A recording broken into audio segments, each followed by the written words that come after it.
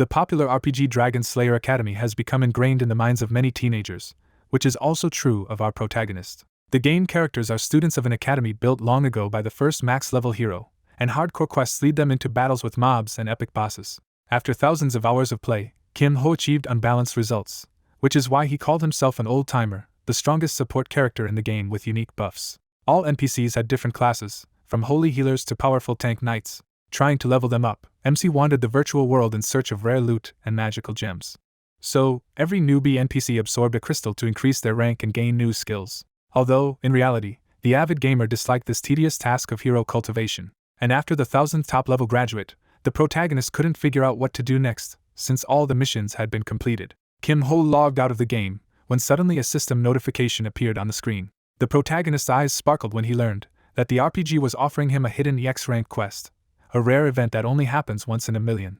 The seasoned gamer decided without hesitation that the chance to complete such a quest was unmissable. Suddenly, the guy's room turned into an RPG location. Kim Ho himself realized that this was his reincarnation in the world of Dragon Slayer Academy. Recognizing the tutorial forest, he understands he has truly been reset to the beginning. When he checks his status, everything has been wiped clean, leaving him with no skills, traits, or equipment. Then the quest grants reincarnation bonuses, giving him the traits Copy and Lord F. Losing his old progress no longer feels so bad once he sees he has been given tools worth exploiting.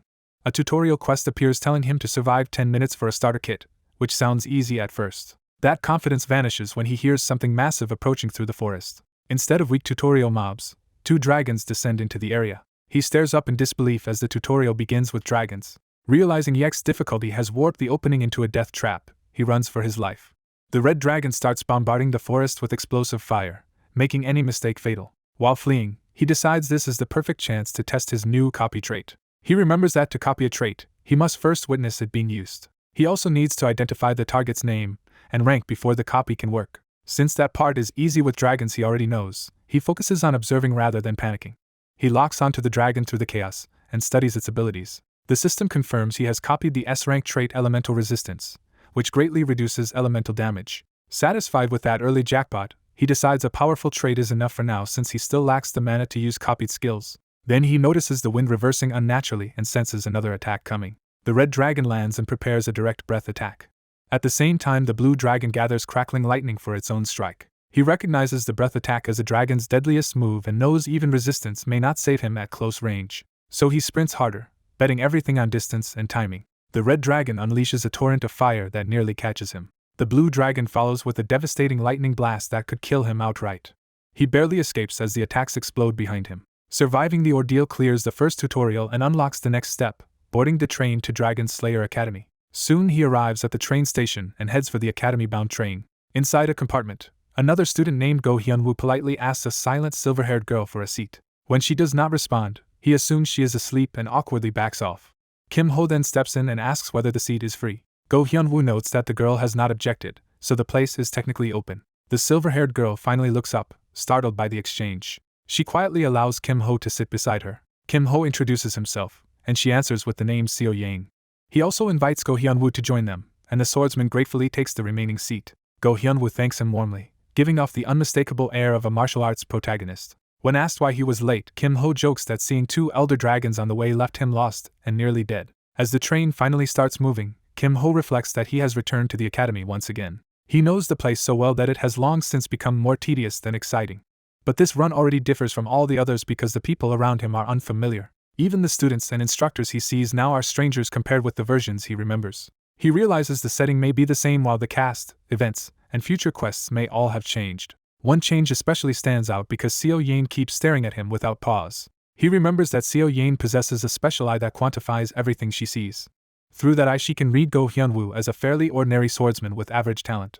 But Kim Ho appears completely different to her, his status obscured by strange unreadable traits that mark him as exceptional. Unable to ignore it, she keeps watching until Kim Ho finally asks why she is staring. Remembering advice that interest should be expressed through kindness, she decides to do something nice for him. She abruptly opens her bag with newfound resolve.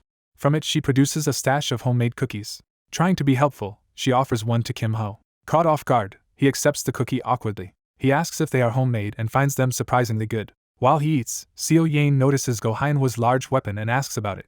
Go Hyun-woo proudly explains that the wrapped blade is a sacred heirloom of his clan that he is not yet worthy to unseal. Until then he relies on a plain iron sword and boasts that it has never failed him. Kim Ho humors him, but suggests he might eventually need something sturdier. Before that conversation can continue, a loud blonde student barges in asking to stay there for a while. Go Hyun-woo cheerfully allows him in, taking the interruption in stride. Kim Ho immediately notices the newcomer's suspiciously silent movement, and realizes he knows exactly who this is. The blonde boy reveals himself as Shin Byung-chul, a shady delivery runner who can procure almost anything for a price. Kim Ho tests him by asking whether he really can fetch anything. When Shin claims he can even handle rule-breaking requests, Kim Ho deduces that he is being chased over one of those jobs. Shin admits it after Kim Ho points out how nervously he kept checking the window. Their talk is cut short when someone arrives outside the compartment. Shin panics as the danger catches up to him. The student disciplinary committee appears and orders him to come out because they know exactly who he is. Kim Ho recognizes the committee at once as the academy's enforcers, already active even before arrival. They are elite first years deployed early to maintain order, and they have boarded the train for moments like this.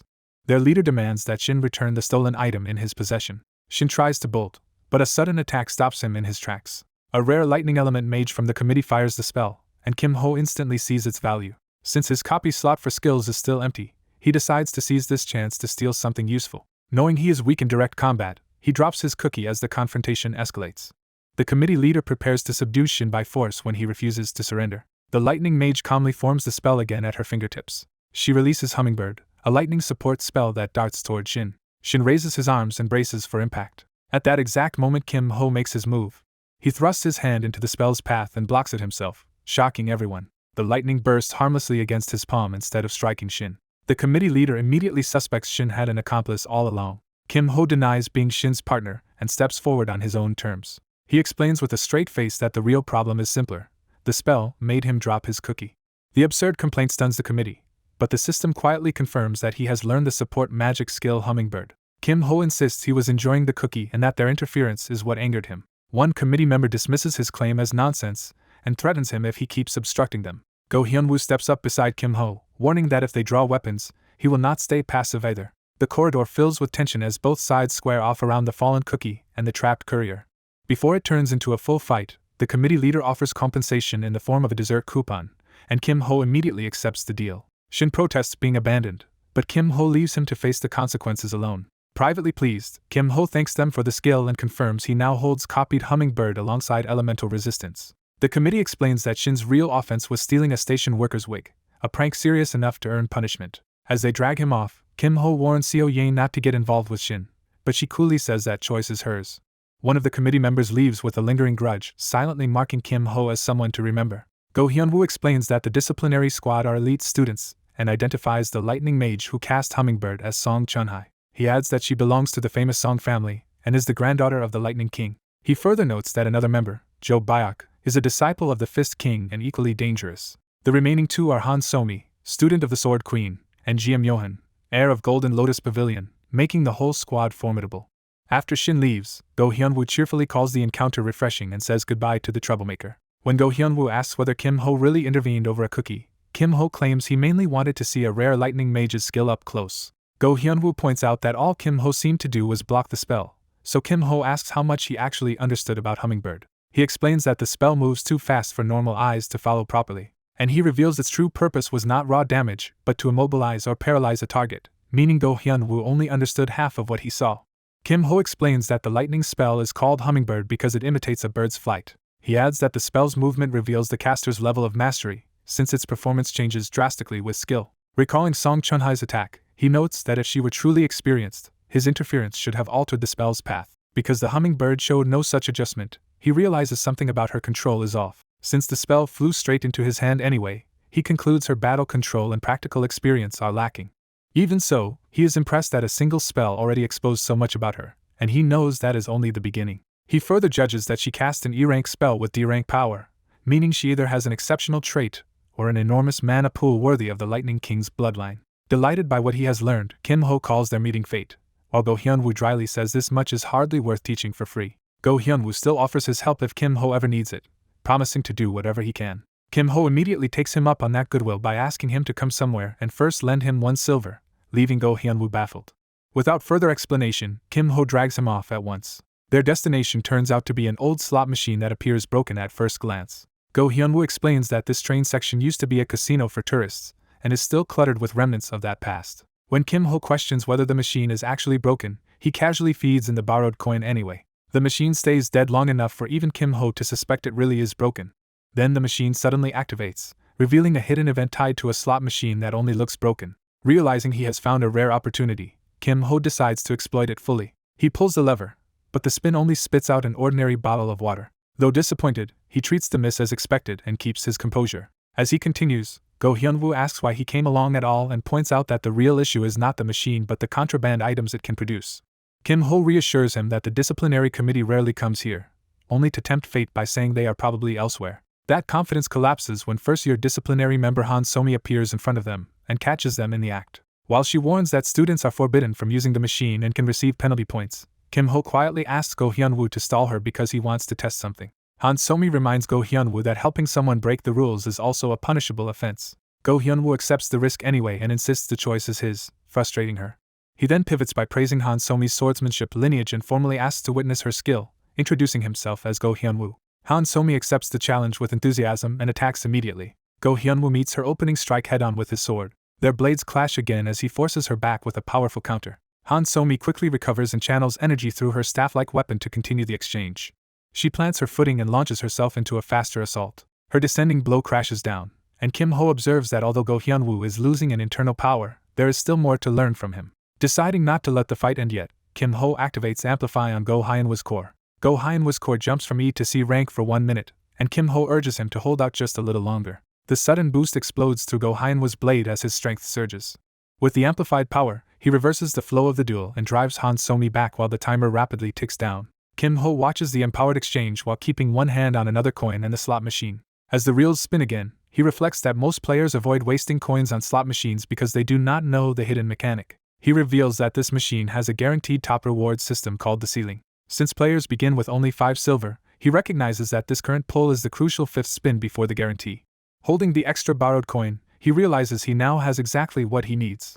On the 6th spin, the machine always gives the jackpot, making the top reward certain rather than random. The jackpot appears as a dark ice crystal, a dangerously cold item that can easily kill whoever mishandles it. Kim Ho instantly decides to use the prize for himself. While the others are distracted by the duel, he calmly prepares to act.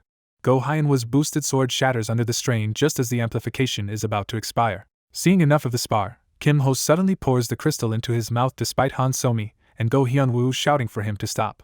The moment he swallows it, a frozen status effect is applied and agony seizes his body. More and more frozen effects stack on him as the crystal's power floods his system. To everyone's shock, he remains standing and asks if he is somehow fine. When asked what he just consumed, he lies smoothly and calls it a mana-restoring elixir. In truth, the dark ice crystal is one of the 6th spin ceiling items and an ultra-deadly poison that can turn a person into an ice statue instantly. Kim Ho survives only because his S-rank elemental resistance keeps removing the harmful frozen effect while the crystal's immense energy stays inside him. Han So-mi is not convinced by his explanation, and Kim Ho privately notes that only a fool would believe it outright. Go Hyun-woo gratefully thanks Kim Ho for helping him spar on equal footing with Han So-mi and for giving him something valuable in return.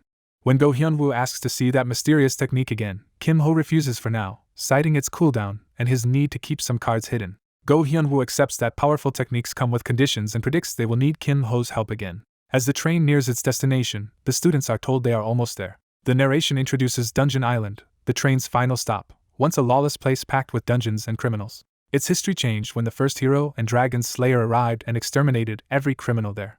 He then conquered all the island's dungeons and claimed the land. Afterward he built a city and founded Dragon Slayer Academy, giving birth to the institution the students are entering. The train finally reaches the Grand Academy complex on the island. As first years are herded along, the campus buzzes with energy and excitement. The crowd grows chaotic enough that even students are tossing pets around while everyone rushes to settle in.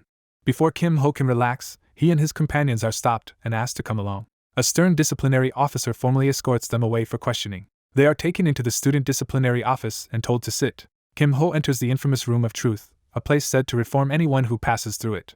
A scanner clears him of any lingering debuffs from the slot machine incident, leaving no obvious evidence against him.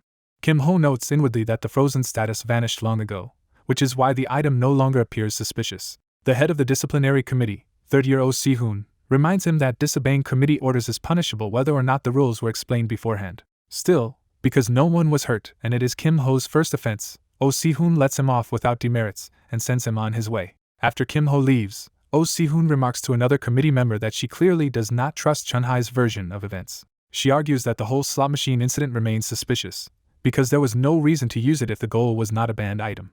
She adds that there was also no reason to destroy the result immediately unless Kim Ho was hiding something, and Oh Si-hoon agrees the logic is sound. She proposes that Kim Ho may have gained an illicit skill and suggests using Amplify as an inspection method to expose it. Oh Si-hoon counters that if they go that far and find nothing, they will have overreached without cause. Realizing her accusation is too rash without proof, she apologizes and accepts his warning to look at the bigger picture. Oh Si-hoon ends the matter by telling her to move on before the entrance ceremony starts. Kim Ho rejoins the other first years in the hall and takes a seat among his new classmates. A system message confirms he completed the tutorial by arriving on time and rewards him with an E-rank weapon ticket and 5 silver, neatly refunding his slot machine spending. The principal enters the hall, drawing the students' attention at once. Whispers spread that the unassuming principal is actually a retired hero who once led a dragon-slaying squad. They explain that the title hero belongs to only one person among countless S-ranks, though gossip also notes the saint has rejected him repeatedly. Kim Ho reacts awkwardly to the rumor that the principal has now been rejected 5 times. The principal begins the entrance ceremony by welcoming the new students to Dragon Slayer Academy. He explains that the academy was founded long ago to prepare humanity for war against dragons and to train dragon slayers. He says the first hero insisted on the word slay so students would confront what it truly means to be a slayer. His speech turns grim as he states that taking life is the fate and essence of slayers, leaving Kim Ho bored by the length of it. The principal urges them to find their own answer for why they seek to kill before graduation, while several students already look exhausted. He closes by hoping they become true heroes at the academy, and the ceremony finally ends. Go Hyunwoo praises the speech as profound, while Kim Ho can barely hide how tedious he found it. Go Hyunwoo insists every word was priceless wisdom because his master used to lecture him like that daily, which only deepens Kim Ho's disbelief. A faculty member then issues a warning that the banned items list has been updated and any prohibited possessions will be confiscated with disciplinary consequences.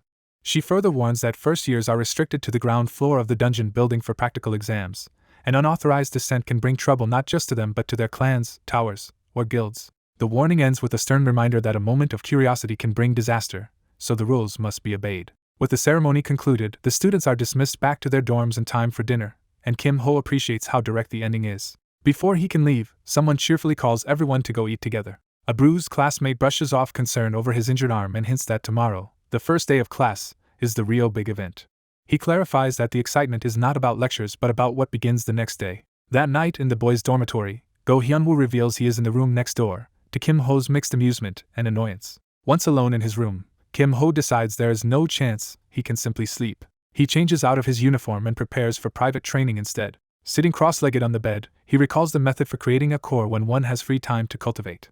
He gathers energy into his body and begins forming a core by hand. He remembers that any skill using magic or internal energy requires a power source, and that source is the core. Though it is his first time making one outside the game, he trusts his instincts and the extra mana from the frozen crystal, convincing himself he can do it. At the same time, Go Hyunwoo meditates in his own room and reflects that Han Somi was the strongest opponent he has faced since leaving the mountain. He judges that even if both of them had fought seriously, the outcome would still have been difficult to predict. Yet he also knows that without Kim Ho's intervention, he would have lost before his iron sword even broke, proving Kim Ho is a true powerhouse. From their very first meeting, Go Hyunwoo has associated Kim Ho with the calm confidence and penetrating gaze of someone overwhelmingly strong. He briefly considers asking Kim Ho for help with his own problem but hesitates when he looks at the burden left by his master. In the end, he refuses to trouble his first real friend with it. Resolving to handle things himself, Go Hyunwoo resumes cultivation with renewed determination.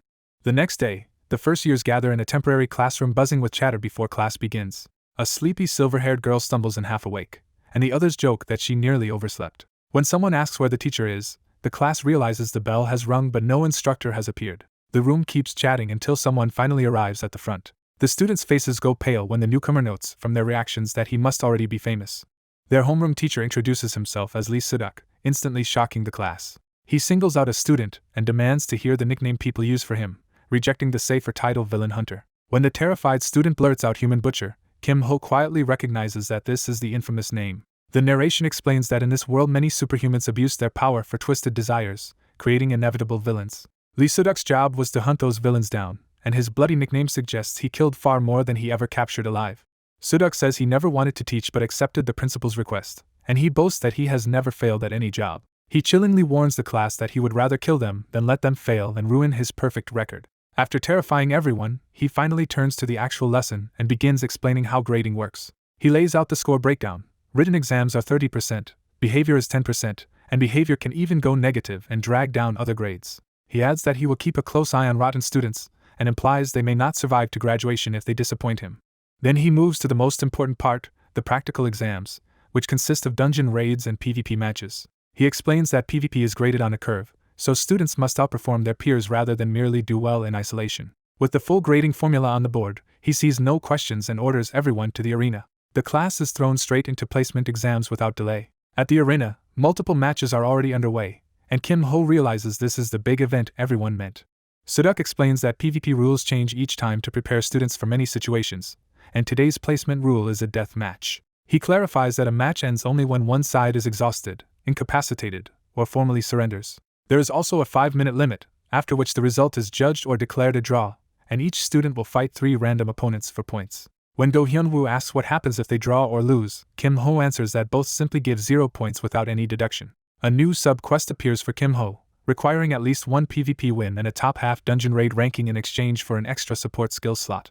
While Kim Ho focuses on the quest, Song Chun-hai treats the placement exam as a perfect chance to study the other students. She sees it as an opportunity to identify those with the potential to be trained into high rankers. She also intends to memorize anyone whose skills or traits might be worth copying. Soon after, Kim Ho is called forward for his match, and Go Hyun-woo wishes him luck. Kim Ho steps into the arena and finds himself facing a red-haired girl wielding a fire mage's staff.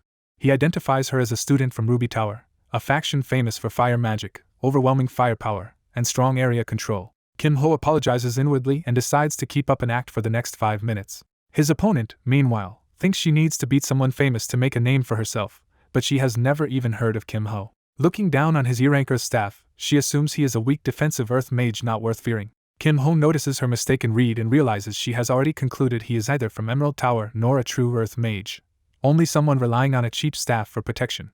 Kim Ho sizes up Hong Yanhwa at once, judging from her long staff that she is a power-focused stationary caster from Ruby Tower rather than a mobile fighter. As the match begins, Hong Yanhwa opens aggressively with a combustion spell, intending to finish him in a single blitz. The crowd immediately recognizes the quality of her casting and confirms that her skill is worthy of Ruby Tower. Hong Yanhwa expects damage, but a sudden anomaly makes her realize something is wrong. The scoreboard reveals the impossible result that both fighters still remain at full health. She is stunned that even a direct opening strike failed to dent him at all. Kim Ho stands unharmed with his branch-like staff in hand, proving her attack accomplished nothing. Facing him across the arena, Hong Yanhwa sees that the exchange changed nothing and her advantage vanished instantly. She wonders whether he nullified the spell with dispel, since her attack did not even reach him properly. Refusing to hesitate, she prepares a stronger spell that should bypass simple anti-magic. Kim Ho remains calm while she insists that even dispel will not stop what comes next. She traps the field in flames and warns him that the moment he moves, she will strike. Yet his lack of reaction unsettles her, because he simply stands inside the fire without concern. The longer he remains motionless in the inferno, the more her confidence starts to crack. Irritated by his composure, she decides to overwhelm him head-on instead of waiting.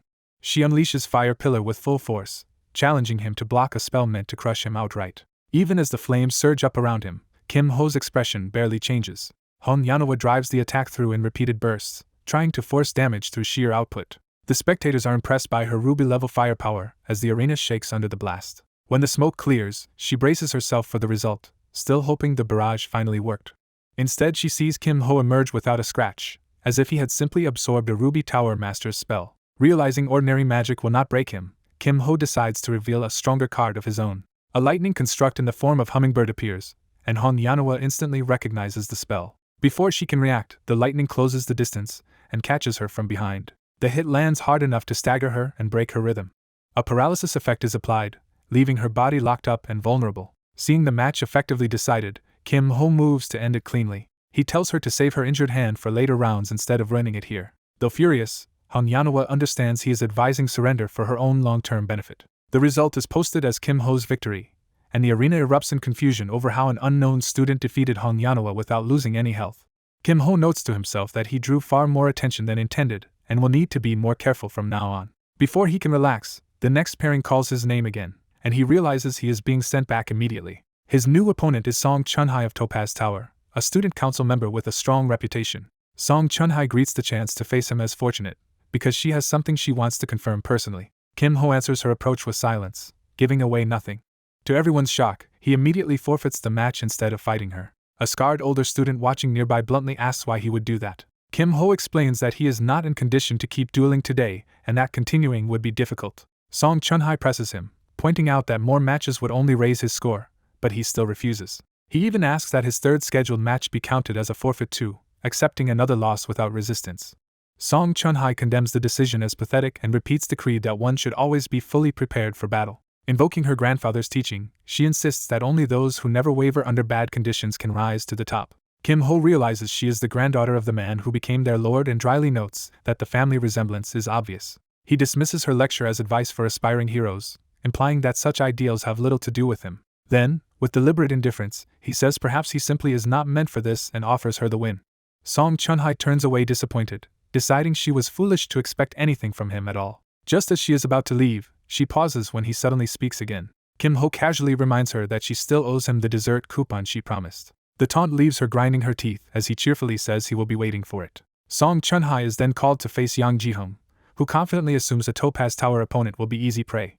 He starts to address her casually, only to notice that she is already wrapped in crackling lightning. The instant the match starts, Song Chunhai fires a devastating lightning strike before he can even settle in. Yang Jihong is erased from the fight in one blow, leaving Song Chunhai untouched at full health. Watching from above, Kim Ho remarks that she certainly knows how to seize everyone's attention. His friend jokes that Kim Ho was wise to forfeit before being roasted the same way.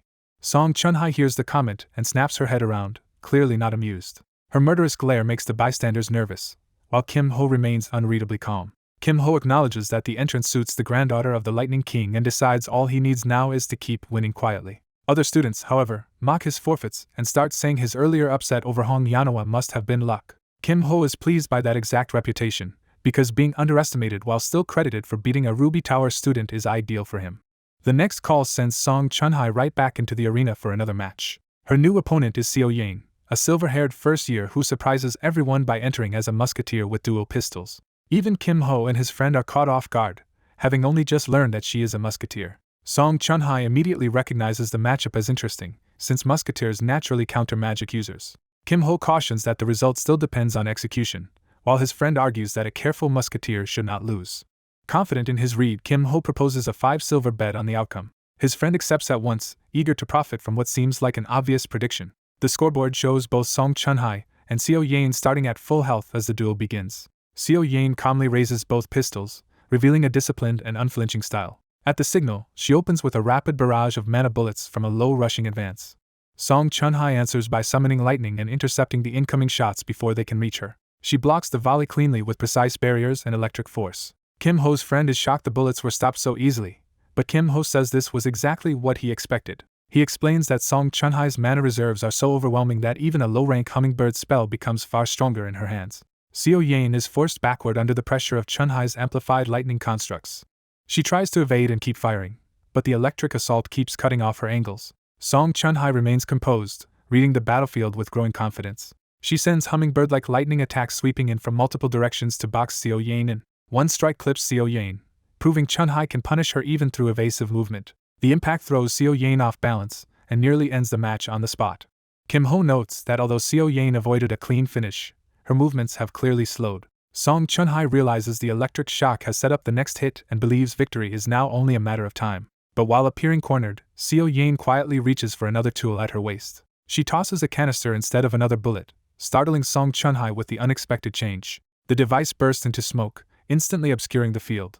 Kim Ho's friend praises the choice, noting that a normal explosive would have been blocked anyway. Song Chunhai understands at once that the smoke transforms the fight into the musketeer's ideal battlefield. She moves through the haze, trying to keep control before Seo Yang can exploit it. A hidden shot suddenly comes from behind, forcing Chunhai to realize the danger too late. She avoids the worst of it with a magic barrier, but the impact still nearly knocks her off balance. Seo Yang uses the concealment to reposition aggressively and close in with a rifle. Kim Ho remarks that only someone with serious resources could afford a first-year invisibility cloak on top of all this gear. From concealment, Seo Yang switches to the rifle and lines up a more decisive shot. The bullet grazes Song Chunhai, finally drawing real damage and proving the upset is possible. With time running down, the scoreboard now shows Seo Yang narrowly ahead despite Chunhai's earlier dominance. Song Chunhai realizes she cannot win by defending and must seize the initiative back. She tracks Seo Yang's movement through the smoke and prepares a counter based on prediction rather than sight. Instead of chasing the shooter directly, she focuses on reading the trajectories of the mana bullets. A barrier catches one incoming round, giving her the exact line she needs. In that instant she twists her body and commits to a decisive counterattack. She slams lightning into the ground and sends the current racing outward through the arena floor. Seo Yain tries to leap clear, but the electric surge erupts beneath her before she can escape. Song Chunhai smiles as she confirms she has finally located her hidden opponent. She declares that Seo Yain cannot dodge this one, having turned the whole battlefield into her attack range. The lightning engulfs Seo Yain and overwhelms her body in a full-body shock. When the timer hits 0, Seo Yain collapses with far less health remaining, handing Song Chunhai the win. Kim Ho notes there was no upset after all, while his friend is stunned that Song Chunhai nearly lost. Song Chunhai regains her composure and reminds herself that no ordinary first year should ever be her equal. Even so, Kim Ho privately acknowledges that Seo Yain's ability to endure against Chunhai was impressive. After losing the bet, his friend reluctantly offers the promised 5 silver. Kim Ho refuses another wager, teasing that his friend seems dangerously addicted to gambling. The friend tries to tempt him by pointing out the next match, because Go Hyun-woo is about to face a monster. That monster is Jo Byok, the disciple of the Fist King, whose reputation alone changes the mood of the arena. Asked who he favors this time, Kim Ho says the Fist King's disciple will probably win. When his friend declares he will bet the opposite just to spite him, Kim Ho says he is only stating facts, not predicting Hyunwoo's defeat. Pressed to explain the contradiction, Kim Ho only says his friend will understand soon enough. Meanwhile, Jo Byok notices Kim Ho watching and decides he wants to show him his best performance. He resolves to fight seriously, though he knows it will not be easy. Facing the muscular Go Hyunwoo, Jo Byok is told to draw the sword on his back if he wants a real fight. Hyunwoo says now is not the time for that weapon and dismisses the idea with a hint of pity. Still, he promises not to hold back and settles into a brutal close combat stance. Jo Byok welcomes that attitude and readies his blade. The match begins with both fighters at full health and Hyunwoo charging straight in. Jo Byok meets the rush with a clean sword strike, but Hyunwoo slips inside the line of attack. Hyunwoo's movements are so efficient that even Jo Byok recognizes the precision expected from the Fist King's disciple. A heavy flaming punch crashes through Jo Byok's guard and slams into him at close range. The blow launches Jo Byok backward despite his attempt to brace with the sword. He realizes that even after cushioning the impact, he was driven back too far for ordinary attacks to matter. So he changes tactics and unleashes a far more powerful sword technique. Jo Byok commits to ending the duel with a single decisive strike, drawing out a sweeping greatsword attack. Hyunwoo answers with perfect timing, meeting the blade with a concentrated fist technique instead of retreating. The collision shatters Jo Byok's iron sword, proving Hyunwoo's punch was stronger than the weapon itself. Seeing his blade broken and the exchange lost, Jo Byok calmly admits he can no longer continue and concedes defeat. Hyunwoo accepts the result, lightly wounded but victorious, while Jo Byok promises to look forward to their next match. Watching the aftermath, Kim Ho confirms that the iron sword was never meant to survive and that he suspected as much from the moment he saw it earlier.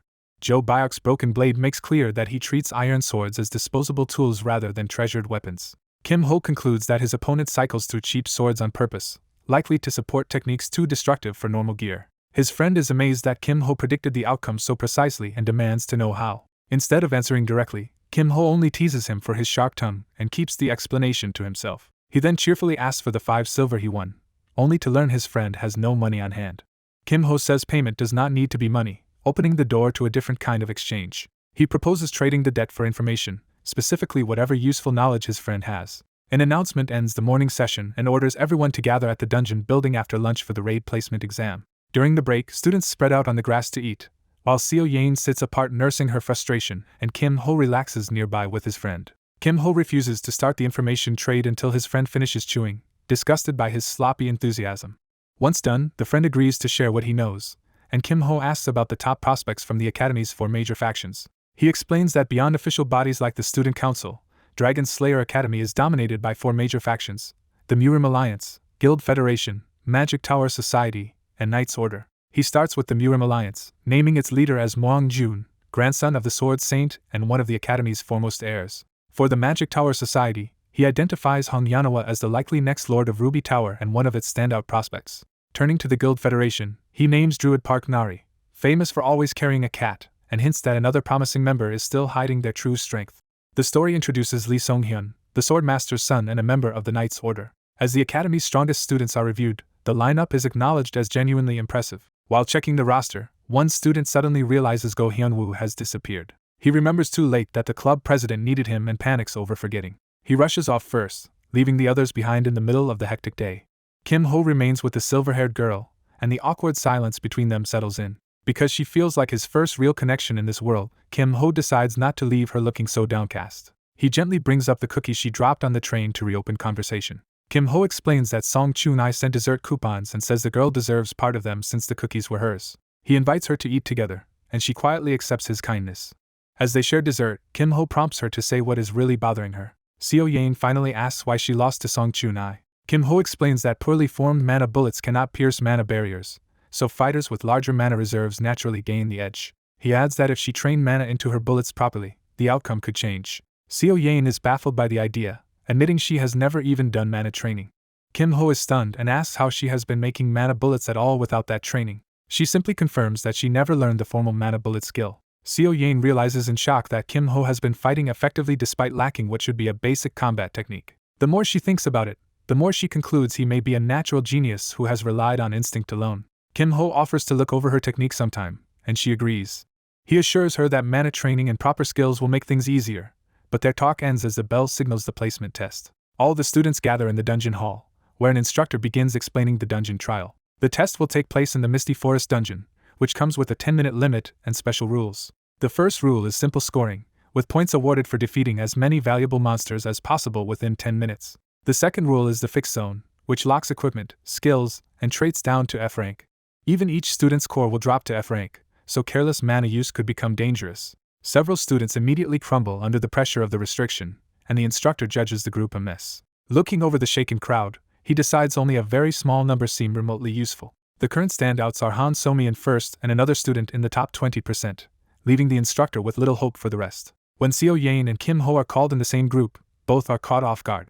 Kim Ho quickly tells Seo Yain to use a rifle for this trial, and she accepts the advice without argument. He further tells her to focus on headshots if mana control proves difficult, drawing puzzled attention from another student. With a casual farewell, Kim Ho sends her into the portal first. Kim Ho then enters the Misty Forest himself as the system lowers everything he has to the fixed zone standard. Once inside, he calmly decides to gauge his current limits and treat the run as a warm-up.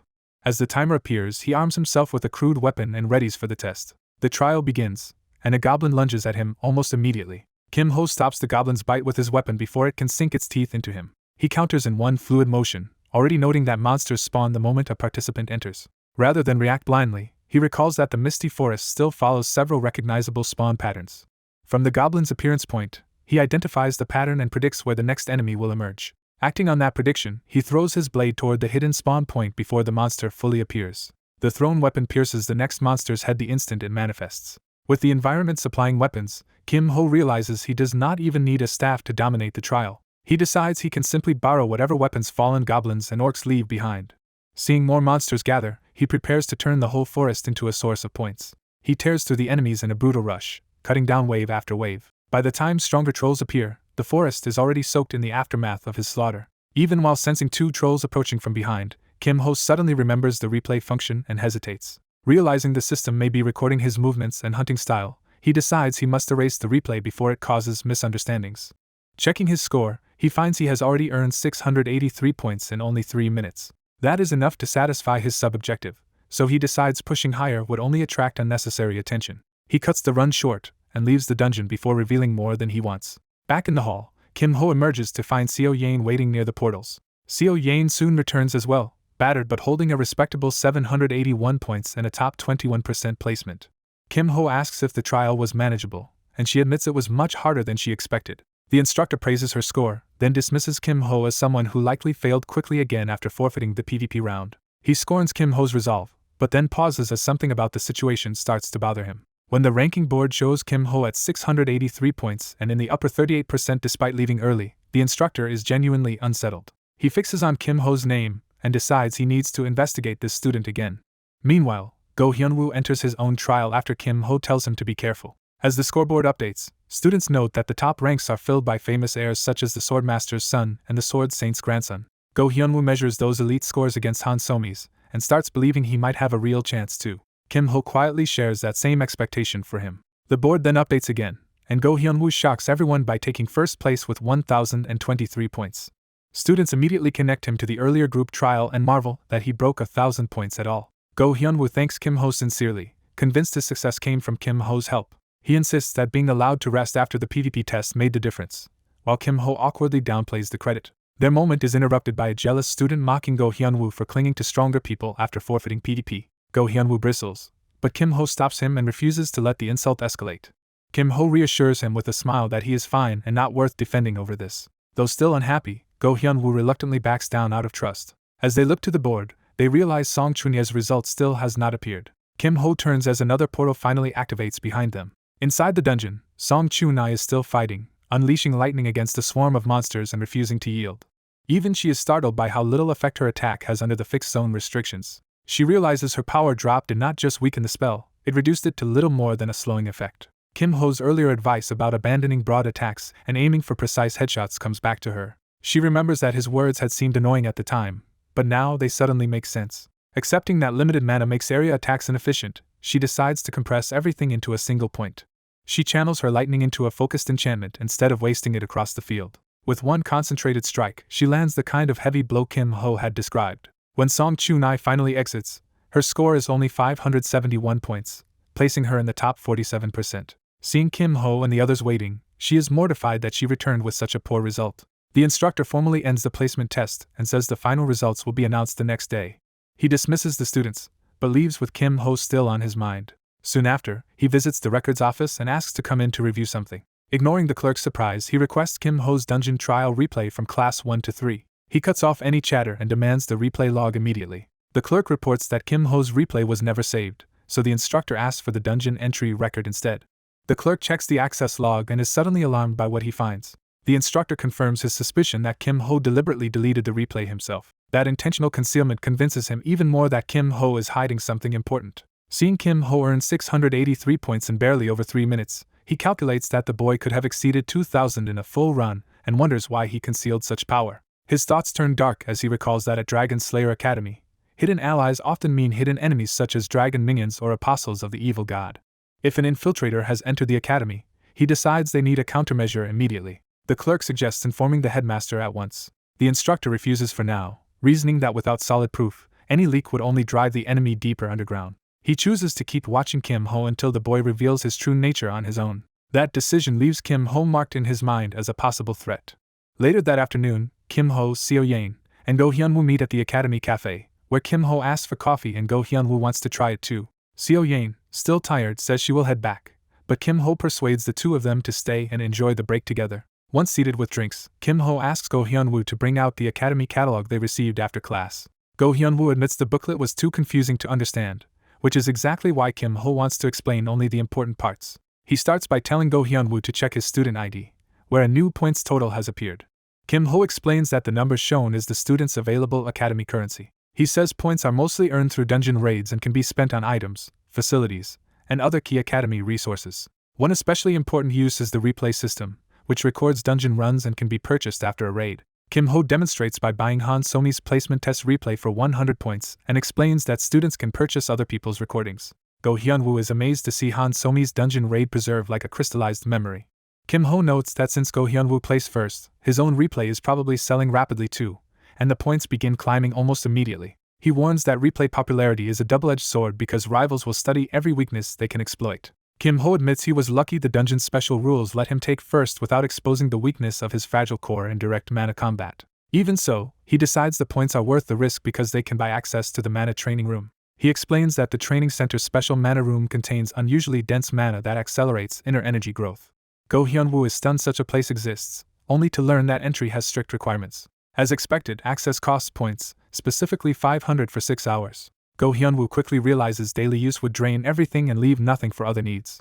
When he asks if there is another way, Kim Ho reveals there is a season pass. But that pass is reserved for top-tier club members, and Kim Ho recalls that Go Hyun-woo would need to surpass Mo Youngjun in the swordsmanship club to qualify.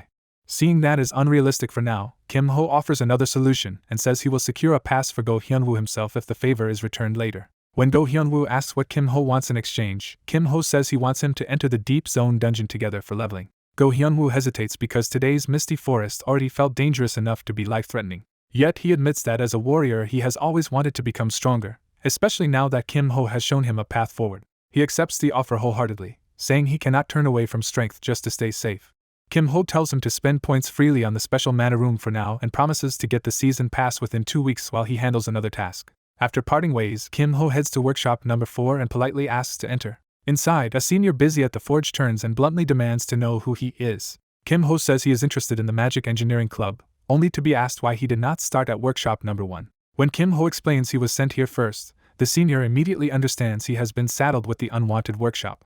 The senior tells him to look around quickly and leave without getting in the way because they are busy. Kim Ho agrees cheerfully, pretending to browse while actually searching for something specific. Watching the senior work, he identifies the man's magic engineering skill as roughly B rank. Using copy, Kim Ho steals that B rank magic engineering skill and registers it as his second copied ability. With the first objective complete, he begins searching the workshop for the next target.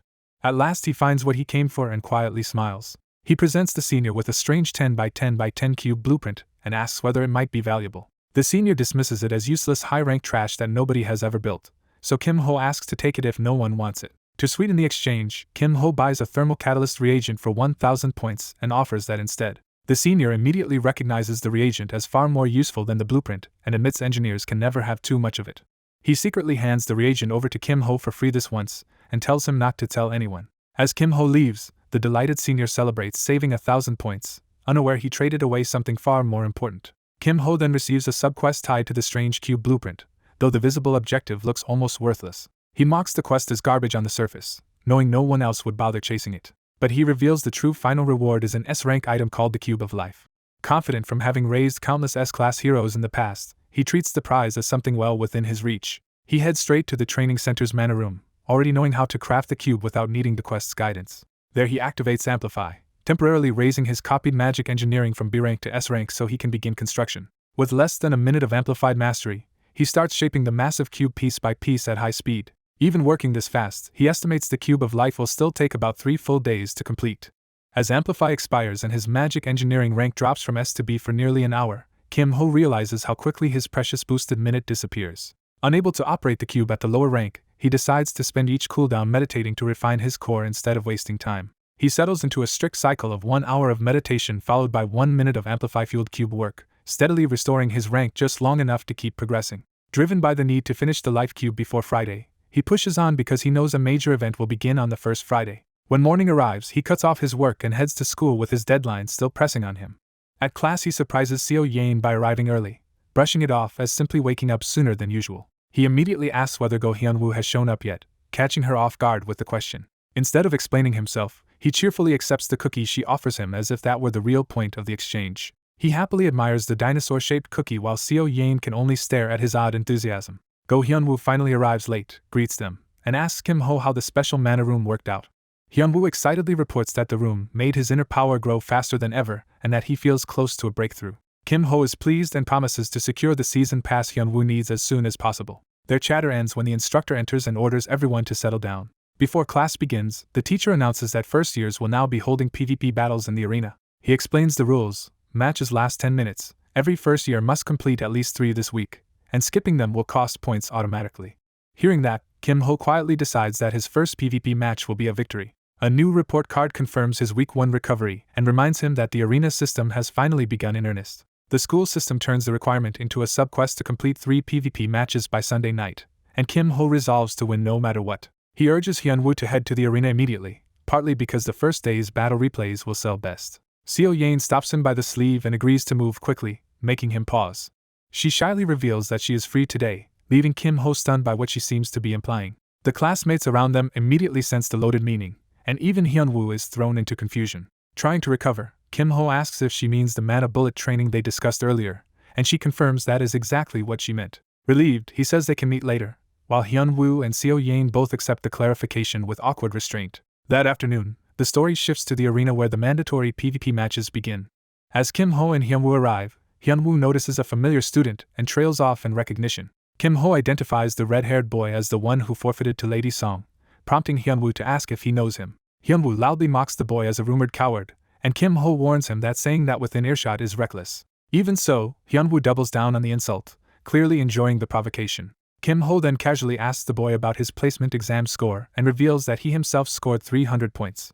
The red-haired spearman, Yang Ji-young, is rattled that a mage matched a swordsman's score. Trying to save face, Ji-young boasts that Kim Ho is beneath him and blames his own result on running into Song Chun-hai in his second match. Kim Ho immediately connects that story to the student who was struck by lightning and carried out, and asks if that was him. The jab lands, and Ji-young's forced confidence turns into simmering humiliation. Another student confirms the coincidence of their equal scores, making Ji-young feel even more exposed.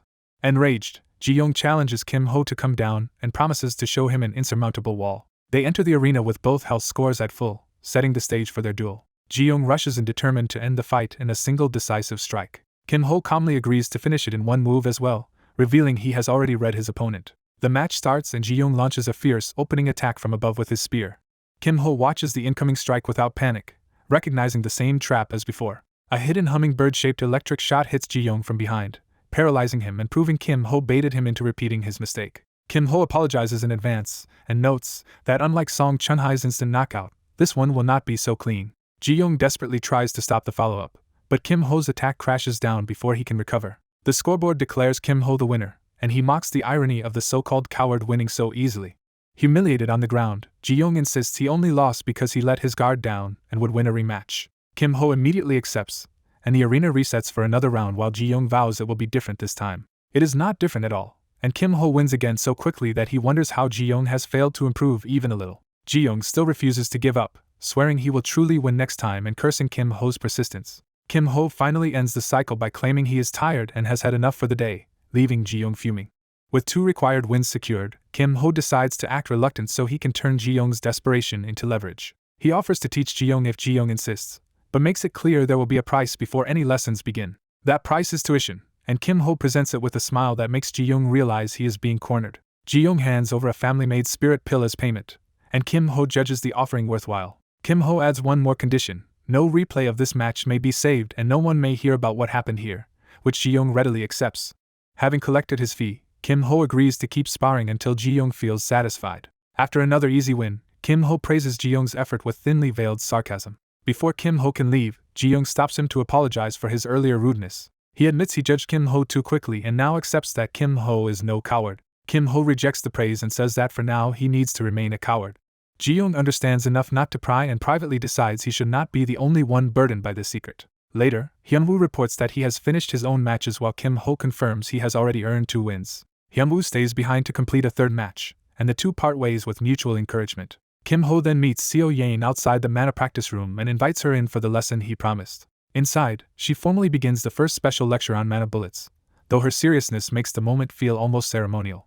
She asks him to start by making a mana bullet so she can assess his current level. When she produces only a crude lump of mana, Kim Ho is amazed that someone this unrefined still managed to force a decision loss against Song Chun-hai. Seo Yain begins teaching distribution, explaining that proper mana bullets require the right amount of mana and then proper control. To illustrate, the story cuts to one of her arena matches where she edges out a gunman opponent with superior precision. Her opponent tries to hide behind terrain and barriers, believing the environment will make him impossible to track. But Seo Yain can read the unnatural flow of mana between the mounds and locate him anyway. The gunman smugly believes that even if she destroys the terrain, she still cannot penetrate his barrier. He also underestimates her by assuming she is no threat because she once failed to break Song Chun-hai's defense. That confidence shatters when her shot punches through his barrier, leaving him stunned. Seo Yain calmly takes aim with complete control, showing no hesitation. Her perfected mana bullet burns through him and secures the win, proving how far her technique has advanced. Night falls over the academy as the day's battles and lessons give way to quiet reflection. Watching the replay, the scarred instructor notices that her hummingbird's movement has become abnormal in a good way and that her control has peaked. Reviewing another match, he sees the same pattern and realizes she was toying with her opponents. What troubles him more, however, is not her dominance but the source of this sudden change.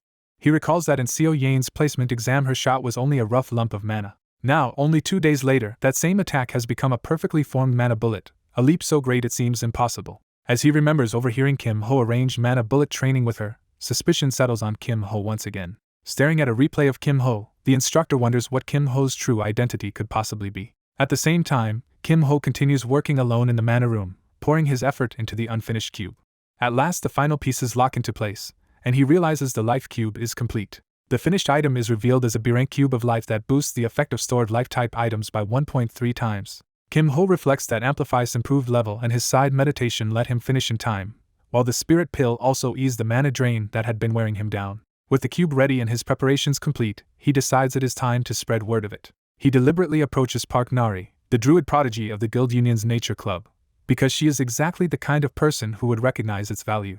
After identifying her, he politely asks for her help, making sure she notices him carrying the cube. He points out that animals are especially sensitive to life energy, and that no creature should ignore what he is holding. Right on cue, her tiger Buma leaps toward the cube, confirming Kim Ho's bait worked exactly as intended. While Park Nari scrambles to apologize and pull the tiger away, Bulma settles into the cube as if it has found paradise. Park Nari is startled by the reaction, and Kim Ho notes to himself that a druid would naturally sense the life energy too.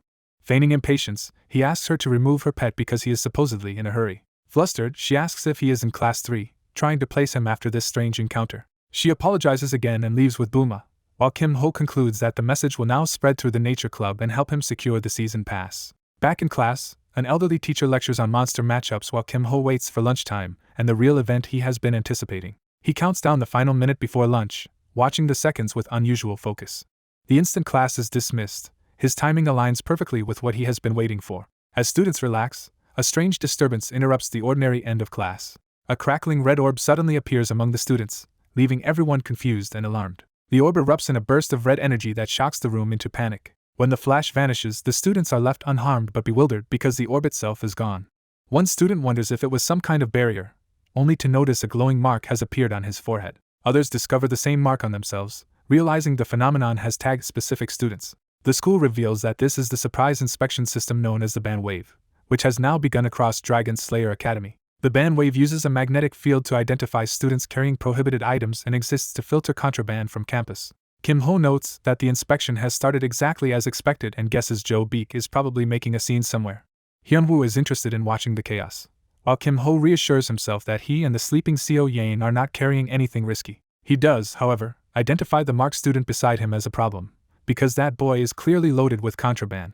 Kim Ho asks whether the boys' club leader warned him about the inspection, and the panicked student admits he was warned but not properly prepared. The boy confesses that if all his hidden items are found, his club leader will destroy him. Kim Ho offers help, and the desperate student can hardly believe anyone would rescue him. When Kim Ho starts to walk away, the boy begs frantically and promises he will do absolutely anything. Kim Ho secures a future favor in exchange, and the boy immediately submits to the deal. Kim Ho places the cube of life on the floor and orders him to put only the rare, compact band items inside. When the boy hesitates to ask what happens after that, Kim Ho cuts him off and tells him there is no time for explanations. Hearing the inspectors approaching, Kim Ho pressures him to hurry, and the boy obeys. The inspection squad storms in with lightning and orders everyone to freeze. Spotting Kim Ho and the marked student crouched behind the desks, the orange-haired inspector demands to know what they are doing there. Kim Ho casually claims they were just resting, earning a deeply skeptical response. The marked student nervously backs up the lie, but the inspectors immediately order them to hand over any banned items they are hiding. The lead inspector produces a crystal that can expose tricks and declares that if they bypass the ban wave, confession is their only option. Kim Ho silently presents himself to the crystal, and the inspector is shaken when it shows nothing. Since the crystal does not react, Kim Ho calmly asks to be allowed back to his seat, and the annoyed inspector has no choice but to let him go. As he turns away, Kim Ho thinks this is exactly why he needed the cube finished before Friday, while the marked student screams under the inspection's pressure. Kim Ho reflects that the hidden item granting immunity to the ban wave is so valuable that anyone who understood it would kill to possess it. Afterward, he meets the rescued student outside and decides it is time to turn the favor into a trade. He tells the grateful boy that the rescue was only a loan and that he will collect on the debt later, which the boy readily accepts. Kim Ho then asks to take the confiscated contraband to the boy's clubroom, and the boy agrees, saying his leader has wanted to meet him anyway. Their walk leads him straight toward one of the academy's real trouble spots, the Thieves' Club. The boy nervously announces their return to his boss lady while Kim Ho waits at the doorway. Instead of a welcome, the club leader kicks the boy for failing to keep things clean during the inspection week. She continues beating him while reminding him that she warned him this matter was important. Kim Ho steps in politely, introducing himself and reporting his arrival to the furious woman. She identifies herself as Dang Young, the Thieves' Club leader, while standing on her subordinate as if it were nothing. After hearing about the day's events and the item that bypassed the ban wave, she demands to see it at once, and Kim Ho agrees. Once she examines the cube in the clubroom, even the skeptical subordinate admits it is genuine.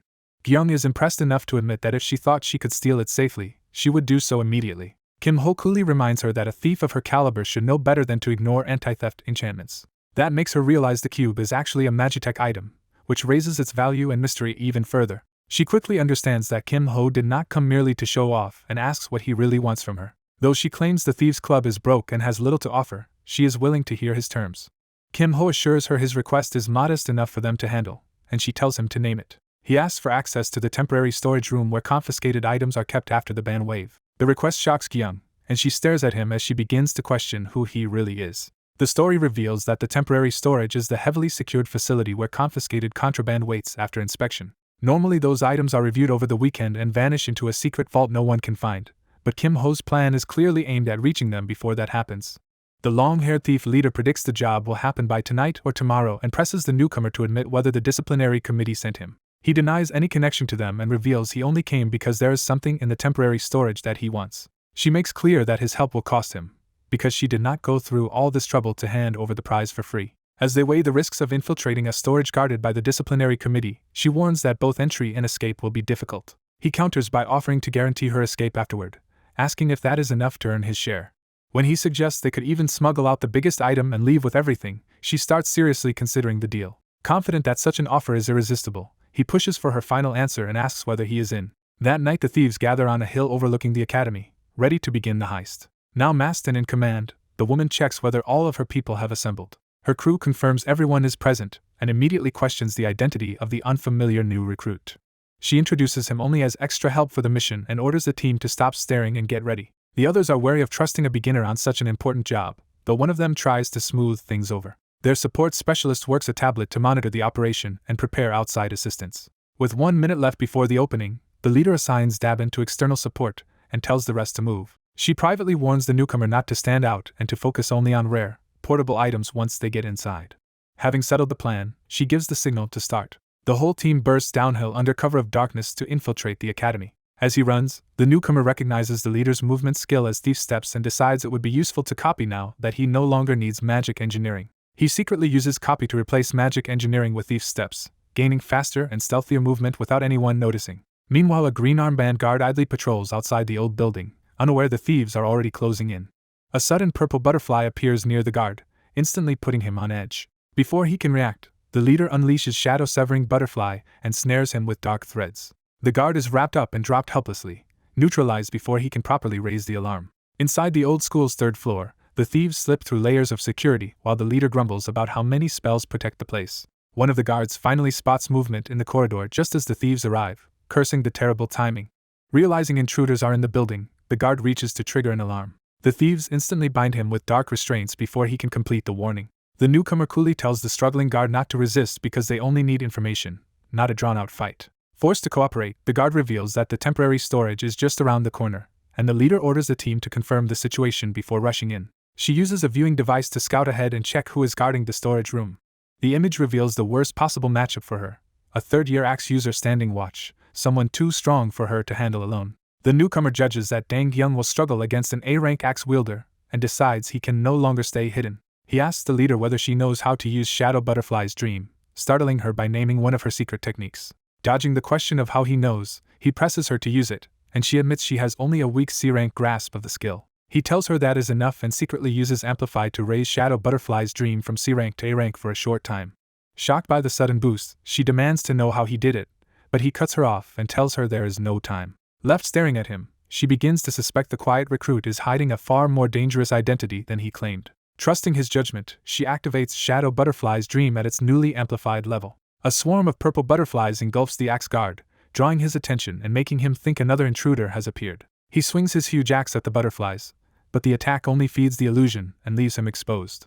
The false target keeps him off balance, and he realizes too late that he has been lured into wasting his opening. From safety behind a pillar, the newcomer and leader watch the illusion explode around the guard. The attack ends with the axe wielder cocooned and subdued in a single blow, proving the technique is operating at unmistakable A-rank power. The leader promises the newcomer they will talk later, but insists they finish the mission first. She orders her crew to stop gawking, grab everything they can, and prepare to leave immediately.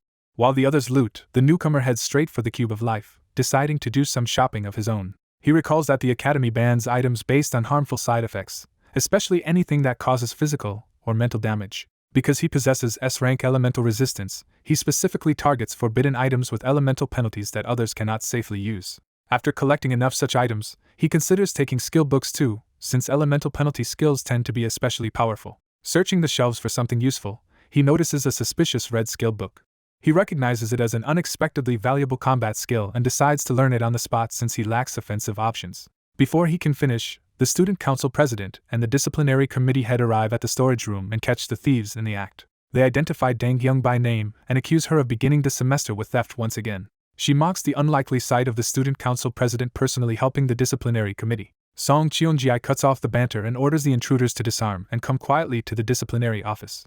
Knowing delay only worsens their position, Dang Gyung decides to force an escape instead. She shouts for her crew to run while she covers their retreat. Using Shadow Sanctuary, she opens a shadow rift that hides her allies and conceals their escape route for several minutes. The dark veil spreads through the room, leaving the two enforcers unable to immediately see where the thieves went. Gwak Sung-jae quickly tracks the intruders leaving the storage and orders pursuit so none of them escape. The newcomer sprints through the corridor ahead of the chase, relying on his copied stealth movement to widen the gap. A sudden stone projectile erupts toward him from the side, forcing him to react mid-run. He narrowly dodges as the attack smashes into the wall behind him with enough force to kill his momentum. Gwak Sung-jae steps out and praises the dodge, revealing he has already intercepted the escape route. Activating a tracking ability, Gwak says he knows the members of the Thieves' Club well and concludes this masked stranger must be a new recruit.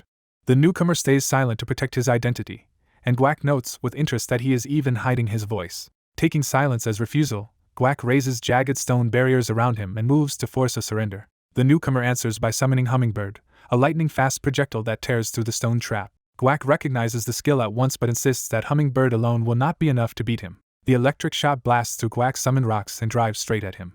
Though he blocks with defensive magic, Gwak is shaken by the precision and power of the attack and realizes this opponent's control is extraordinary. He praises the masked freshman's talent even while trying to pin him down again. The newcomer senses a second attack coming and realizes Gwak is not finished yet. Multiple stone cannons rise around him, surrounding him from every angle so he cannot dodge twice. Gwak commits to ending the fight with a full barrage. The stone cannons fire together, filling the corridor with crushing projectiles. Watching his own overwhelming attack, Gwak dismisses the newcomer as an arrogant fool for trying to stand against him. Then he notices a sudden wave of heat and realizes something far more dangerous is happening inside the barrage.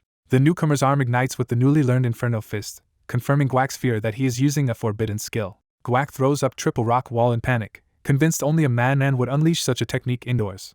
The newcomer drives the burning fist forward, gathering explosive fire around his hand. Inferno Fist erupts through the corridor in a violent blast that shatters the stone defenses and hurls Gwak away. After the strike, the newcomer admits the skill is much harder to control than he expected and that regulating its output is tricky. Seeing Gwak down but not dead, he realizes the school may stay out of it, yet the Emerald Magic Tower, Gwak's faction, and the disciplinary committee will all start hunting for the attacker. He accepts that they will investigate his identity everywhere, though he remains confident they still will not find him. Hearing more people rushing toward the blast, he decides he has to leave before reinforcements arrive. As other students rush in to take Gwak to the infirmary, the masked newcomer slips away unseen. Later in the student council's room of truth, Dang Gyung impatiently demands to know how long they intend to keep them and asks for the punishment already. Song Cheonji leaves once his part is done, while the disciplinary side acknowledges that the thieves at least handled the situation competently. Oh Si-hoon, the student council president, takes over the questioning and says cooperation will make everything end faster. When Dang Gyung checks the confiscation list, she notices that Kim Ho somehow packed away a suspicious number of small expensive items. Oh Si-hoon directly tells Gyung that many items have vanished and makes it clear he believes she knows exactly how that happened. She feigns ignorance and warns that if he keeps pressing without proof, he will have to pin the whole loss on them. He accepts that answer with a strained smile, already expecting she would brazenly take responsibility if cornered. With the matter settled for now, she is told their punishment begins tomorrow and is finally allowed to leave. Back with her crew, she checks on everyone and says they will discuss the details later in the clubroom. Counting heads, she suddenly realizes only 4 members are present and asks where the 5th one went. One of her subordinates accuses the missing recruit of acting innocent to the very end, making her realize he slipped away after using them. Another member angrily reports that the missing recruit used Inferno Fist and sent Gwak Sung-jae to the infirmary, nearly causing a disaster. Instead of panicking, Dang Gyung is impressed that the mysterious bastard was skilled enough to injure Gwak with Inferno Fist. Elsewhere, someone calls out to Kim Ho and asks whether his hand is alright after the incident. Dang Gyung checks his hand herself and is stunned to find it completely uninjured despite his use of Inferno Fist. Kim Ho calmly says he would never use such a dangerous skill without a plan, and she grudgingly accepts that he managed it perfectly. She drops the argument and asks the only thing that matters to her now, whether the Cube of Life is safe. When the cube is opened, she is instantly distracted by the glittering treasure inside and gushes over the beautiful hall.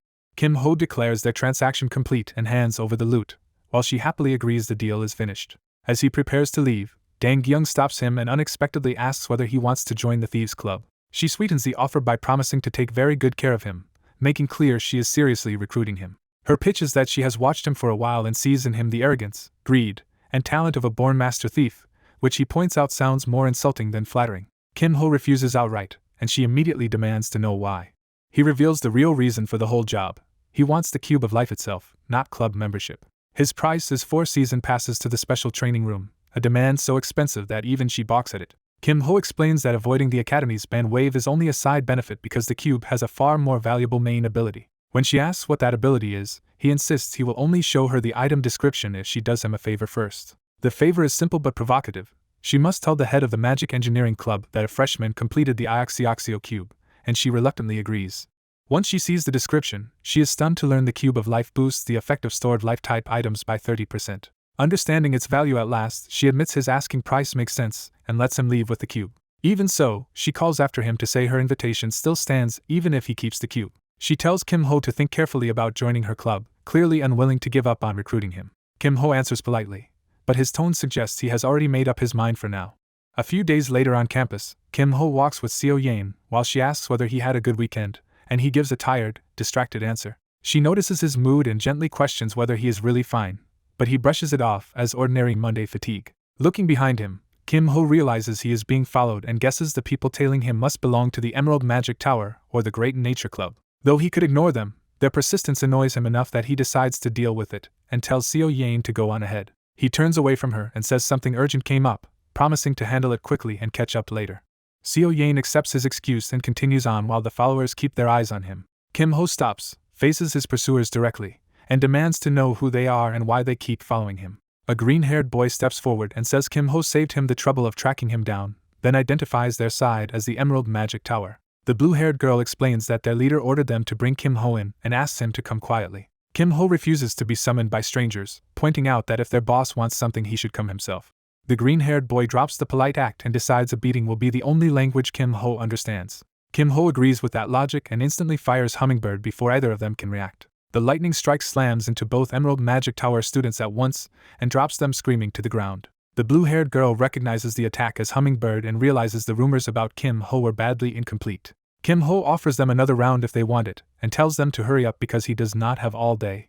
The blue-haired girl immediately backs down, deciding that anyone who moves like Hummingbird is too dangerous to provoke further. As Kim Ho walks away, she tells her companion she will take him back herself and quietly praises Kim Ho for being the only one there with any sense. The green-haired boy, humiliated and still twitching from the shock, insists Kim Ho only got lucky and vows revenge next time. Before he can recover his dignity, a green projectile from afar smashes into him and knocks him down again. The blue-haired girl realizes someone just sniped them from a distance and panics at the sudden attack.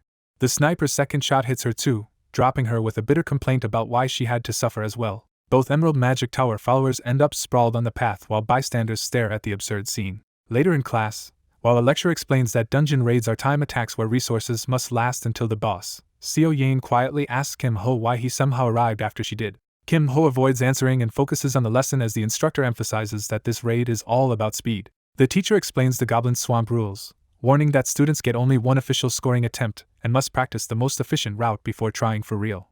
Once class ends, a classmate excitedly invites Go Hyun-woo to run a two-person dungeon together, leaving Kim Ho out of the plan. Kim Ho waves it off and tells them not to worry about him, encouraging the others to pair up without him. As his classmates accept that, Kim Ho realizes with unease that his own partner has apparently already been decided. Seo Yain settles the matter by flatly informing him that he will be doing the dungeon with her. Elsewhere, the green-haired follower is still being thrashed by wooden restraints and can only howl in outrage at the disgrace of his latest defeat. In a hidden library, Bak Yum-hwa vents his fury that his brother was humiliated by a thief and that Emerald Tower's name has been dragged through the mud. He mocks the defeated green-haired subordinate as a famed swordsman in name only, and scorns how badly Emerald failed despite bringing plenty of men. As the beaten student lies on the floor, Yum-hwa dismisses him as pathetic while a sinister nature-like power stirs behind him. Ha Soo-yeon, the Nature Club president, coolly remarks that the whole affair was doomed from the start, and decides she should meet the thief herself. With Soo-yeon beside him, Yum-hwa agrees that a proper meeting is needed because Emerald's prestige has sunk to rock bottom. He insists the stolen box does not begin to cover their losses and vows to make the thief pay for disrespecting Emerald. When the defeated student begs to make amends, Yum-hwa cuts him down further and asks whether he has even earned the right to speak. Desperate to stay in the tower, the student blames his loss on lowering his guard and begs for one more chance. Yum-hwa grants that chance only with a threat that one more defeat will get him expelled from the tower. The student accepts immediately and swears he will not fail again. Yum-hwa raises the stakes by lending him a golem and demands not just victory, but an overwhelming one. Elsewhere in Goblin Swamp, Kim Ho and Seo Yain begin another run, treating it as practice rather than a rushed attempt. Kim Ho reviews the side quest conditions and realizes that to maximize rewards from both solo and duo dungeons, each must be cleared in under a minute. He judges the solo run easy enough and identifies the duo dungeon as the real obstacle. While fighting goblins with Seo Yain, He considers simply teaching her every pattern but rejects that because it would stunt her growth. Instead, he decides she needs to work things out herself through practice mode. Their route brings them face to face with the elite boss, a flooded goblin wielding a massive blade. Kim Ho plants his foot and prepares to respond rather than retreat. He asks Seo Yain whether she wants to dodge the boss again like last time or try taking it down for points. When she learns killing the boss grants an extra 120 points, her hesitation vanishes and she chooses to fight. Kim Ho agrees to support her and unleashes Hummingbird as electric energy gathers around them. The Hummingbird streaks around the flooded goblin, peppering it with fast electric strikes to disrupt its movement. As the boss charges, Seo Yain keeps her aim steady while the support pressure forces an opening. A precise shot lands hard on the goblin's head and staggers it. The elite reels in pain, enraged but clearly rattled by the sudden damage. It tries to recover by rushing forward with brute force and a sweeping blade. The goblin closes the distance on Seo Yain, threatening to crush her before she can finish it. She tracks the incoming strike with tense concentration, waiting for the right instant. Kim Ho abruptly upgrades Hummingbird from rank E to C and activates Amplify to stop the boss from turning the fight. The enhanced Hummingbird crashes down with far greater force, locking the goblin in place and exposing it to Seo Yain.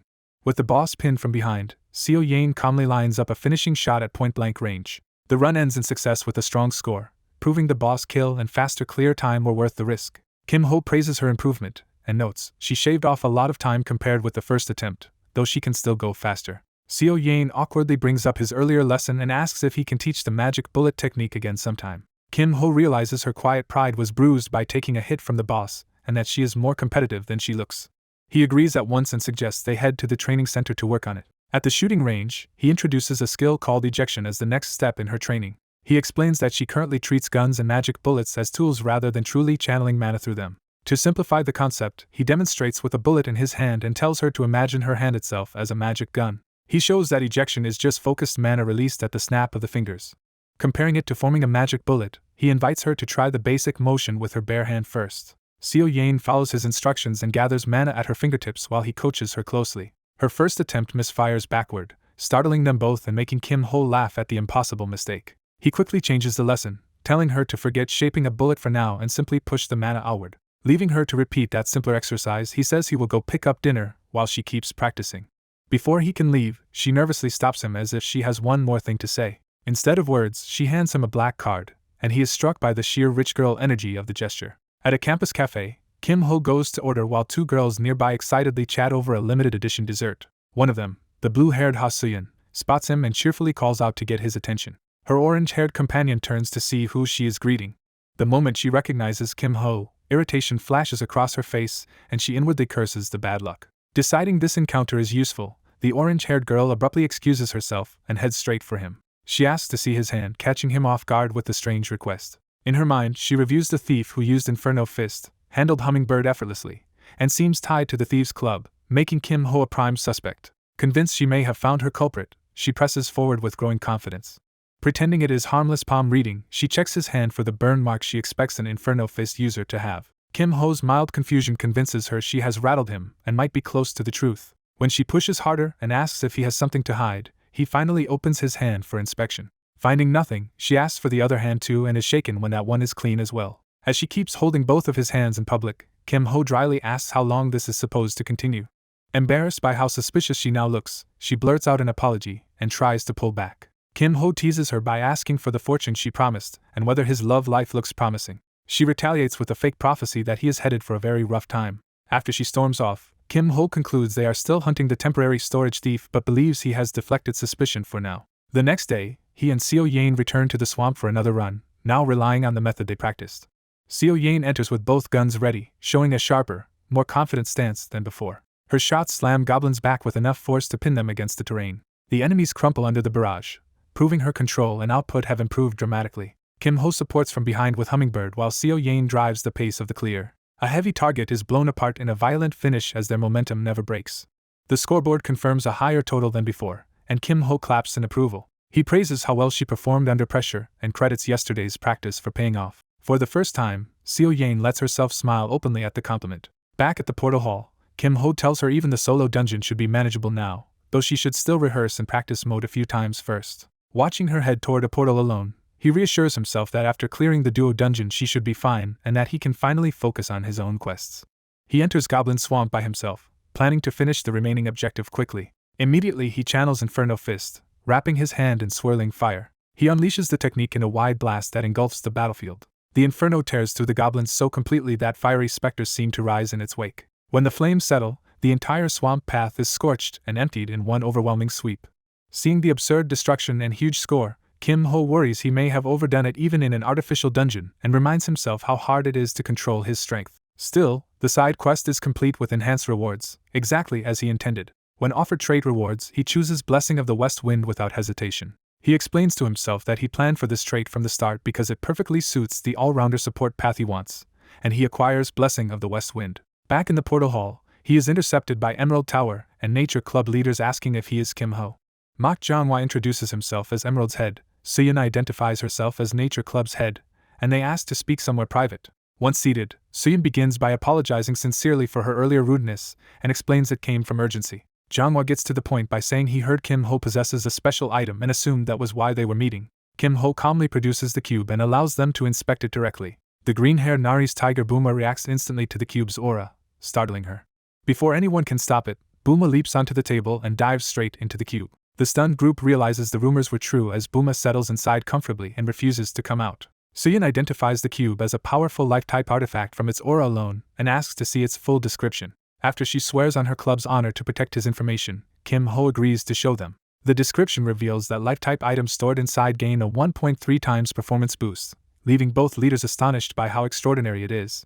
Suyin immediately asks whether he would consider selling the cube, but Kim Ho notes that merely owning it is already immensely valuable. Janghwa argues that such an item should belong to people who know how to use it, and bluntly tells Kim Ho to hand it over. Kim Ho treats their eagerness as flattering but makes clear he will only consider a real offer. Suyin shifts to negotiation and asks what price would satisfy him. Kim Ho names his terms as 4 special co-training season passes, 1 true season pass and 3 equivalent substitutes.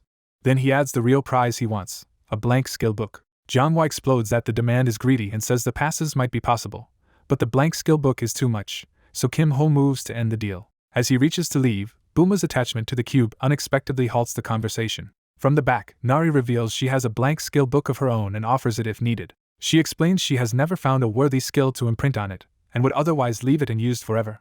After a brief pause, she adds one more condition. Because Buma clearly loves the cube, she asks that the artifact be transferred to her in exchange. Suyin accepts Nari's decision and gives her permission to proceed, relieved the matter can be settled. With the conditions finally aligned, they exchange the cube, the blank skill book, and the passes without delay. Kim Ho judges the trade excellent, and prepares to leave with his new prizes. But Guak Jichul stops him and declares that beyond the trade, he wants a duel with Kim Ho. Kim Ho refuses outright, baffling Jichul and irritating the others. Jichul insists a duel is honorable, and acts as though Kim Ho is obliged to accept. Kim Ho reminds him that he already fought unfairly with backup before, stripping the word honorable of any meaning. He says he has no interest in pointless fights, and tells Jichul to brag as if he won if that helps his pride.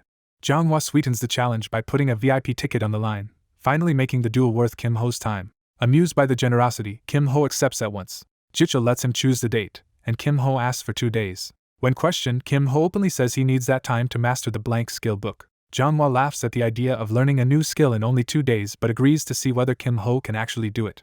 Kim Ho answers with quiet confidence that they will not be disappointed. 2 days later, everyone gathers at the arena for the promised duel. In the stands, Kim Ho's allies worry that Janghwa must have prepared hidden tricks and cannot understand why Kim Ho accepted. One of them reasons Kim Ho must have a plan too, yet the whole setup still feels suspicious. The dark-haired girl resolves to watch carefully in case Emerald tries anything shady. On the arena floor, Jichul praises Kim Ho for showing up and admits the VIP ticket is too tempting to ignore. He announces that the duel will be recorded and made public, asking Kim Ho to agree to those terms. Kim Ho accepts without hesitation, and Jichul smiles as if everything is proceeding in his favor. The match formally begins as both sides enter the arena. The battlefield shifts to a rocky deathmatch zone with a 10-minute limit, and both combatants start at full condition. Jichul charges in boasting that Kim Ho only won by luck last time and that this match will reveal the true gap between them. Kim Ho answers by calmly gathering green wind mana at his fingertips. Before Jichul can finish casting Earth Gatling, a sudden gust interrupts him and leaves him stunned. Kim Ho's new wind control slams Jichul to the ground before his attack can even form, and he mockingly asks what he was trying to show. As Jichul struggles up, Kim Ho belittles the damage as nothing more than dirt and tells him to stop being dramatic. Humiliated, Jichul escalates by forming a massive earth cluster and hurling it forward, determined to break Kim Ho's composure. He sends the huge stone mass barreling across the arena with a triumphant shout. Kim Ho casually catches the attack in a spiral of wind, surprising even himself with how smoothly the new trait responds. With a flick, he redirects the boulder and sends it back under his own control. Jichul panics as the same impossible reversal happens again and demands to know what Kim Ho did. Kim Ho answers with another effortless snap, detonating the returned attack around Jichul. Battered and desperate, Jichul realizes he cannot lose like this. He admits Kim Ho is no coward after all and decides to use a final measure he had hoped to avoid. Declaring he will still win, Jichul pours out green energy and prepares a forbidden trump card. A towering wood golem appears, a third-year level construct refined with forest power and ancient wood, utterly beyond the duel's proper scale. The audience erupts in outrage, denouncing Emerald's shameless cheating as the replay shows Kim Ho cornered by the giant. Even Jongwa's own side is forced to acknowledge how outrageous it is that a third-year golem has been brought into a student duel. Jongwa privately admits he expected Jichul to win without resorting to the golem, though he still rationalizes that nothing is wrong if Kim Ho somehow survives. From the stands, Kim Ho's ally realizes he cannot reveal Inferno Fist under so many eyes and urges that the match be stopped. Instead, Jichul taunts Kim Ho to see whether his smug composure lasts against the wood golem as the monster looms over him and the duel turns deadly. Kim Ho falls silent as he recalls how he reached this point. 2 days earlier in the mana training room, he studied what kind of supporter is truly the most useful. He concluded that usefulness changes with the situation, so supporters are divided into healing, buffs, debuffs, and other roles. But for someone aiming to be an all-rounder, he found one blank skill book ability that fit better than anything else. While an arrogant opponent bragged that he would crush him in one hit, Kim Ho calmly prepared his answer. A summoned golem turned toward him as the test began. Kim Ho launched himself straight at the construct instead of backing away. Because he wanted to become a wind-type supporter, he wrapped his body in wind as he closed in. He judged this blank skill book technique to be the optimal choice and activated it at point-blank range. The swirling wind amplified his movement and power enough to overturn the golem in front of the stunned crowd. The skill, Wind Force, let him imbue wind with physical force, strengthened further by blessing of the west wind and boost. The scoreboard declared Kim Ho the winner over Guak Jichul, and his friends celebrated the satisfying upset. Even Emerald students were shaken that a first year had beaten a golem, and could not understand how he had done it. Mok Jongwa reluctantly handed over the promised VIP ticket, and Kim Ho accepted it politely. Kim Ho immediately made another proposal and asked that the replay video of the match be kept private. Pointing out that Emerald would also prefer to hide such a humiliating game, he pushed Jongwa into negotiating. Instead of asking for anything immediate, Kim Ho only requested that Jongwa owe him a small favor for later, and the deal was struck. As they walked away, Kim Ho admitted to himself that making the replay private was exactly what he had wanted all along. The slower news of his new skill Wind Force spread, the more room he would have to grow in secret. Just then his friends arrived to congratulate him, giving him another chance to settle an old promise.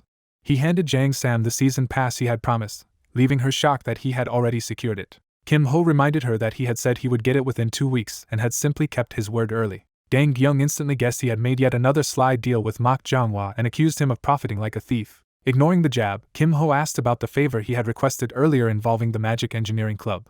Gyung told him the club president actually wanted to meet him soon and invited him to decide on the spot. Kim Ho accepted at once, eager to go meet the president immediately. They headed to Magic Engineering Workshop No. 1, whose prestige was obvious from the moment he arrived. Inside, Kim Ho found a workshop far more refined and organized than the rougher place where he had gotten the cube. Before he could look around long, a senior recognized him by name. The senior introduced himself as Bang Jae-sok, third-year president of the Magic Engineering Club, and said he had heard everything from Dang Gyung. Jae-sok hurried Kim Ho into the clubroom, making it clear he wanted to get straight to business. Without wasting time, he confirmed that Kim Ho had completed the 10x10x10 cube. Jae-sok admitted the cube blueprint technically belonged to his club, but said he did not want to make trouble over it. Since no one else could have built it anyway, he only wanted to see the finished cube for himself. Kim Ho told him he no longer had the cube, shocking the senior. When asked where it had gone, Kim Ho explained that he had already handed it over to the Nature Club, prompting Jae-sok to curse the wasted trip. Kim Ho stopped him from leaving by revealing that he had not come empty-handed. The moment Jae-sok saw the papers, he realized Kim Ho had brought records of the 10x10x10 cube blueprint itself. Jae-sok was stunned that someone had painstakingly recorded the arrays one by one, only to notice the diagram was intentionally incomplete. Kim Ho calmly confirmed that he possessed the rest of the design. When Jae-sok demanded to know what he wanted in exchange, Kim Ho asked for access to Workshop No. 1 equipment. Jae-sok accepted the idea on the condition that Kim Ho use it only from midnight to dawn, then demanded the remaining blueprint pages. Even while clutching the papers, Jae-sok tried to recruit Kim Ho into the club, but Kim Ho declined the offer. Jae-sok accepted the refusal and sweetened the deal by allowing him to use scrap from Workshop No. 4 as well, as long as he kept providing blueprint records like this. Kim Ho thanked him and left, while Jae-sok was left marveling at how direct he was. Alone again, Kim Ho felt he had finally laid the groundwork for creating an ultimate class weapon. Elsewhere, the story shifted to the school infirmary. In the hallway, a green-haired disciplinary committee member begged Mak Jianghua to reconsider quitting the club, but Jianghua coldly asked why he should. The committee member argued that very few first years could summon a golem, especially one made by a third year, and that Emerald's reputation was already damaged. Jianghua admitted his brother had clearly overstepped, but refused to let all the blame stop there. He pressed the committee member with the unsettling question of whether his brother alone had brought shame to Emerald. Jianghua challenged why the disciplinary committee was interfering in Emerald's internal affairs at all. The committee member answered that he only wanted a fair judgment. When Jianghua asked what he really wanted, the answer was simply a chance. Jianghua offered him 2 months and said he would decide based on Guak Chichel's ranking over that time. Asked whether he had complaints about that condition, the committee member accepted that it was more than enough. Jianghua dismissed him with a curt snort and walked away. The committee member remained in the corridor, thinking over what he had just gained. Then he called out to Song Chunhai, who had been secretly listening nearby. He revealed he had known she was hiding in the arena stands and teased her for being terrible at stealth.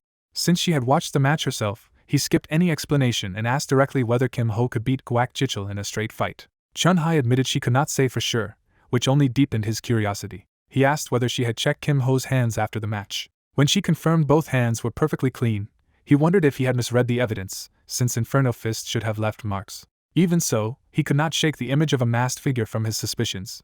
He remembered the wind-wreathed hand technique Kim Ho had used. That same arrogant, superior gaze convinced him it was hard to believe the hidden fighter and Kim Ho were different people. Chunhai apologized for forcing him to keep digging, but he accepted it. She declared that she was helping because she wanted to and vowed to catch Kim Ho in the act herself. By the third Monday, the next arena round was announced as a random map 2 vs 2 death match with a 10-minute limit.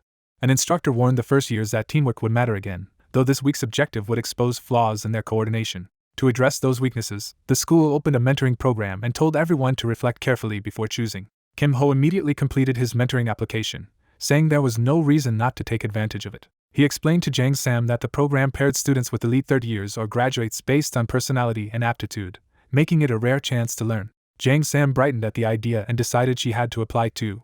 Kim Ho asked the sleepy Seo Yain whether she would join as well, but she dismissed it as too troublesome. Kim Ho privately judged that despite her partial grasp of mana bullets, Seo Yain still had too much to learn and really needed mentoring. At the same time, Jang Sam asked Kim Ho to partner with her for this week's match, and he agreed. Seo Yain sleepily asked to join them too, unwilling to be left out. Jang Sam proposed that since there were 2 deathmatch sessions that week, they split up and each take one. Because he wanted more training, Kim Ho suggested Jang Sam and Seo Yain go first while he waited for the other session. The next day arrived and the arena filled again. Jang Sam met Kim Ho there and apologized for the wait, though he had only just arrived himself. As he looked at her, Kim Ho sensed that something about her presence had sharpened compared to the day before. Jang Sam greeted him with unusual confidence, and Kim Ho noticed her core had already risen to C rank faster than expected. She casually asked how Seo Yain's match had gone the previous day. Kim Ho recalled a battlefield engulfed in fire where Seo Yain had been trapped under overwhelming pressure. Her opponent had been Hong Yanhua, a rising star from the Ruby Magic Tower, and Kim Ho had expected Seo Yain to lose badly. Even so, the result had been more one-sided than he had imagined. Watching the replay, he saw Seo Yain's condition plummet as the flames closed in exactly as he had feared. The problem was obvious to him. Seo Yain had virtually no defensive capability at all. Then the replay showed a sudden step cutting through the chaos. Kim Ho had burst into the battlefield himself, diving straight at the enemy pair with his staff. Using wind force at close range, he seized control of the fight before they could react. He caught the shield user's guard with his bare hand and broke the defense. The impact hurled the defender away so violently that even Hong Yanhua was stunned. Before she could recover, Kim Ho's staff was already at her throat. He stood over her calmly, having ended the match in an instant. Back in the present, Kim Ho summarized that the match had somehow ended that way and that he had even recommended mentoring afterward.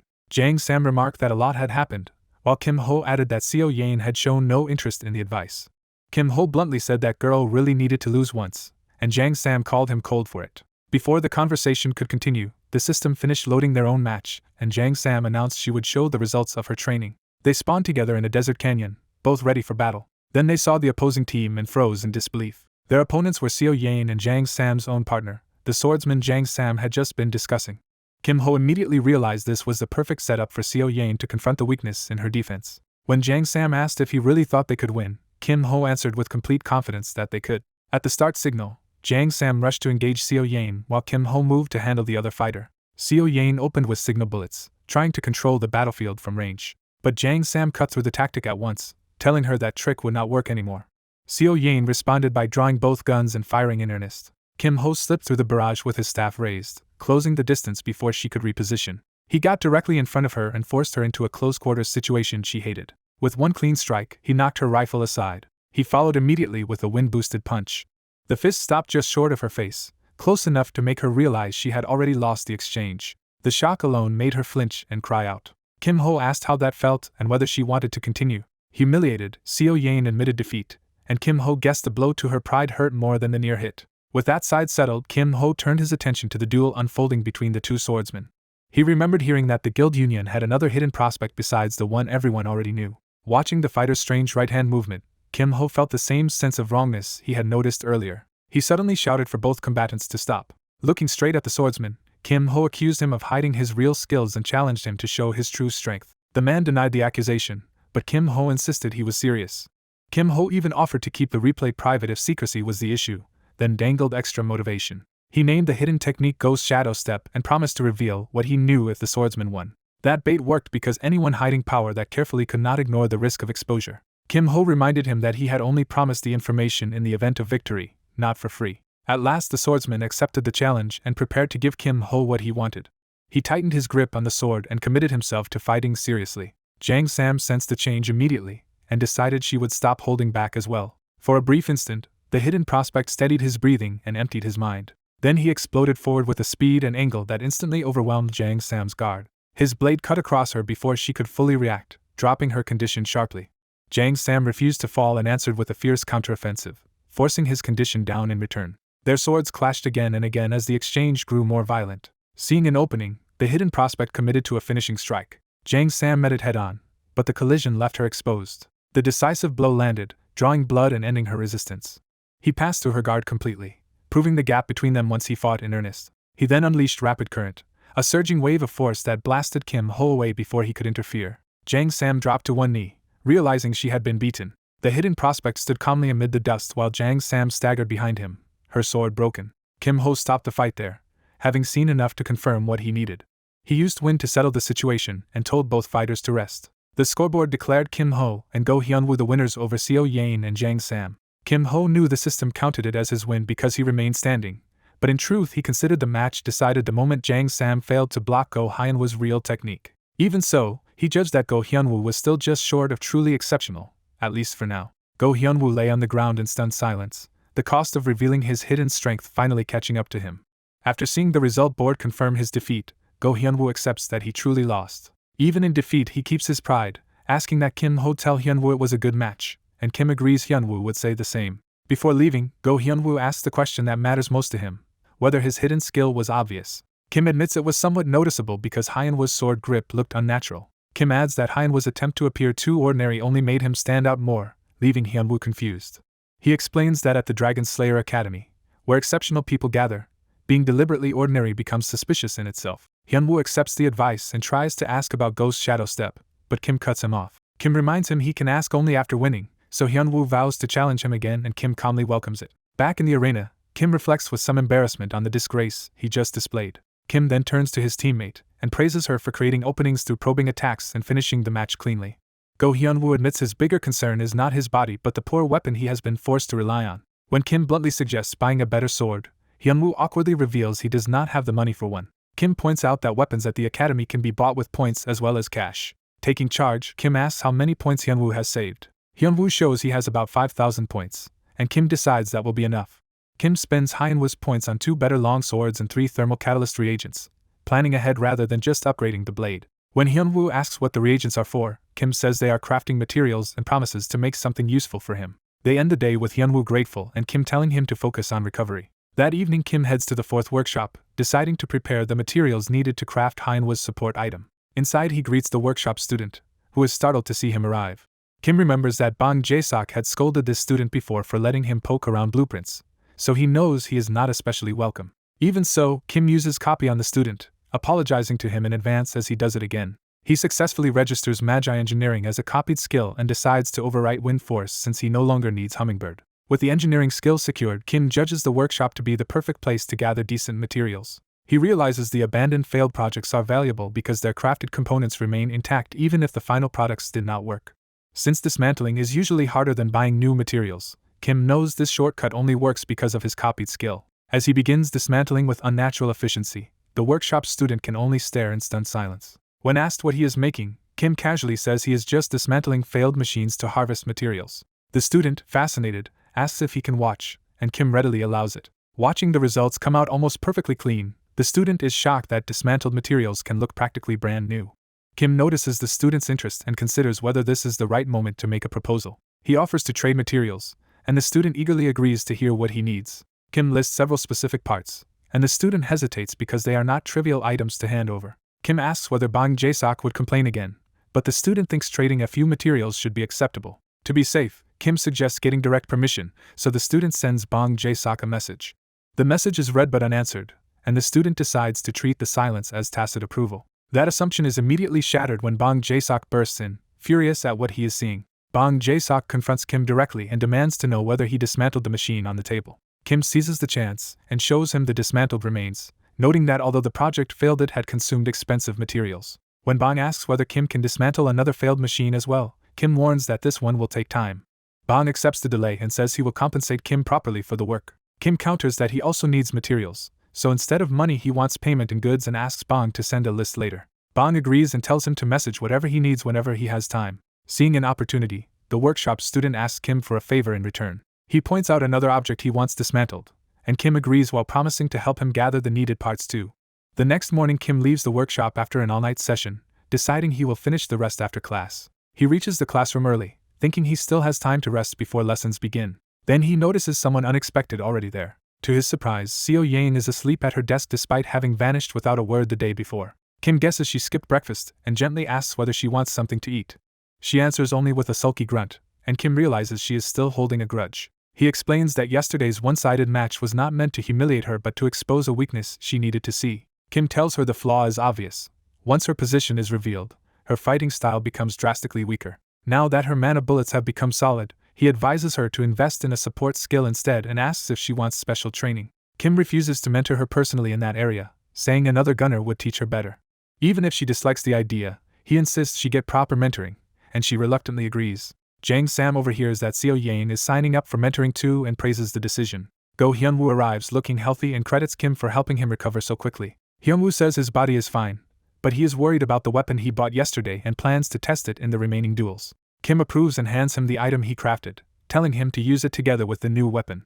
Hyunwoo is baffled that the gift is just a clip until Kim explains it is a durability artifact disguised as something simple. Once attached, the sturdy clip will protect and restore weapon durability, and Hyunwoo gratefully promises to use it well. In the next duel, Go Hyunwoo and Bukgung Hanseo face Young Suji and Park Nari with both sides starting at full condition. Park Nari appears with a tiger spirit beast at her side, while Young Suji stands ready behind her. Recognizing Park Nari as the Nature Club's rising talent, Hyunwoo remembers Kim's warning to be especially careful of that spirit beast. Park Nari orders the tiger Buma to prepare for battle. The small spirit beast instantly swells with power and begins transforming. In a flash, Buma becomes a massive tiger, revealing the true scale of Park Nari's threat. Park Nari unleashes the beast immediately, sending it charging straight at Hyunwoo and Hanseo. Hyunwoo blocks the initial assault and urgently calls for Hanseo to act. Hanseo understands the opening and prepares her ice technique. She strikes the tiger with Snow Soul Palm, landing a clean hit that briefly drops Park Nari's condition.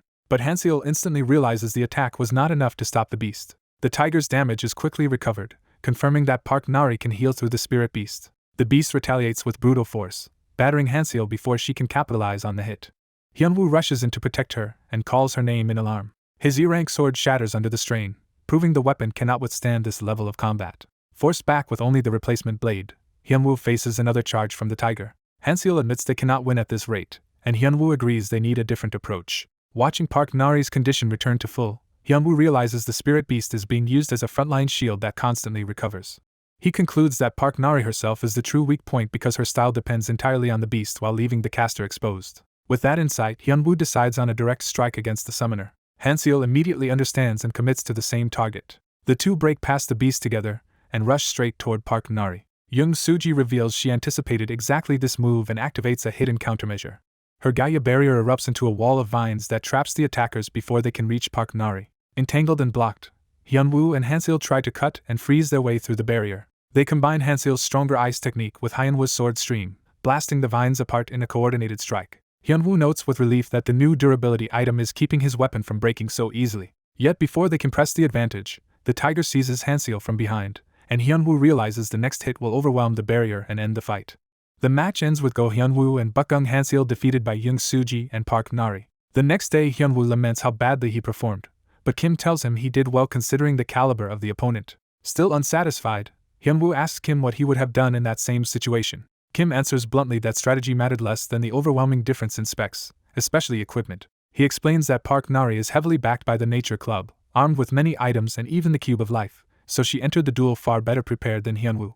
Hearing that, Hyunwoo accepts the loss was inevitable against someone with both talent and such thorough support. Kim then says that while matching her specs is impossible, there are still countermeasures available. Hyunwoo immediately asks whether that means there is actually a way to fight back. Kim reveals the answer is Demon Sword, a debuff-type item prized by top swordsmen. Hyunwoo is stunned that such an item even exists, and once again feels how much he still has to learn from Kim. Kim tells him to worry about weapon durability first and to start collecting durability artifacts suitable for B-rank weapons and above. Hyunwoo realizes that obtaining something at B-rank will not be easy. Kim says there is still a path forward. They can get it as a drop from the Dungeon Association's underground dungeon.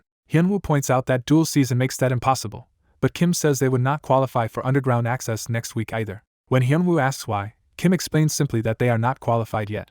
He reminds him that the underground dungeon is real combat, so freshmen are normally barred from life or death battles there. Hyunwoo concludes that means there is no way in for now. Kim corrects him by saying there is no official way in. Then he reveals his real plan. They can sneak in by using the Academy's errand service. To set that up, Kim contacts Shin Byung-cheol and asks him to come help at the terrace near the shop.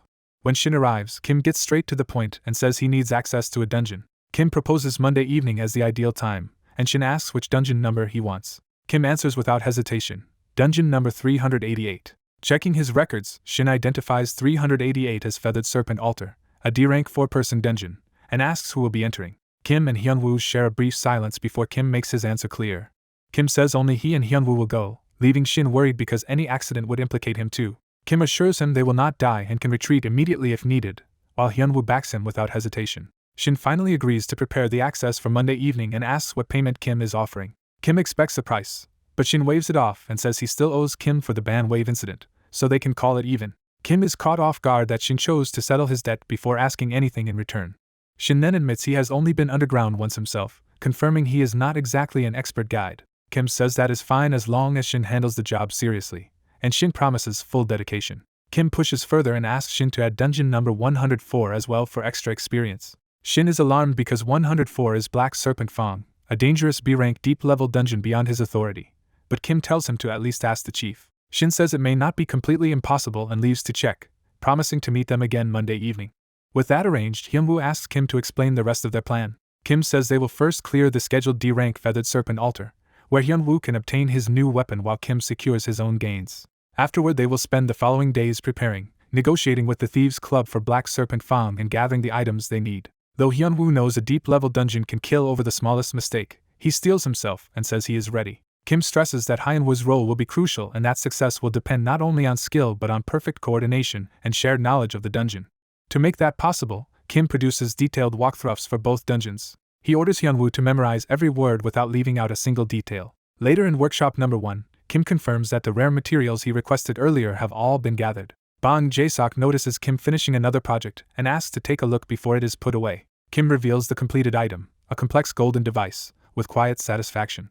Bang realizes this was the reason Kim had been collecting those strange materials and admits the result is intriguing. Judging from its form, Bang guesses it is the head of a staff or scepter and asks whether Kim has already found a matching body. Kim says not yet, but he intends to search patiently for the right shaft somewhere in the lower dungeon floors. As they part, Bang notes Kim may not need the workshop for a while, and Kim thanks him sincerely for all the help. A short while later in class, the instructor announces this week's conquest trial, extermination in a random 2-person dungeon on the Rocky Zone map. He emphasizes that both terrain and teammates will be randomized, so everyone must adapt to unfamiliar partners and places. The lesson ends with a final reminder to proceed step by step and stay in sync with one's assigned partner. After class, Kim reminds Hyunwoo and Seo Yain that because teammates are randomized, the three of them will not be together this week. He also tells Seo Yain to pause mana bullet training for now since mentoring week is coming and she can learn new skills then. Hyunwoo agrees that for this week they should focus on building a solid foundation instead of forcing rapid growth. Kim sends them off with one last warning to use practice mode before attempting the real trial, but for himself, Kim dismisses practice mode as a waste of time and immediately enters the random dungeon system. He chooses to go straight into the real conquest trial without any rehearsal. As the system begins random partner matching, Kim hopes for someone useful but is confident he can still achieve full completion no matter who appears. He decides that the ideal partner would be someone with a combat skill worth copying, because he plans to overwrite magi engineering for the coming fight. As he realizes his assigned partner is arriving, Kim Ho turns toward the portal. He is briefly puzzled by the sudden presence behind him. The newcomer turns out to be Hong Yanhua, and both are startled to see each other again.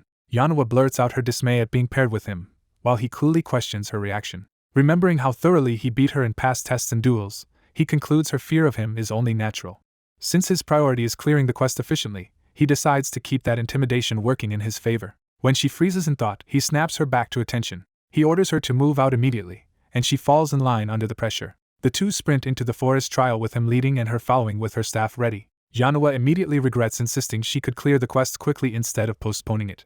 She fumes that of all possible partners, fate keeps forcing her to work with the one she wanted to avoid most. As she wonders where he is heading, he keeps steering them deeper into the forest. She is shocked when monsters begin flying out from hidden burrows along the route he chose. The non-stop ambushes make no sense to her, and she cannot understand how he keeps predicting them. When he runs ahead through the chaos, she realizes the route is suspiciously efficient and calls after him to wait.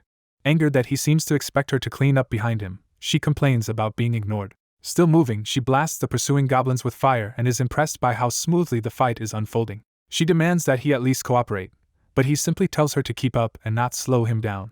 Even while obeying, she senses something strange about how perfectly he has handled the entire trial. Watching him drop enemies without the slightest hesitation, she notes his confidence never wavers. He keeps charging ahead without pause, leaving her increasingly convinced he already knows the dungeon. Another goblin falls behind them as they continue their relentless advance. Yanhua concludes his movements feel less like instinct and more like someone repeating a route he has mastered countless times. Just as she is about to act on that suspicion, he abruptly stops her. He points out a hidden hole and suggests they inspect what appears to be a burrow.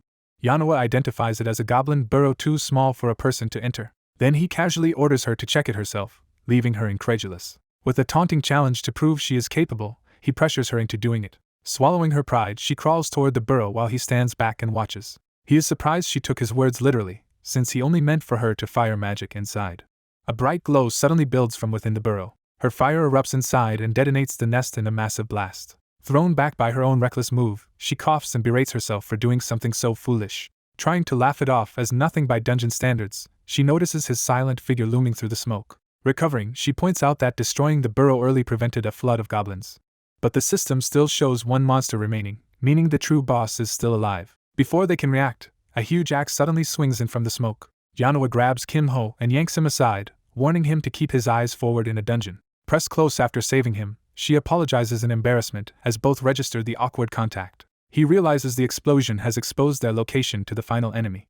The last monster reveals itself as the dungeon boss, a massive goblin warrior, which he treats as the inevitable final target. He judges it manageable if they stay alert, and says the two of them should be able to finish it quickly together. Yet he notices Yanhua is still tense and breathing hard despite his calm assessment. Recognizing that his earlier intimidation helped cause that, he decides to restore her confidence instead. So he unexpectedly tells her to defeat the boss on her own.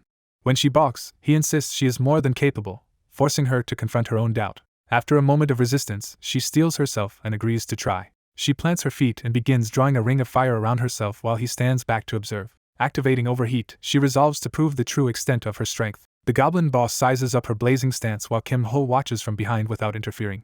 The boss roars and commits to a direct assault. It suddenly closes the distance with terrifying speed, catching her off guard before she can react. As the axe rises over her, she realizes too late that she misjudged its movement. Refusing to panic, she tells herself she will not lose to something like this. She counters from above with Flame Orb, driving a concentrated blast down at the boss.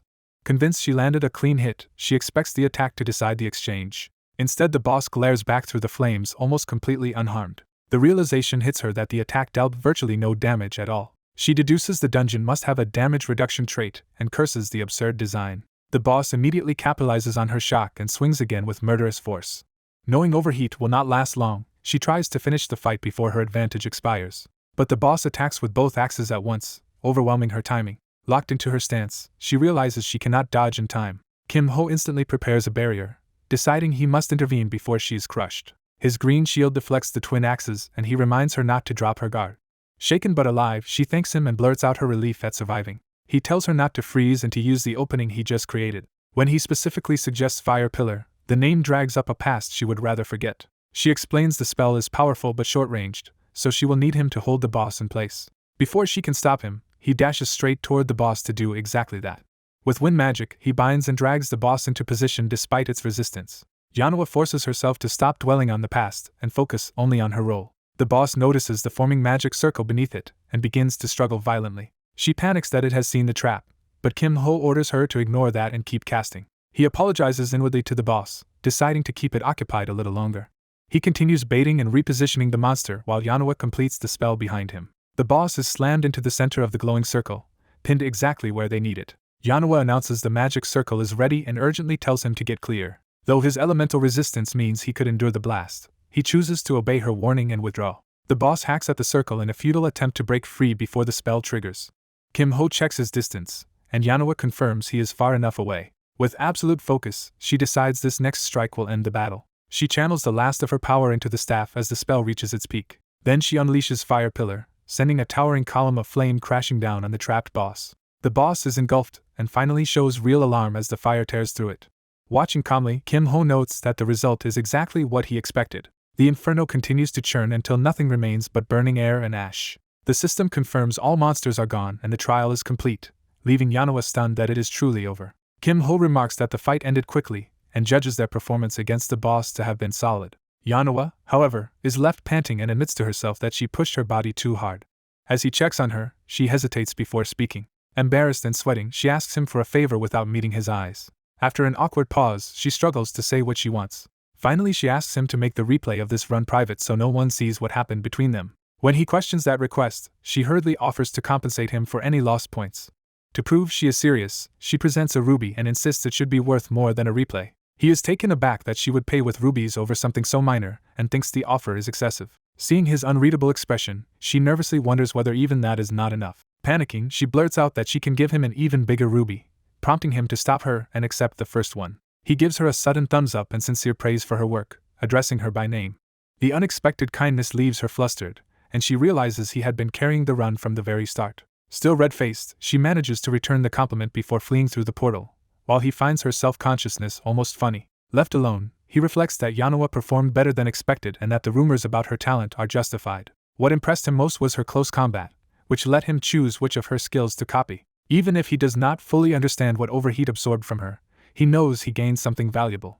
He confirms that he now possesses a powerful flame-based skill of his own called Inferno Fist. The prospect excites him because that power should also boost his physical combat ability. Even so, he sets the new skill aside for later and turns back to the task still ahead. With the ruby in hand, he decides to visit Ruby Tower later and heads that night to the underground floor of dungeon building.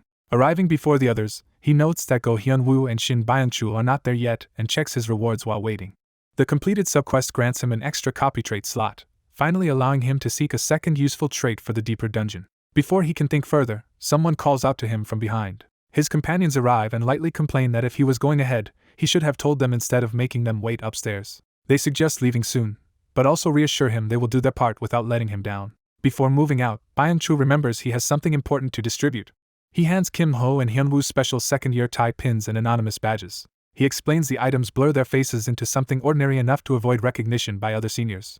After they put them on, the effect proves strangely effective, making even familiar faces look forgettable. Satisfied that their disguises will work, Kim Ho tells the group to head down. They begin descending the long stairway into the depths of the building.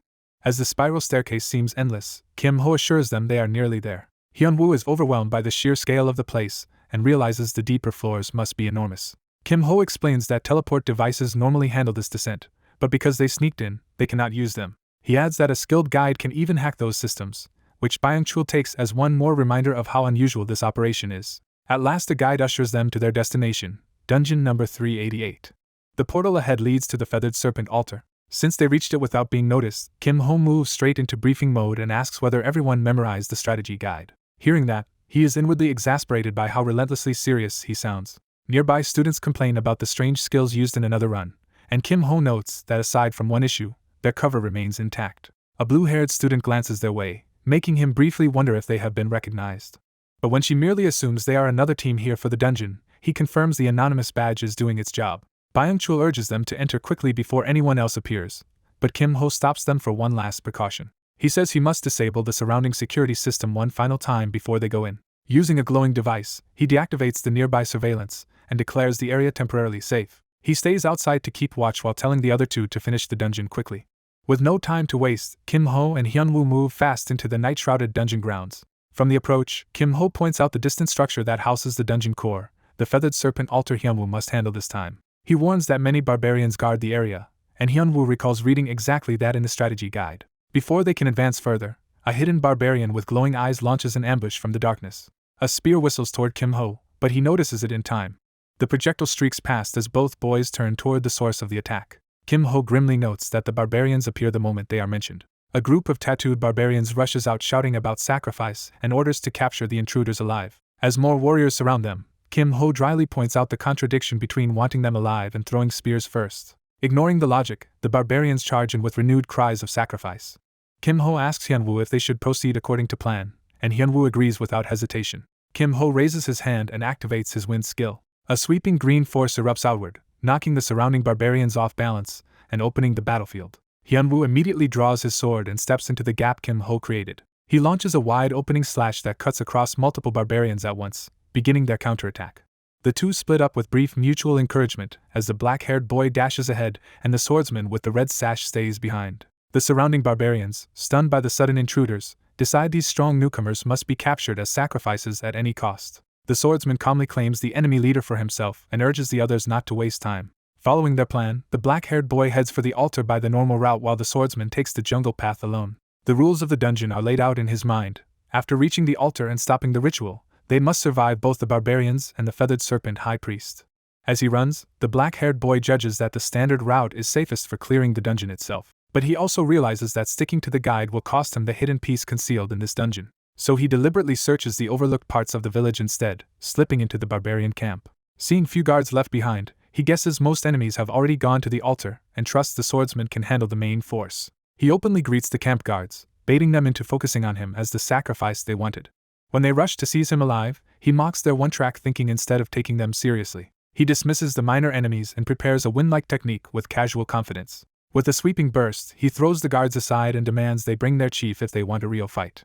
As the plan unfolds smoothly, he keeps his cool and continues deeper into the camp. Among the tents he spots one unusually large shelter and identifies it as the chief's tent. A hidden golden barrier or trap flares the moment he approaches the tent. He barely avoids the sudden beam, realizing the chief's quarters were protected after all. Inside, the high priest notices his powerful aura and decides he would make an excellent sacrifice. The high priest steps out holding a glowing orb and staff, promising a short pain if the intruder submits quietly. The black-haired boy answers by activating Inferno Fist and Overheat, mocking the cult's obsession with sacrifice. He reminds himself that to obtain the hidden piece he must keep this priest tied to the village, which is why he searched so carefully. He closes in while deciding his job is simply to stall the boss until Hyunwoo secures the hidden item. As he dodges another golden blast, he realizes the attack is not elemental and would be lethal if it lands cleanly. He counters by absorbing his own flames with Overheat and pushing his body to its physical limit. That boost lets him evade the priest's attacks almost effortlessly, which immediately unsettles the boss. He presses forward with a punch, but the priest raises a golden barrier to block him. His flaming fist slams into the shield and forces the priest to brace under the impact. The collision blasts apart the nearby structure, proving his empowered strikes can shatter lesser defenses. He notes that Inferno Fist combined with Overheat is strong enough to break D-rank barriers with ease. Still, he admits the boss remains sturdy and that raw damage alone will not end this quickly. Laughing, he taunts the priest for relying too much on offense and too little on defense. The priest retaliates with a beam aimed straight at his face, forcing him to stop joking for a moment. Enraged, the high priest vows to make his death anything but gentle as he gathers more power. The black-haired boy remembers that the priest's true priority is the ritual, and that a merely evasive opponent may be ignored and abandoned. To stop that from happening, he decides the simplest answer is to make the priest furious enough to stay. He keeps provoking him while weaving through increasingly aggressive attacks that become harder to dodge the angrier the priest gets. Satisfied that Hyunwoo should be handling the rest, he entrusts the outcome there to his partner and focuses on holding this boss. Meanwhile, bloodied footsteps climb the altar stairs, showing Hyunwoo pressing on through the aftermath of battle. Hyunwoo, face marked with blood but expression steady, remains focused on the mission he was given. He ascends a staircase littered with dead and dying barbarians, having cut a path straight to the altar. Determined not to fail the task entrusted to him, Hyunwoo resolves to finish cleanly and rejoin the others. At the top, a huge barbarian suddenly appears overhead with a massive log raised to crush him. Hyunwoo reacts instantly, drawing his sword and bracing himself instead of panicking. He slips past the first crushing blow, and uses the opening to reposition behind the attacker. Recognizing the enemy from the strategy guide, he identifies this mid-boss as the sub-priest nicknamed Chubby and notes that it arrived exactly as expected. He squares off with Chubby in the altar chamber while the brute blocks the exit behind him. Hyunwoo fixes his attention on the hidden piece he came for, the feathered serpent ritual sword. He also remembers the guide's warning that besides Chubby there is another mid-boss lurking nearby. Just as he moves, he senses a new threat and halts mid-swing. A poison dart strikes nearby, confirming his suspicion that the second mid-boss has appeared. The second sub-priest reveals himself as the thin blowgun user known as Skinny. Hyunwoo judges that fighting both together will be troublesome and too time-consuming if he plays it safely, so he decides to end things fast and launches a swift opening strike. Skinny answers by firing darts from range, trying to pin Hyunwoo down while Chubby closes in. Hyunwoo rushes between them anyway, refusing to let the range pressure dictate the fight. A huge log suddenly fills his vision, forcing him to acknowledge how tightly the two are coordinating. Chubby swings in a wide arc while Hyunwoo ducks low and slips under the attack by a hair. Facing both enemies at once, he admits they are indeed tricky and that this pace will drag the battle out. He steels himself and decides he has no choice but to push beyond his usual limits. With a sharp cry, he meets the next assault head-on instead of retreating again. For a brief instant, he empties his mind and settles into complete concentration. His eye snaps open as he catches the decisive line of attack and the path to victory. Skinny senses the shift too late, startled by the sudden killing intent. Chubby also realizes something has changed, but he cannot react in time. Hyunwoo unleashes a blue sword technique that blasts Skinny away and carves through the space between them. The shockwave hurls Chubby back through the doorway, clearing the altar's immediate approach. With both sub-priests briefly under control, Hyunwoo reminds himself not to relax because their vitality is unusually high. As expected, Chubby starts getting back up despite the damage, proving they will not fall easily. Hyunwoo decides the hidden piece comes first and that he can finish the sub-priests afterward. Chubby roars and charges again, trying to stop him before he reaches the altar. Ignoring the danger, Hyunwoo dives forward and stretches for the ritual sword even as the log bears down on him. The log crashes into the altar area a heartbeat too late. Chubby stumbles through the dust, realizing his attack missed the true target. A faint blue line appears across the log, showing Hyunwoo's sword strike had already cut through it. Chubby finally notices the split and understands he has been outplayed.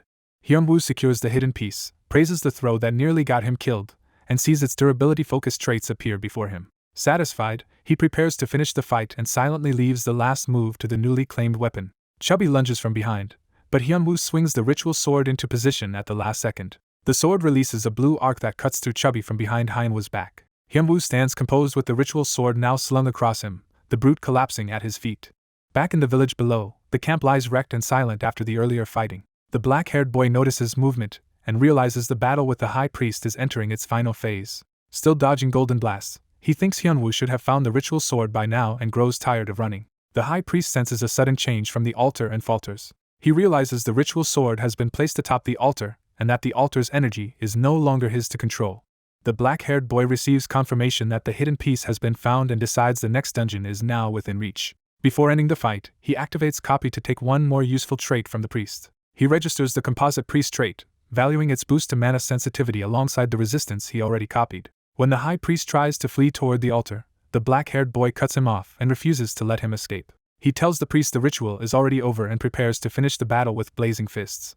A fiery strike detonates against the high priest and sends him flying. The dungeon announces its completion as the black-haired boy stands amid flames with a satisfied smile. Hyunwoo arrives carrying the ritual sword, and the black-haired boy greets him as though everything went exactly on schedule. Hyunwoo tries to stop him, warning that the sword has been strengthened by absorbing the priest's soul. The item's rank rises from D to C and gains elemental resistance, confirming the priest's death empowered it.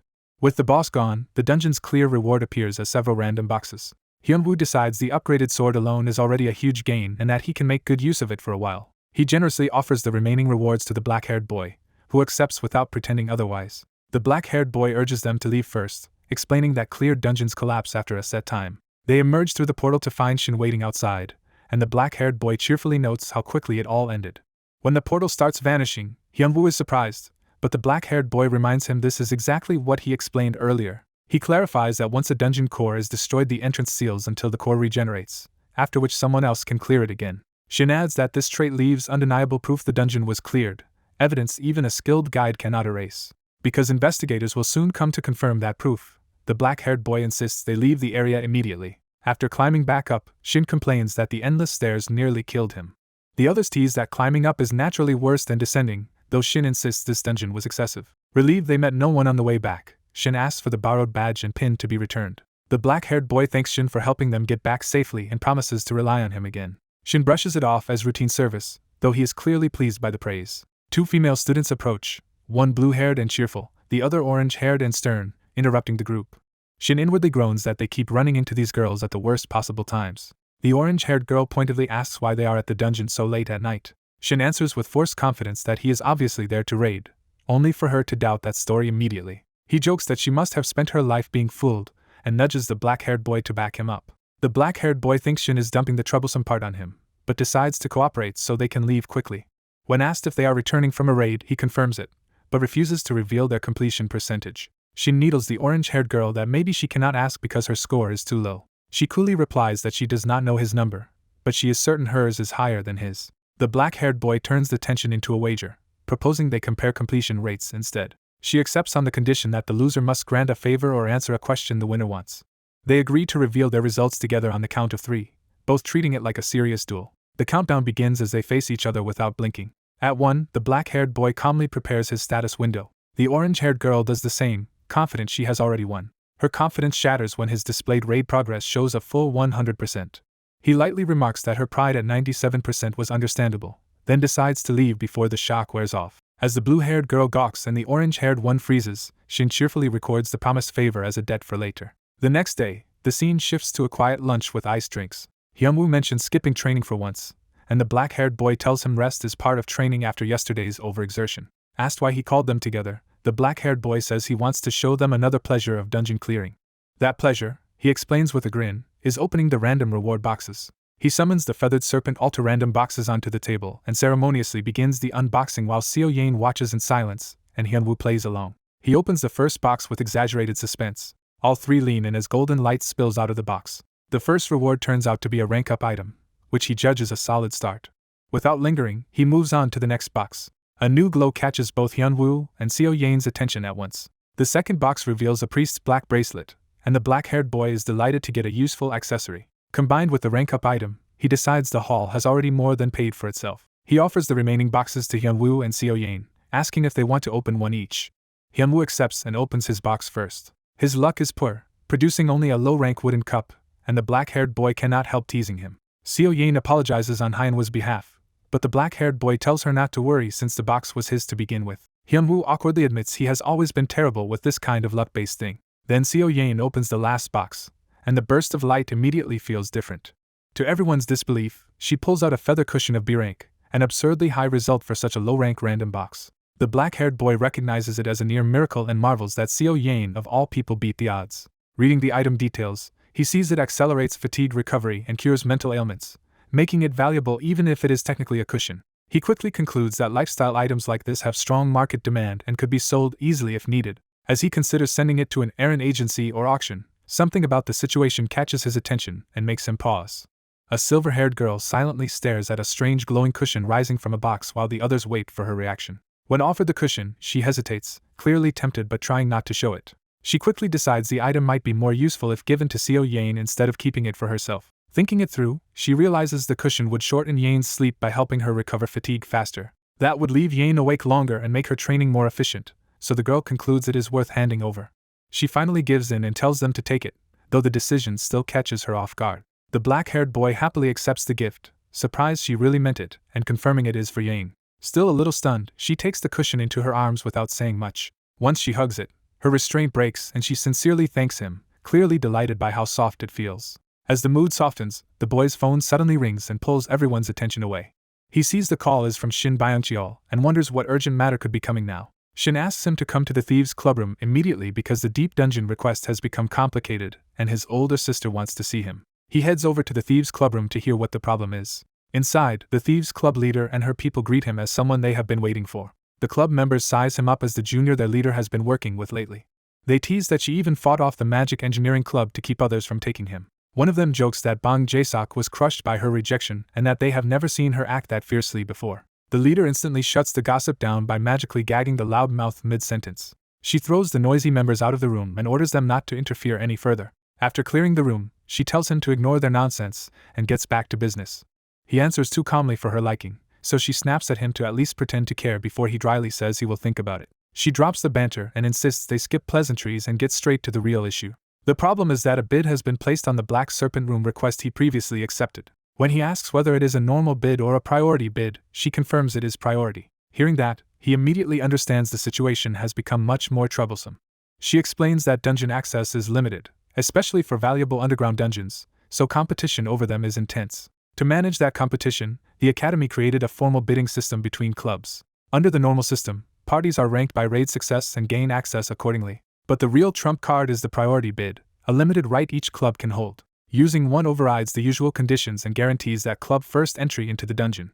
Now the Black Serpent Room has one of those priority bids attached to it. Since they plan to enter unofficially, getting inside is not the issue, but clearing the dungeon would close it and provoke the club that claimed it. She reveals that the club holding the priority bid is the Swordsmanship Club. Because that club is one of the Academy's top 2 powers, she asks whether he still intends to go through with this. He answers without wavering that he fully intends to push ahead anyway. She checks whether he is serious, and he calmly says he will take full responsibility if they proceed. Satisfied that he has thought it through, she decides a junior this capable must already have a plan. Her caution flips into excitement, and she eagerly agrees to go for it. When one member asks if she really plans to go herself, she says she and Dabin will enter together. He accepts that arrangement, and adds that if they are doing this, he will also charge extra labor fees. As they discuss the team, she asks whether the silver-haired beauty will be joining them, only to learn the companion is actually Go Hyunwoo. She judges that their lineup should still be enough to handle a B-rank dungeon, though she is clearly reassessing things. Dabin is surprised that a first year like Hyunwoo can really manage a B-rank dungeon at all. The leader remembers that Dabin would not know because she only saw him during their disguised infiltration of the temporary shelter. Back then his face and presence were hidden by a perception-blocking mask, so his true identity never registered. Wanting to explain his secret title, she asks his permission to tell Dabin, and he allows it as long as she keeps it quiet. She warns Dabin to brace herself before revealing something shocking. Then she drops the truth that the first year standing before them is Inferno Fist. With introduction settled, she places a document on the table and tells everyone to examine it. She realizes it is a guide to the Black Serpent Room and is stunned that he somehow obtained such a thing. As they read, he points out the key idea of the plan: slip in, extract the core, and leave without a full raid. The thieves immediately recognize that approach as exactly the kind of shamelessly efficient move a true thief would make. The leader becomes even more convinced he is the kind of talent their guild needs, though she still jokes that he looks suspicious. He cuts off any recruitment fantasy at once by making it clear he has no intention of joining the thieves. Even so, she agrees the guide makes the operation feasible because there should be little fighting and Byung-cheol can handle the mechanisms. When Byung-cheol realizes that means he is being dragged into the dungeon too, he protests in alarm. He tries to backpedal, arguing that a B-rank dungeon is a life-or-death matter far beyond his usual boasting. He flatly refuses, insisting no amount of money is worth risking his life there. The boy warns him he may regret refusing, but Byung-cheol still insists survival matters more than pay. That changes the moment he hears the name of the hidden thief technique they are offering him access to, Ghost Shadow Step. The boy explains that for anyone who values stealth, this technique is irresistible and even assassins would covet it. The leader is shocked the technique is real at all, having thought it was only an urban legend.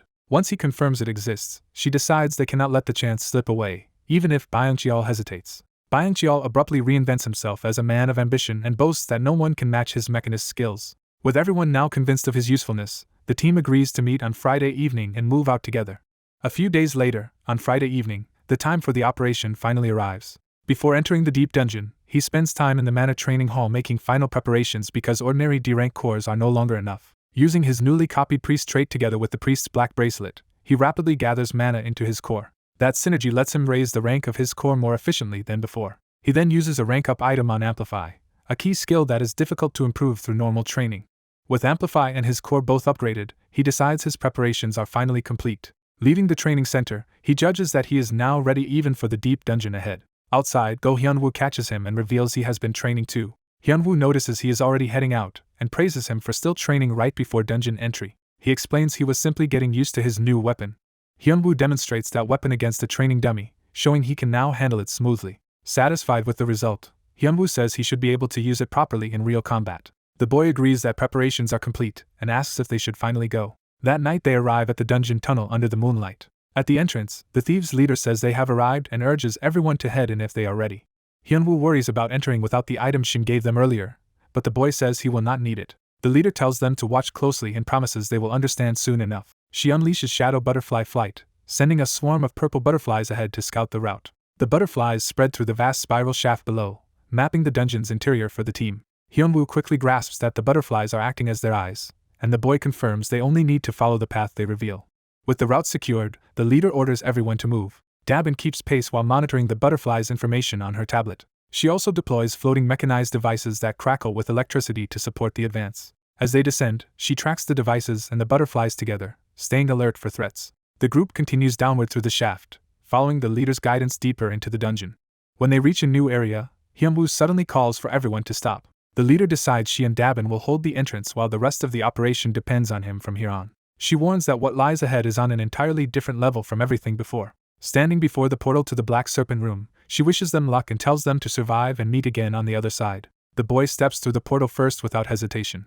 Byung-cheol and Hyunwoo follow him into the room. Inside, he immediately notices Byung-cheol acting unusually restless the moment they enter. He guesses the pressure of a B-rank dungeon is getting to him and decides he needs to raise the man's morale before the plan falls apart. So he directly calls Byung-cheol out, forcing him to respond. He needles him about being nervous, deciding that provoking his pride is the fastest way to steady him. Byung-cheol denies it with forced bravado, trying to laugh the accusation off. The boy points out that his trembling legs give him away, and Byung-cheol awkwardly claims it is just a habit. Still trying to save face, Byung-cheol insists he is not scared at all. Before the exchange can continue, something in the room catches their attention. The Black Serpent Room turns out to resemble a populated city rather than a typical dungeon chamber. Hyunwoo remarks that with so many people around, the place should feel lively, yet something about it is wrong. The boy notices the same eerie silence, and realizes the atmosphere is unnaturally dead. He explains that repeated incidents have happened here and that they may be able to use those incidents to their advantage. As long as they stick to the essentials of the strategy, he says, their goal can still be achieved, and he leads them to the first stop. Their first destination is a duck soup shop, where they enter as if they are ordinary customers. They sit down and casually order 3 bowls of duck soup and 1 serving of dumplings. The cheerful waiter promises to prepare the food immediately. While waiting, the boy confirms with Hyunwoo that the local enforcers are coming to seize people again soon. He identifies the waiter as their next target, the young man likely to be taken this time. The food arrives quickly, and the speed itself fits the strange routine of the place. The waiter explains his father starts preparing from dawn, trying to sound normal despite the tension in the room. Then masked men from the Black Serpent Room arrive, mocking the sudden customers and asking whether business is finally improving. The frightened waiter protests that all tribute payments were already made this month, but the intruder says today's visit is for something else. When Hyunwoo asks what they mean, the boy quietly explains these are low-ranking warriors of the Black Serpent Room. The masked men tell the waiter he must come with them, making their real purpose unmistakable. The waiter's father rushes forward in panic and tries to stop them from taking his son. One thug grabs the old man and coldly rejects his plea to spare the boy. The father is left trembling and helpless as he realizes he cannot protect his child. The thug violently kicks the old man aside to silence him. The old man crashes across the floor, and the 3 students finally react to the cruelty in front of them. The kidnappers warn the waiter to come quietly and imply the father will suffer more if he resists. With a blade at his throat and his clothes clenched in fear, the waiter is forced toward submission. Unable to bear it, the old father crawls after them in despair while the waiter is dragged away. Broken and shaking, the father can only call after his son. The boy steps forward and politely addresses the old man, drawing his attention back from despair. He promises that they will go after the kidnappers and bring the son back. The father desperately offers everything he has if they truly mean to save the boy. The boy accepts the request with a confident smile and tells him not to change his mind later. He then quietly checks the kidnappers' direction and prepares to move. Watching the abductors leave with the waiter, he notes they have not gotten far and that the team is right behind them. As they follow, Dabin reports that the kidnappers have turned onto a less traveled path and likely already know they are being tailed. He decides that if the enemy wants to wait for them there, that only makes things easier. Sure enough, the kidnappers stop and confront them directly, mocking them for trying to play hero. The boy answers that they cannot ignore a young man being dragged away, and Hyunwoo backs him up by saying injustice must be opposed. The masked warriors call that courage foolish and charge, convinced their sense of justice will get them killed. The boy calmly tells Hyunwoo not to ruin his clothes, and Hyunwoo instantly understands the signal. A thug's attack is deflected by a burst of force, stopping his momentum cold. When the attacker claims tricks will not help, the boy catches him effortlessly and turns the charge against him. He moves in with complete composure, showing no strain at all. In one clean motion he seizes the thug by the head before the man can recover. Then he slams the attacker down so hard the fight ends almost instantly. Seeing Hyunwoo still engaged with the other enemy, he notes that his side is finished while the other duel is not yet settled. Byung-cheol, finally fired up, lunges at the remaining opponent with a shout. His reckless charge backfires immediately, and Hyunwoo has to call out as the enemy counters him. Watching the mess, the boy dryly concludes that since Hyunwoo cannot use his sword here there is little to be done, though the situation still feels strangely off to him. Kim watches a rough cleanup fight and realizes the resistance here is messier than expected. As he steadies himself, he notices his own tension and prepares to reassess the situation. He learns the captives they subdued are merely the lowest-ranking warriors here, weak only by this place's standards. With the immediate problem handled, the group decides to withdraw before drawing more attention. Back at the inn, the rescued son rushes to his father and reunites with him in relief. Father and son embrace gratefully, overwhelmed that the rescue succeeded. Kim cuts through the sentiment to settle payment, reminding them the job is not yet entirely finished. Instead of money alone, he asks to take the small Dharma statue he noticed in the room. The grateful father gives it up without hesitation, and Kim accepts it as if it matters more than it appears. Once the exchange is done, they finish their meal while the old man happily serves them again. At the table, the sword woman remarks that the statue looks unusual rather than decorative. The blonde teammate guesses it may be tied to a formation, and the others turn to Kim for confirmation. Kim explains that the statue is indeed used in formations and specifically acts as a key to break a certain one. The swordswoman senses that description is incomplete and suspects the statue holds deeper significance. Kim admits it contains the sculptor's martial principle and tells her to keep it because they will likely need it later. After eating their fill, the team shifts from preparation to action. They arrive before the Black Serpent room and Kim signals that the real operation is about to begin. He gathers his two teammates and calmly reviews the plan they already memorized. Kim explains that this raid mirrors their earlier altar mission, with him drawing out the main forces including the Black Serpent Lord. He adds that the target items will be secured through diversion, but this place differs in one crucial way. That difference is the Black Serpent Lord himself, who is too strong to defeat head-on. So Kim states plainly that they will not try to win by force but will finish the mission another way. When he asks if they brought the listed tools, both confirm and present an escape scroll and Aeneer communicators. Kim orders them to equip the communicators, protect the escape scroll, and continue without him once they split up. Confident in the strategy yet still wary, he reminds them that success depends on caution as much as planning. His teammates wish him luck, trusting him to hold the enemy's attention alone. Inside the Black Serpent room, a masked guard senses an intruder and stiffens. Kim deliberately reveals himself from a distance, forcing the guard to react. He advances openly with fire already kindling at his hand, repeating his challenge until the guard cannot ignore him. When the guard draws his weapon and threatens him, Kim notices the man's attention shift to his burning hand. Kim smiles and lets the flames swell, turning the guard's suspicion into fear. The masked guard freezes in shock as he realizes the intruder is not ordinary. Kim answers by hurling a blast of fire that tears through the entrance and sends the guard flying. The front of the Black Serpent room erupts into flames and smoke, instantly throwing the compound into chaos. Kim watches the blaze with unsettling calm, almost enjoying how easily the wooden structure catches.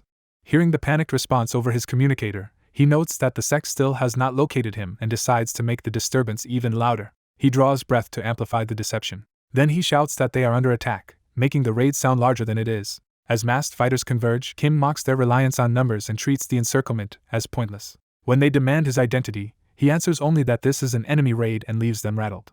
One of them calls him insane and orders the others to kill him at once. Kim accepts the label with a grin as the attackers leap in from every side. Instead of retreating, he crouches and decides to show them just how dangerous that madness can be. He launches himself into the middle of the surrounding fighters before their formation can close. With a savage smile, he declares a contest of recklessness and commits fully to overwhelming force. Kim crashes down in a spiraling inferno that engulfs the attackers and blasts the courtyard apart. The explosion leaves burning wreckage, shattered stone, and fallen enemies scattered around him. Satisfied that the noise should have drawn his true target, Kim decides to keep escalating until the master appears. A bearded man wrapped in poisonous green aura finally arrives, identifies Kim's style as that of the Flame Tyrant's line, and condemns the destruction. Kim realizes the room master came sooner than expected and adjusts his thinking immediately. The newcomer declares that Kim will pay for the damage with his life, revealing himself as the master of the Black Serpent room. Kim privately notes that being mistaken for the Flame Tyrant's disciple may actually help him hold the man's attention. He answers with contempt, dismissing the room master as a petty demonic stray. Insulted, the master demands proof that Kim truly belongs to that feared lineage. Without waiting for a reply, he lunges first, determined to test Kim through combat. Kim slips past the opening strike and mocks the man for attacking before even letting him finish speaking. The room master admits Kim's evasion is impressive, though his tone turns more predatory than respectful. Kim studies the green claws and realizes the man's martial art combines lethal poison with claw techniques, making even a scratch fatal. The master follows with another vicious claw strike, trying to corner him through speed and reach. Kim keeps just outside the poisoned fingertips and concludes that the fight is simple as long as he is never touched.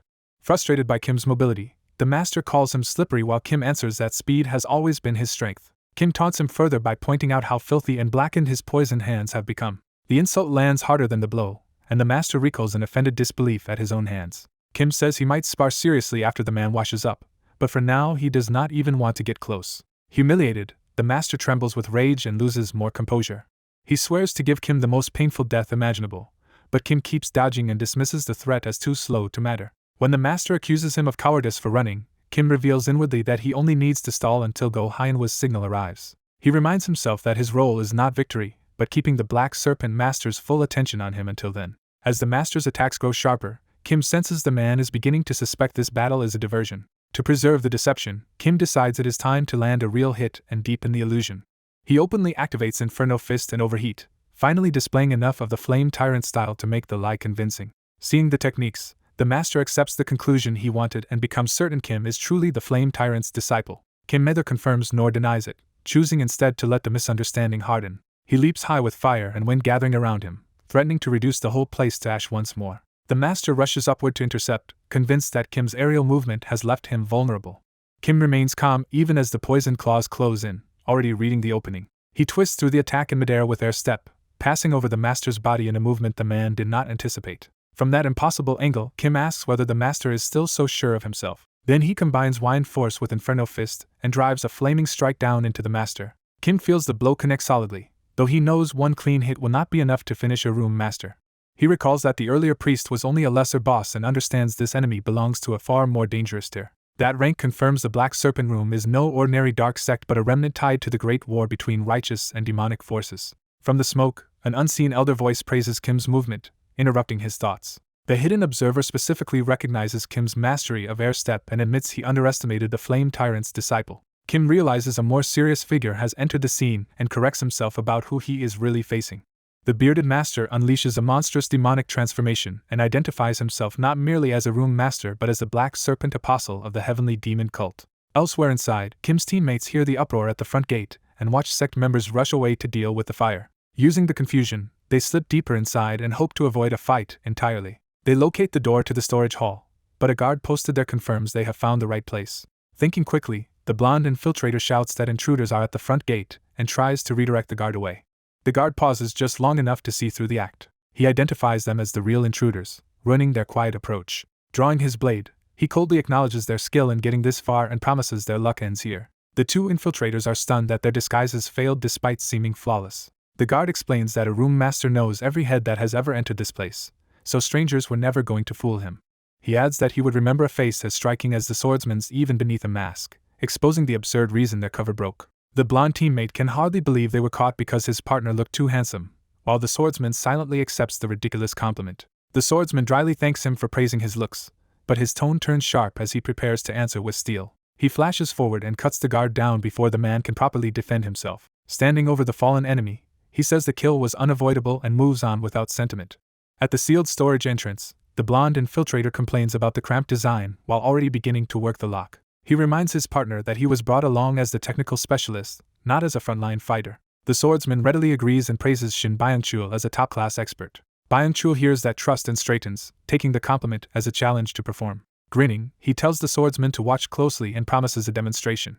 He produces a set of specialized tools and grandly announces his own greatness before getting to work. His hands move in a blur over the mechanism while the swordsman watches in wary silence.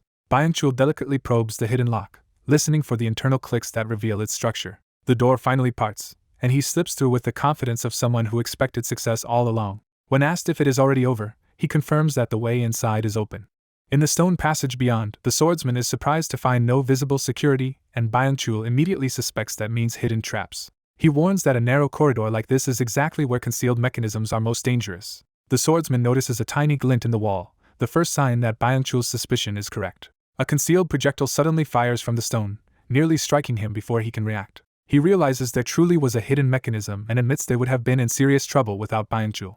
Byung-chul uses the near miss to lecture that lowering one's guard for even a moment is fatal, and the swordsman vows to trust him completely. Pleased, Byung-chul orders him to stay close and follow exactly as instructed. He marks a precise foothold and tells the swordsman where to step. Then he has him pin that spot down with his weight to keep the mechanism suppressed. At the right moment, Byung-chul yanks a hidden line and triggers the trap on his own terms.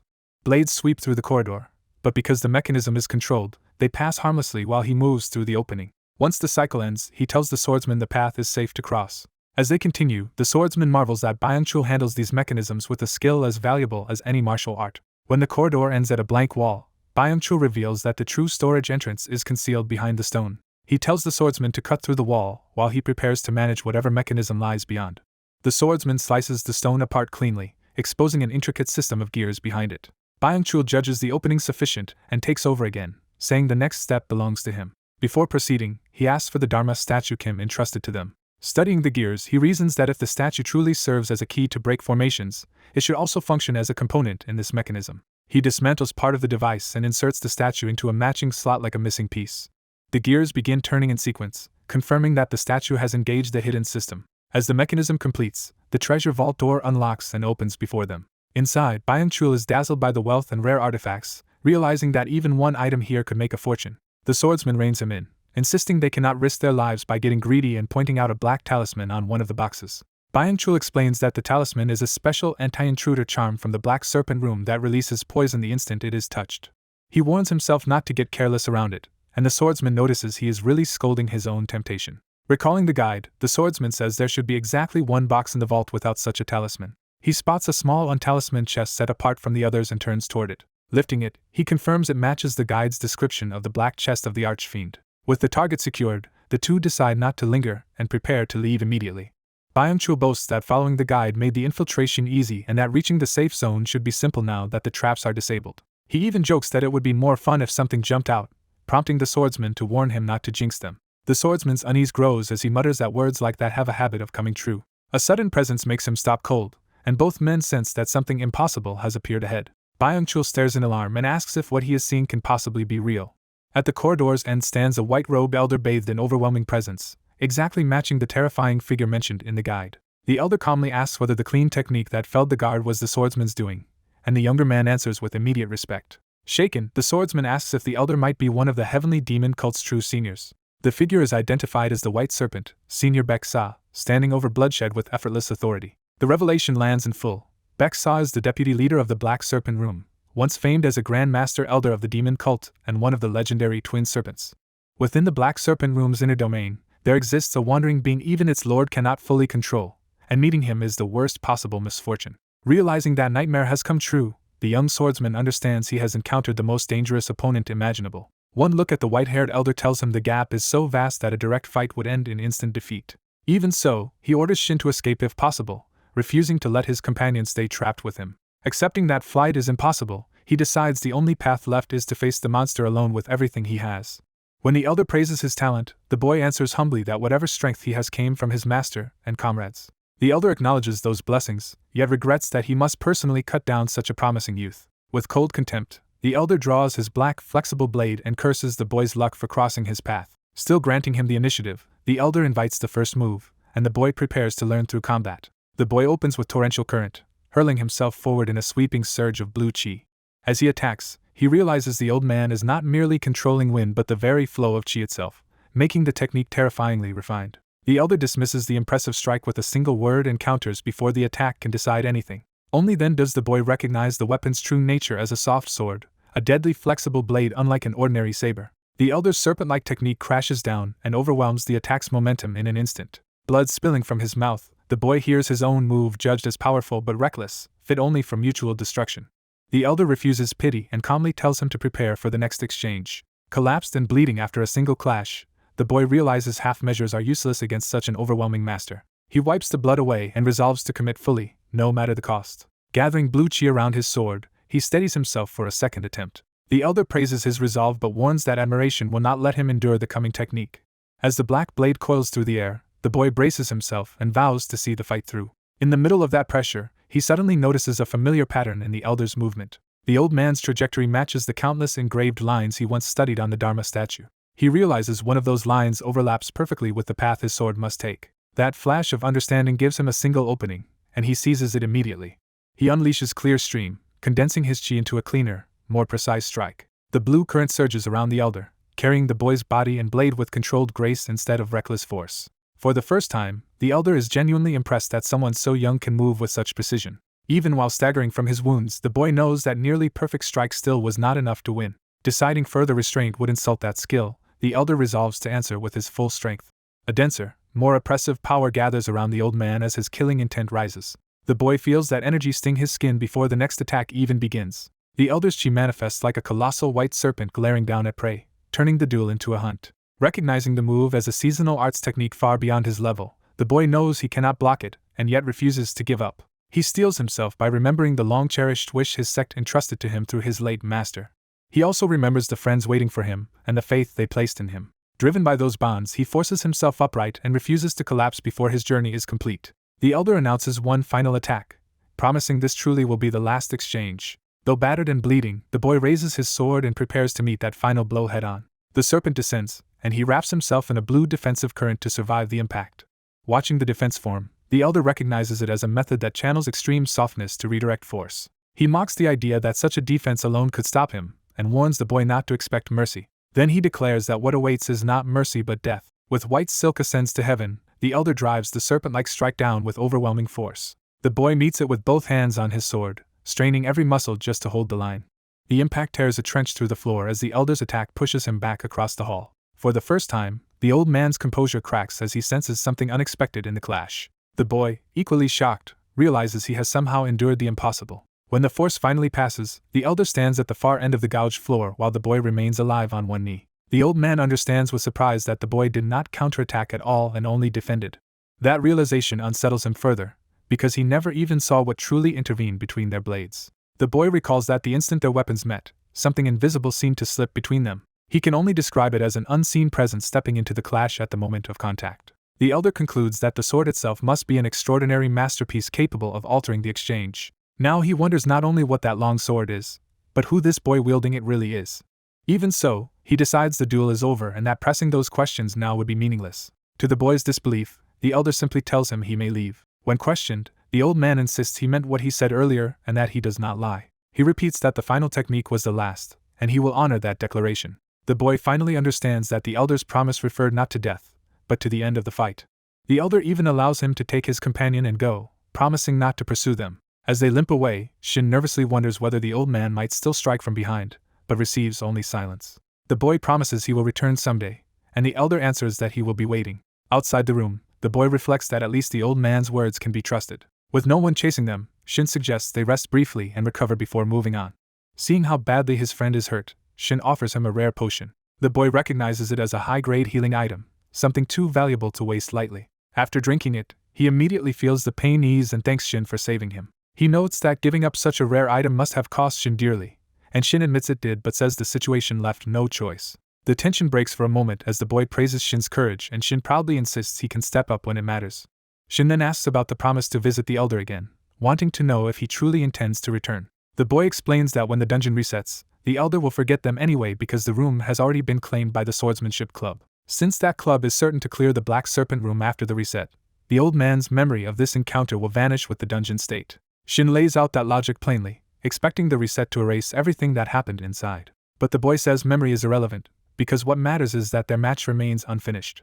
He believes the elder spared them out of a warrior's pride, wanting a rematch once the boy has grown stronger, so the duel has merely been postponed. Holding on to that conviction, he vows to return one day and settle the fight properly as a true warrior. Elsewhere, another battle rages as a suited young man wreathed in red power faces a berserk enemy cloaked in purple energy. The raging foe mocks his evasive footwork and accuses him of disgracing Flame Tyrant's name by fighting so differently. The young man calmly corrects him, insisting once again that he is not Flame Tyrant's disciple.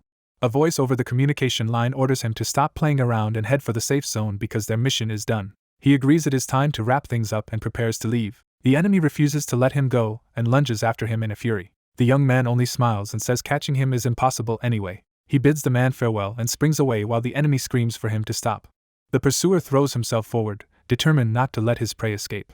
In response, the young man traps him inside a celestial net of purple restraints. Using that instant, he plants his foot and prepares a stronger finishing blow. He activates Amplify, boosting Inferno Fist from rank C to rank A despite the strain it will place on his body. Combining Inferno Fist with Wind Force, he condenses a blazing, accelerated punch. The enemy's net closes around him, but the young man remains perfectly composed as his attack reaches completion. He releases the amplified strike in a roaring spiral of fire that slams into the trapped foe. The blast erupts through the structure in a towering inferno, tearing apart the surrounding building. After the explosion, he winces from the backlash rather than from any counterattack. Examining his hand, he notes the expected burn damage from stacking Amplify on top of an already punishing technique, and judges the injury acceptable. He knows even that power cannot kill the Black Serpent Master, but it has bought him time by blasting the enemy far away. When the foe's voice already rises again from the smoke, he decides to leave before the situation turns ugly. Far from the battle, he judges he has finally put enough distance between himself and the pursuit. Walking through the city, he predicts that once the others leave the dungeon, their enemies will search everywhere and grow frantic when they find nothing. Spotting an abandoned house that should serve as the safe zone, he wonders whether Go Hyunwoo and Shin Byung-chul made it there. He reaches the door and quietly lets himself in. Inside, he finds the two already present, and they greet him with relief. Seeing his pale face, they immediately suspect he must have fought something serious despite his strength. He confirms with a strained smile that he indeed had to fight back. To help them leave quickly, he produces an emergency escape scroll and tells them they stayed in the dungeon longer than planned. Knowing the two waiting outside must be worried sick, he prepares the group to withdraw at once. A purple portal opens before them, and he urges everyone through. The three emerge from the dungeon gate and announce their return to the woman waiting outside. Shin immediately warns that they need to slip away before anyone notices them. Before they can move, however, two women appear in front of them, blocking the path. When Shin panics at the black veil surrounding the area, one of the women casually explains that it is her skill. She reveals it as Shadow Pouch, a technique that hides nearby people inside a space made of shadows. Shin tells himself to stop overthinking and accepts the explanation with awkward gratitude. The group starts climbing toward the surface on foot, using the concealment to avoid the many people above. As they move, the woman asks whether the Black Serpent room was handled without incident. The young man answers that there were no major issues, and she proudly praises him as the real deal for a first year who cleared a B-rank dungeon. Her confidence falters when something suddenly appears on the recon feed. A green portal opens, and she identifies the newcomer not as a professor but as Gwak Sungji. Immediately she orders everyone to stick to the story that they only inspected the lower basement, and never touched the dungeon itself. A measured step from the portal announces the arrival of the disciplinary officer. Gwak Sungji emerges carrying one of the shadow butterflies trapped in a cage and greets them with unsettling politeness. Skipping formalities, he says he found something interesting on another floor and came to check whether his suspicions were justified. He lays out the suspicious picture plainly, a first year coming up from the basement alongside upperclassmen, including the head of the Thieves' Club. On that basis, he orders them all to accompany him to the disciplinary office. The Thieves' Club leader accepts with a cool smile, hiding her tension behind easy confidence. Soon the doors of the disciplinary office open to receive them. They are brought before the committee, and Sungji reports that he found them near the basement entrance. The committee head immediately asks whether they were heading down or coming back up. When told they were on their way up, he quietly marks the answer as significant. Sungji's expression shifts as he realizes that detail may expose more than he intended. A tense silence settles over the room while the committee weighs what that means. Sungji steps aside from the portal, leaving the students to face the questioning directly. The committee head reasons that if they were coming up, then whatever business they had in the basement was already finished and needs to be verified. He invites them to sit and even offers drinks, using calm courtesy to keep them talking. Shin and the swordsman nervously decline, trying not to reveal how uneasy they are. Kim Ho, by contrast, sits down comfortably and asks for honey water as if this were a casual visit. The committee head studies that composure in silence. Then he asks Kim Ho whether he belongs to the Thieves' Club, noting that he and the club leader give off a similar impression. Kim Ho denies joining any club for now, and the club leader teasingly tells him to think carefully before rejecting her side. The questioning shifts to why the upperclassmen took first years into the basement, and she claims she was merely showing the juniors around. The committee head cuts through the excuse and asks directly whether they entered the dungeon at all. Turning to Kim Ho by name, he reminds him that first years are forbidden from entering the basement without permission. Kim Ho admits he knew the rule and says he went down anyway out of curiosity about what lay beneath. The committee head accepts curiosity as natural but presses him on why he chose to break school rules for it. Just as the matter seems settled, the committee head receives a message and abruptly pauses. The update states that Sungji found no record of any unauthorized raid being reported that night. Realizing the committee is considering the use of an emergency escape scroll, Kim Ho concludes they still cannot identify who used it because the dungeon was never cleared. Lacking proof, the committee settles on a light punishment, assigning each of them one demerit point and dismissing them with a warning. As the students leave, the committee head stops Song Chunhai by name. Once the others are gone, he asks his subordinate to tell him honestly what she thinks really happened today. Reviewing the incident, the orange-haired officer criticizes how conspicuously the opposing group moved and concludes that if sightseeing had been the goal, only senior Chai Dabin needed to go, not head Dang Gyung. She further reasons that the trio's real target was the dungeon itself, and if they aimed for a higher-ranked one, they must have found a way around its security. Noting that Go Hyunwoo ranks among the top first years in raid records, she points out that his battered condition looked like internal damage rather than a simple scuffle. That clue makes the green-haired investigator realize they likely challenged a dungeon difficult enough to seriously injure someone of Hyunwoo's level. He narrows the estimate to somewhere between D rank and C rank, while admitting there is even a slim chance it was B rank. When he asks whether she checked Kim Ho's hand, the officer admits she only caught a brief glimpse and missed the detail. The investigator reveals there was a fresh burn mark on Kim Ho's right hand, immediately giving the officer a new lead. Although he says this alone cannot directly tie the case to the temporary storage theft, he insists one thing is certain. Because the burn is recent, he concludes it must have been made when someone entered the dungeon they raided that very day. He decides that the next time they enter that dungeon, they will finally be able to pick up the thieves' trail. Elsewhere, the team wraps up for the day, exchanges farewells, and leaves with the sense that they have at least survived the immediate fallout. Before parting, the black-haired senior woman pulls Kim Ho aside and says they need to talk privately. Walking with him outside, she apologizes for boasting earlier only to end up getting caught. Kim Ho admits he is a little disappointed but softens it by acknowledging that Gwak Sungji's move against them had been genuinely sharp. When she accuses him of teasing, he shrugs off the demerit point and makes it clear he is not dwelling on the punishment. Instead, he asks to see her hand, catching her off guard. Examining the damage, he realizes Sungji must have noticed the same problem during the raid. He asks whether she overused Inferno Fist in the Black Serpent room, and she admits she made a mess of herself down there. She worries that if this continues the authorities may trace the incident back to them, and says whether they can lock the Black Serpent room replay to private will decide everything. Kim Ho asks her to handle that cover-up, and she agrees because their own management was flawed too and letting him get caught would help no one. After agreeing, she asks the question she has really been holding back, wondering why he keeps doing such reckless things. Kim Ho falls silent, weighing how much of himself he wants to reveal. He reflects that in only a month at the academy he has already broken rule after rule. He also recognizes that he has repeatedly thrown himself into conflict with different factions without hesitation. He senses that what she truly wants to know is what he hopes to gain from all this risk.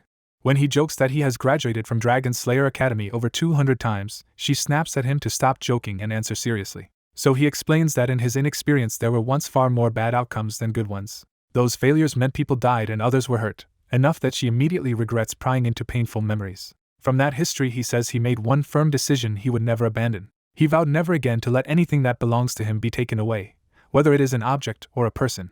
She calls that an extremely difficult goal, and he answers that he will simply keep growing stronger until it stops being difficult. His answer sounds like an impossible dream, but she finds the conviction behind it persuasive and decides she likes it. With the mood lightened, she tells him to rest and says she will see him Monday, prompting him to ask what is happening then. She refuses to explain, leaving him with a teasing mystery as she walks away smiling. A few days later, Go Hyunwoo greets Kim Ho in the hallway and remarks that he looks much healthier.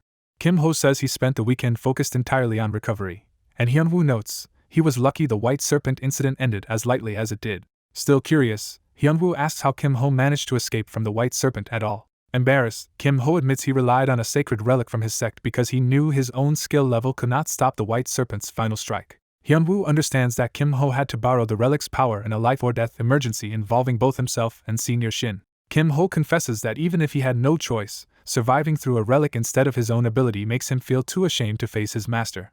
Hyunwoo realizes that the relic strong enough to block the White Serpent in one swing must have been at least S rank, if not higher. He also understands that using such overwhelming borrowed power just to survive must have badly wounded Kim Ho's pride as a martial artist. So Hyunwoo comforts him, saying he has already been through a lot and letting go of that pride could not have been easy. Kim Ho accepts the encouragement and resolves to train harder, regain his qualifications quickly, and restore his sect's honor, which Hyunwoo fully believes he can do. Their talk ends when Hyunwoo mentions Kim Ho is alone today and says Seo Yain is already waiting in the classroom.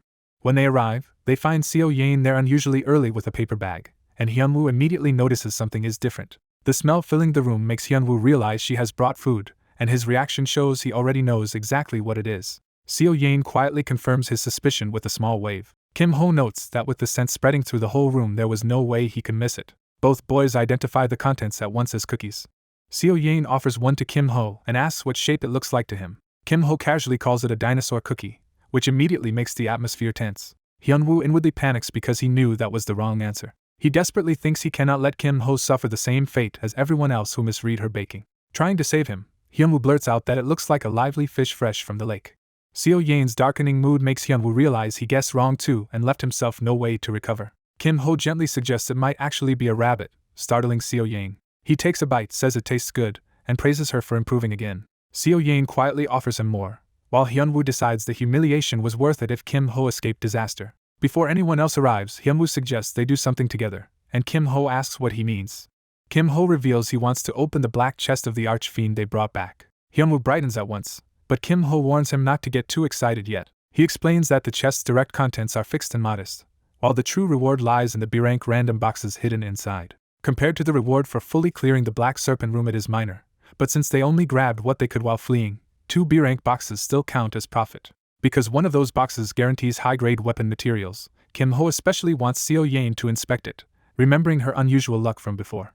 When the box opens, his suspicion is confirmed by an absurdly lucky result. Seo Yain pulls a feather cushion rank B from what should have been only a D rank random box, making Kim Ho wonder if she has some kind of luck-related trait. He offers her the second box as well, and she agrees to open it. As the second box shines, Kim Ho wonders whether she can exceed expectations again even from the ingot box. The others stare as the result begins to emerge, sensing something extraordinary. Seo Yain draws an A-rank eternal cold steel ingot, and Kim Ho can only marvel at how impossibly lucky she is to hit above the odds twice. He immediately asks her to open the remaining box too, and she calmly agrees. The last reward turns out to be 100-year ginseng, a decent elixir ingredient that can be consumed directly or used in alchemy. With one jackpot and one mid-tier prize, Kim Ho starts wondering whether some hidden activation condition is influencing the results rather than pure luck alone. He asks Seo Yain whether the feather cushion helped her, and she says it helped a great deal. Satisfied, he tells her that is what matters most, and her quiet smile shows the answer means a lot to her. Kim Ho then decides he cannot waste time because eternal cold steel takes a while to process, so he plans to go straight to the blacksmith after class. At the blacksmith workshop he requests a commission, only to be told the waiting list is already full for the semester. He asks to speak with the head craftsman directly, but the worker flatly refuses. Even after being told that not even prestigious heirs get special treatment, Kim Ho says he is not a direct heir but he does have something else. He produces a VIP crafting ticket, shocking the worker and forcing him to reconsider. The head craftsman appears, astonished that a first year came with a VIP ticket, and asks what Kim Ho wants made. Kim Ho hands over a prepared blueprint, and says it will be faster if the craftsman sees the design for himself. After reviewing it, the craftsman realizes Kim Ho is asking for an unusual Magitech device rather than an ordinary staff. Intrigued by the design, he agrees to make an exception even though he normally does not accept Magitech requests. When asked about materials, Kim Ho presents the A-rank eternal cold steel ingot, and asks that it be used as the main component. He also offers a bracelet made of black mithril as a submaterial, explaining that combining them properly should let the weapon exploit both metal strengths. The craftsman judges Kim Ho to be a very unusual first year, impressed by both the request and the materials he brought. Confident he can handle the unfamiliar combination, the craftsman estimates the job will take about a week and promises to contact him when it is done. Kim Ho silently rejects that timeline, convinced the work will be finished in only a few days instead. Later, heading to the arena entrance, he notes with relief that he has arrived on time. Inside, an announcement reminds everyone that mentoring begins this week and directs the first participants to the lower area. Kim Ho realizes mentoring has already started and is struck by how quickly time has passed. As he processes that, a familiar voice asks whether he applied for mentoring too. He turns to find Han Somi and Song Chunhai, realizing they are here for the same event. Somi asks if he is an all-rounder caster, and he confirms that he is. Excited, she says Chunhai applied as an all-rounder too and hopes they might even end up with the same mentor. Chunhai immediately shuts that down in embarrassment, while Somi innocently asks what part of her comment was wrong. Kim Ho quietly asks whether Chunhai often acts like this, and Somi admits not usually, though she can be strange sometimes. Somi then leaves for her own group after wishing him luck, and he returns the wish. Kim Ho continues deeper into the arena corridor alone. Soon Chunhai confronts him and demands to know why he is following her. He denies following her and tells her to go ahead if she thinks that is the case. Even after that, they keep walking in the same direction. The awkward silence makes Chunhai start suspecting an answer she does not want. When Kim Ho asks if she is also in group 163H, her suspicion becomes certainty. She is stunned to realize they have been assigned to the same mentoring group. Then Guak Jichul appears as well, and Kim Ho notes that he too applied as an all-rounder caster. A moment later Hon Yanhua arrives beside him, shocked to find Kim Ho there too. Seeing Song Chunhai, Guak Jichul, and Han Yanhua gathered around him, Kim Ho recognizes every face and wonders who their mentor will be. A senior woman arrives and greets the juniors, drawing everyone's attention. The group looks down from the upper level as the newcomer steps into view below. Kim Ho finally understands what the black-haired senior meant when she said she would see him Monday. Dang Gyung reveals herself as their mentor and introduces herself formally as the head of the Thieves' Club. The bright arena setting only sharpens the contrast with the trouble her presence promises. Gyung explains that since they chose her, they are aiming to become all-rounder type mages, which means they need more than raw magic. Because she does not yet know each student's strengths and weaknesses, she says today will be about testing their abilities. With a snap of her fingers, she begins setting the exercise. A circular arena appears on the system display with the rule-strong opponent, and she announces that this week's PvP match will be handled through mentoring. She clarifies that this mentoring session substitutes for the week's regular PvP and tells them to focus while she explains the rules. The first rule is simple and brutal: the strong opponent is her. Since first years facing a third year would be too harsh otherwise, she adds optional rules to balance the match. First, once she puts on a special bracelet, all of her abilities will be limited to C rank, functioning like a fixed rank zone. Second, if the students manage to remove all 3 stickers attached to her body, that will count as their victory. Third, the two-man rule means any two of them may team up and challenge her together. After finishing the explanation, she invites questions or complaints, but the group remains silent. Taking their silence as acceptance, she tells them to come in two at a time whenever they are ready. The 4 first years immediately start thinking about who should pair with whom. Kim-ho decides that if he must choose a partner for this PvP, he should avoid the worst possible matchups. Janhwa panics and blurts out that she will go in, clearly desperate not to be left with Kim-ho. At the same time, the class battle progress display reaches completion, adding pressure to the moment. Watching the others react, Kim-ho realizes they are all thinking the same thing and are determined not to end up paired with him. Chunhai quickly asks Janhwa to pair with her, and Janhwa accepts at once. That leaves Chunhai suddenly realizing she has stranded herself, and asking what about her. Kim-ho dryly notes that they are on the same team again, and her horrified scream says she considers that the worst outcome. Even after the pairing is settled, Janhwa keeps spiraling while Kim-ho remarks that she has not changed at all. As he waits for her to calm down, he decides he might as well check his quests. The system shows the first mentoring event is in progress, and that the Week 5 PvP subquest rewards vary depending on how quickly he removes the stickers. Seeing that, he concludes dragging the match out will only hurt him and decides he needs to finish on the very first day. When the first pair's match seems to end almost immediately, he is surprised by how fast it happened. Chunhai and Jichul return battered and exhausted, confirming that a third-year mentor is on a completely different level. Now it is Kim-ho and Janhwa's turn, and Gyung tells them to enter whenever they are ready. Kim-ho notes that despite just finishing a PvP match, Gyung looks completely unshaken, and even with her rank capped the gap remains enormous. Once they face her in the arena, she asks whether they have any plan at all. Kim-ho answers by telling Janhwa to try fighting alone first, which shocks her.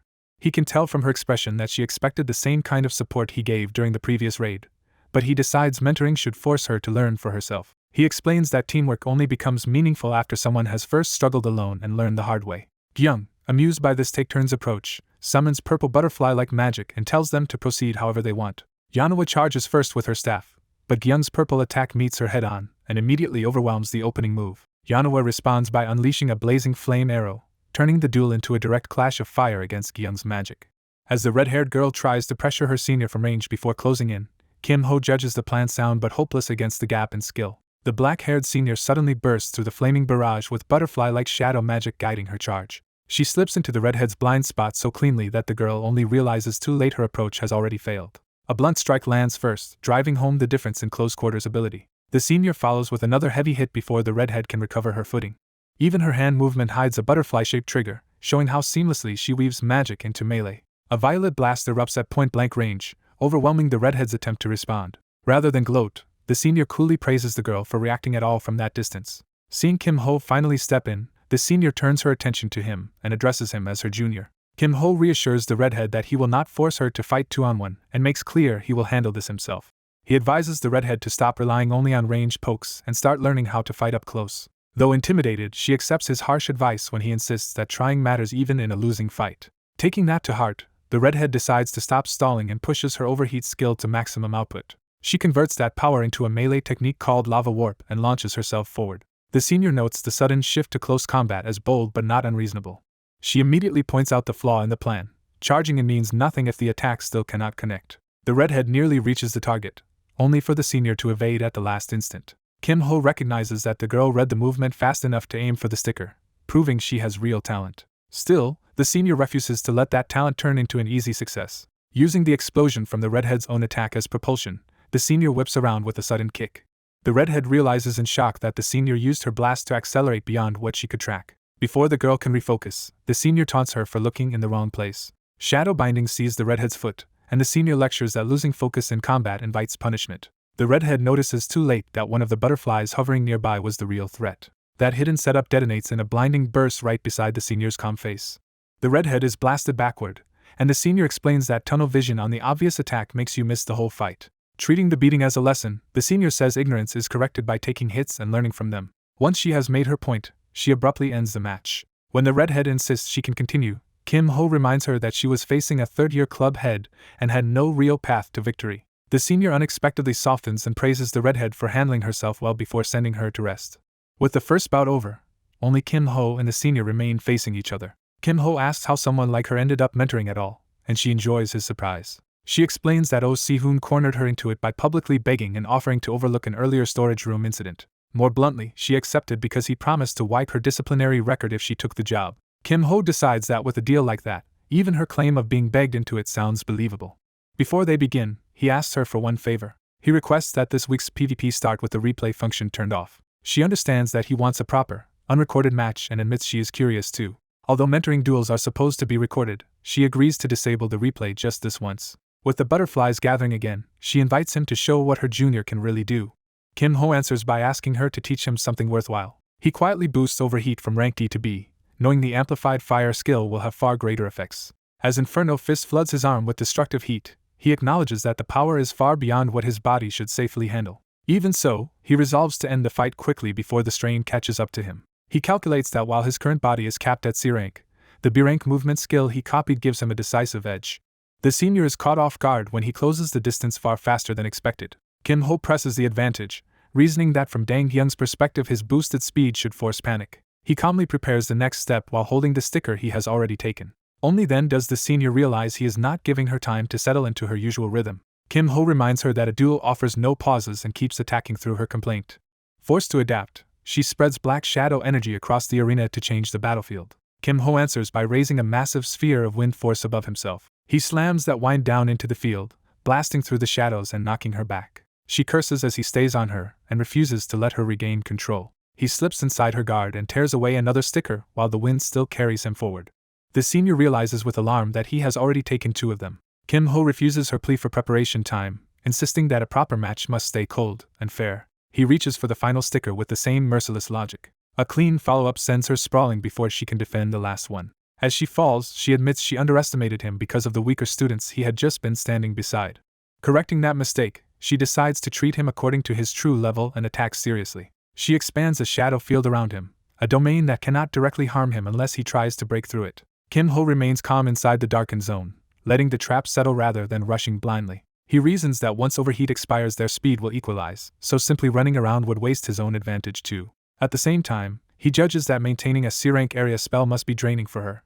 That means as long as she sustains Shadow Field, she cannot freely use other skills against him. The senior realizes too late that he is charging straight at her instead of trying to escape the domain. She intercepts with a kick, mocking his aim as if he has chosen the wrong target. Kim Ho slips under the line of attack, turning her counter into an opening. The failed kick leaves her off balance and visibly rattled. Kim Ho takes the last sticker as well, and the system declares his victory over Dang Hyung. Afterward, the senior storms over to the resting students and scolds them for slacking off the moment she looks away. The others quietly notice that her clothes and sticker placement are slightly different from before, hinting at what just happened. Too annoyed to give personal comments now, she bluntly tells them all that their close combat ability is embarrassingly weak for mages. She warns that anyone hoping to climb higher needs real answers for close quarters combat, not just ranged spells. So she announces that the rest of today's mentoring will focus entirely on melee. To motivate them, she offers 3 chances to remove all her stickers for points, then dismisses the session. As the others leave, Kim Ho checks the completed quest and realizes the mentoring reward greatly boosts skill and trait growth. When the senior asks why he is still here despite not needing ordinary mentoring, he says he intends to learn whatever he can. He flatters her by saying that especially from someone like her, there must be a lot worth learning.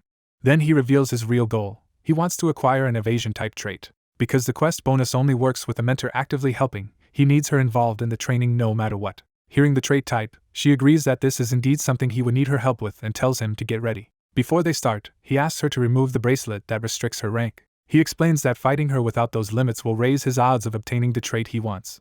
When she asks what kind of trait needs such extreme conditions, he names it distortion. She recognizes it as another bizarre target and asks what it even does, but he refuses to explain until he actually learns it. Amused and challenged, she accepts and asks whether he is really confident he can dodge her at full strength. With a simple answer, she drops the limiter bracelet to the ground. Freed from restrictions, she unleashes a far denser storm of shadow butterflies and demands proof that he is more than talk.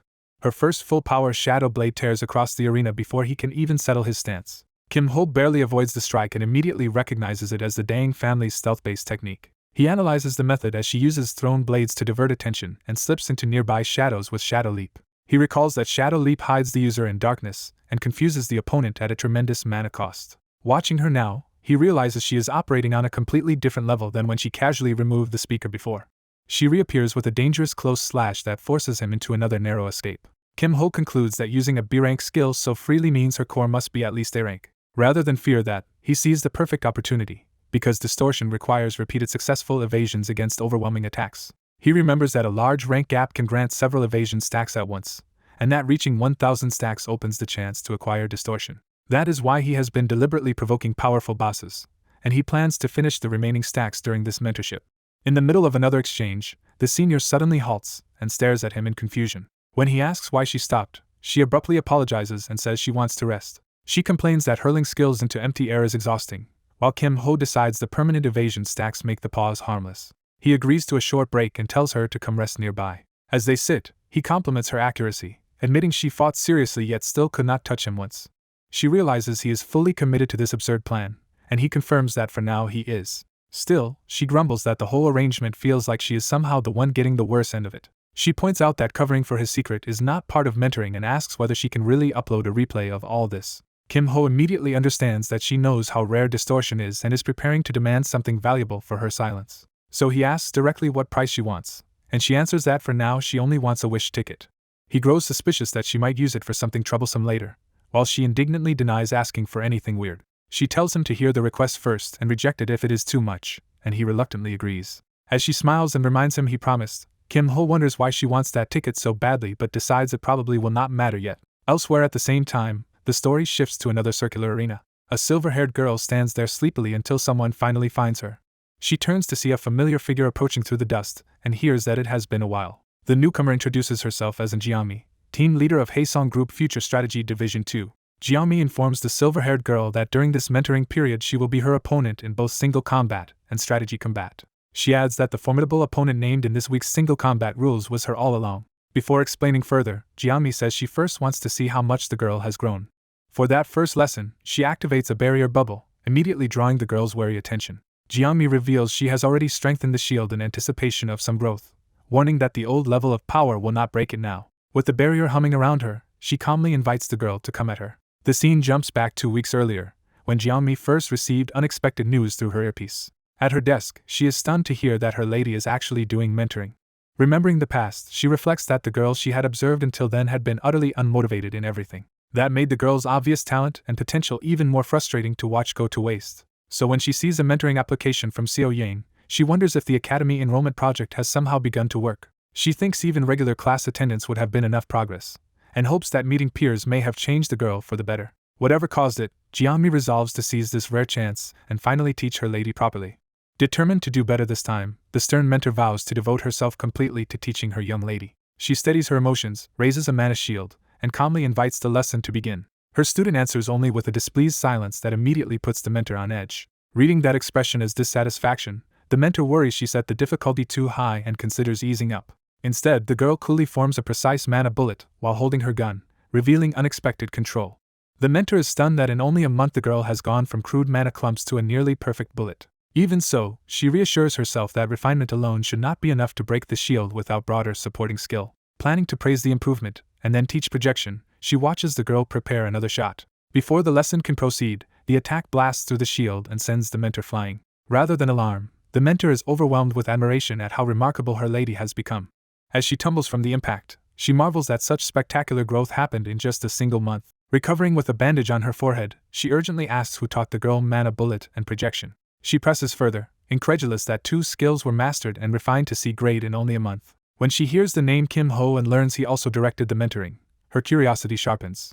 Proud but puzzled by this sudden diligence, she asks what drove the girl to work so hard. The girl recalls practicing mana control under Kim Ho's guidance. She also remembers him physically correcting her form while helping her understand how to project the skill properly. In the end, her reason comes out simply and softly: she did it because she wanted to. That plain answer leaves the mentor momentarily speechless. Then the realization hits her hardest of all: her usually cold young lady actually smiled. Now deeply interested in the mysterious Kim Ho, she says she wants to meet him at least once. The next day at lunch, Kim Ho's friend asks how the mentoring is going. Kim Ho says he is extremely satisfied, praising both the mentor and the other trainees in his group. When asked who else is there, he mentions that a young lady named Han Somi is in his group. He notes there were many Sword Club members nearby and privately confirms that Han Somi really was grouped with him.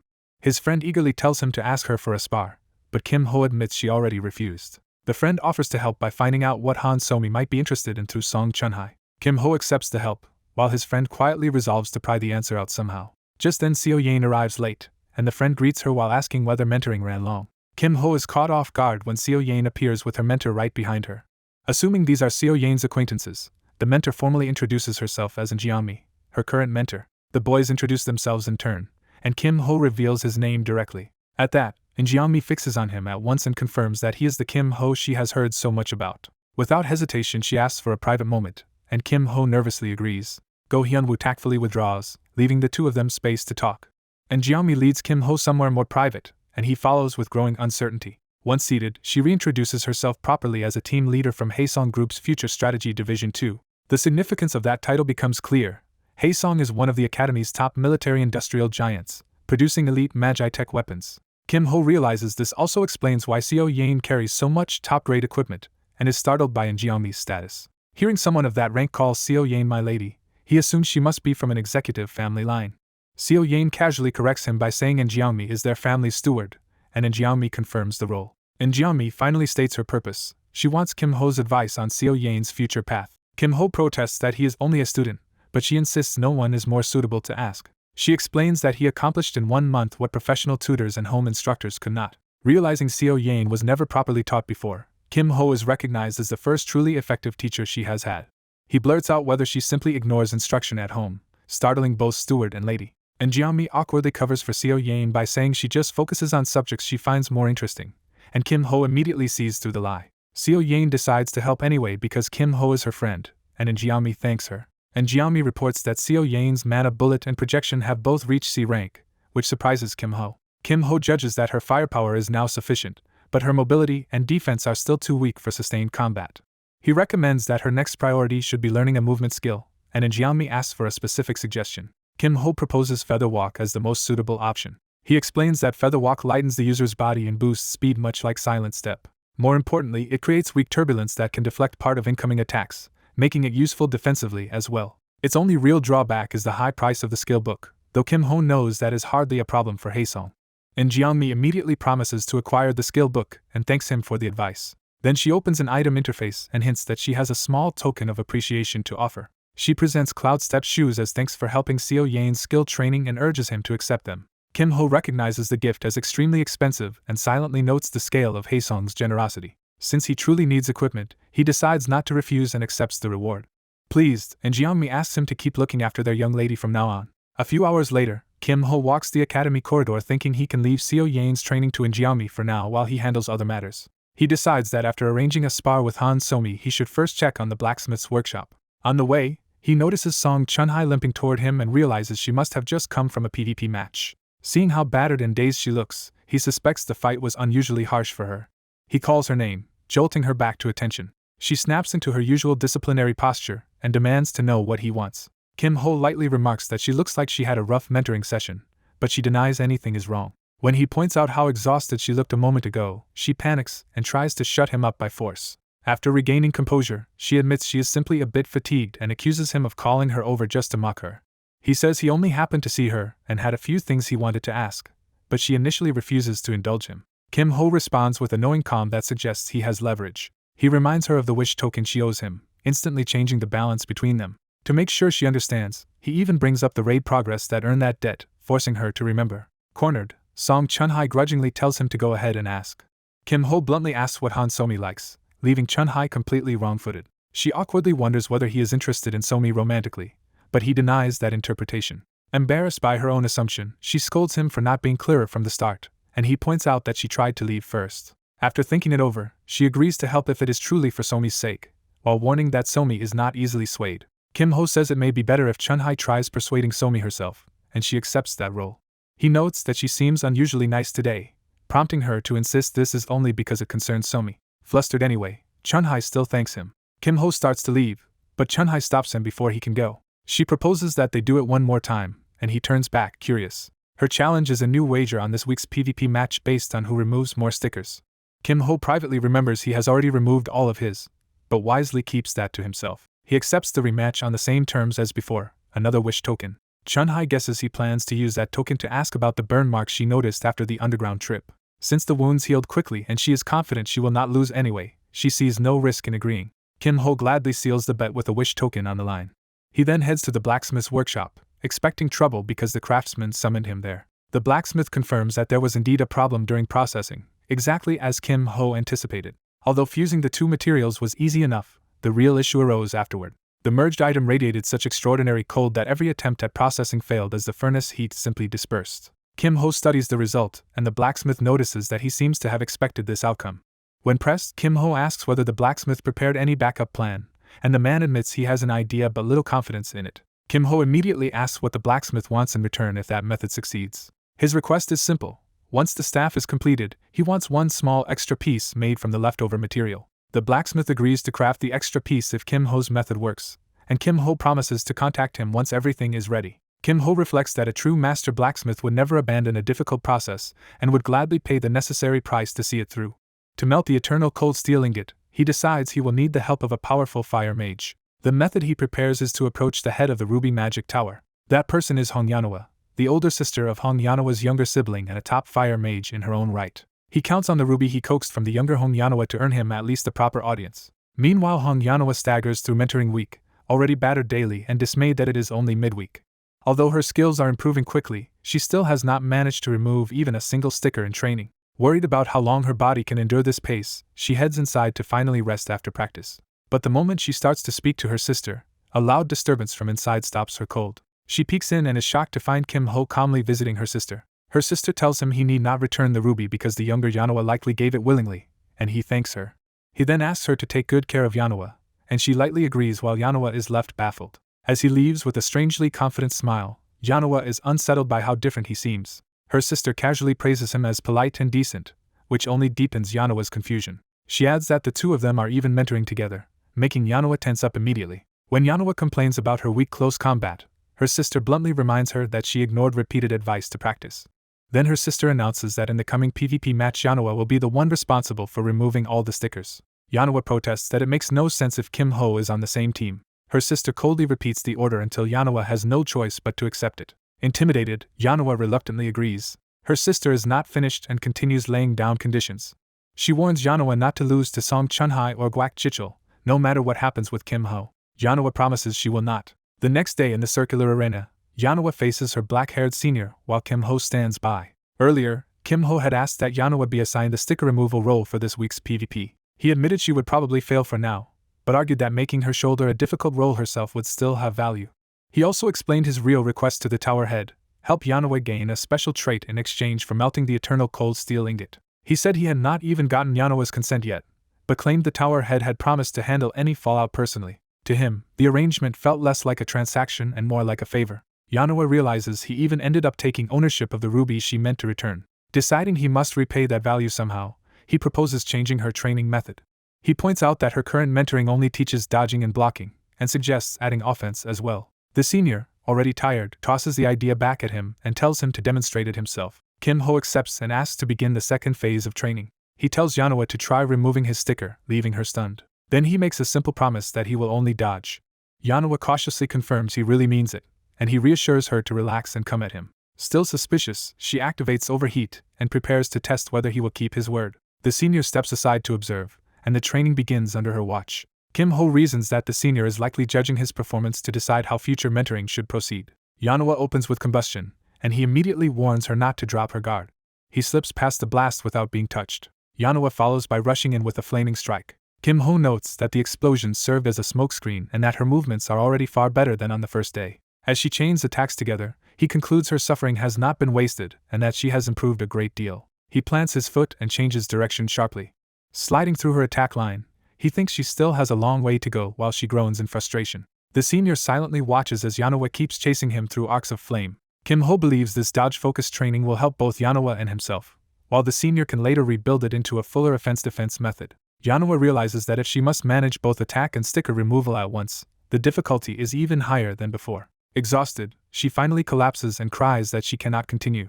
Looking up at the untouched Kim Ho, she can only marvel at how he dodged everything without a single hit and call him a monster. She decides she should flee before the senior assigns even more training and starts to excuse herself. Kim Ho stops her by calling her name. He asks if she possesses the rare fire trait known as Aqua Flame. Startled, Yanhwa admits she does and asks how he knows, and he says he heard it from her sister. He explains that Aqua Flame appears in only a very small number of fire mages. The trait is called Aqua Flame. It is a fire that can burn even in the deep sea and gives overwhelming elemental advantage against water and ice, but it comes with a catch. Yanhwa says she has heard its growth stall before reaching E rank. Kim Ho explains that powerful traits like Aqua Flame are rare precisely because the stronger the trait, the harder it is to grow under ordinary conditions.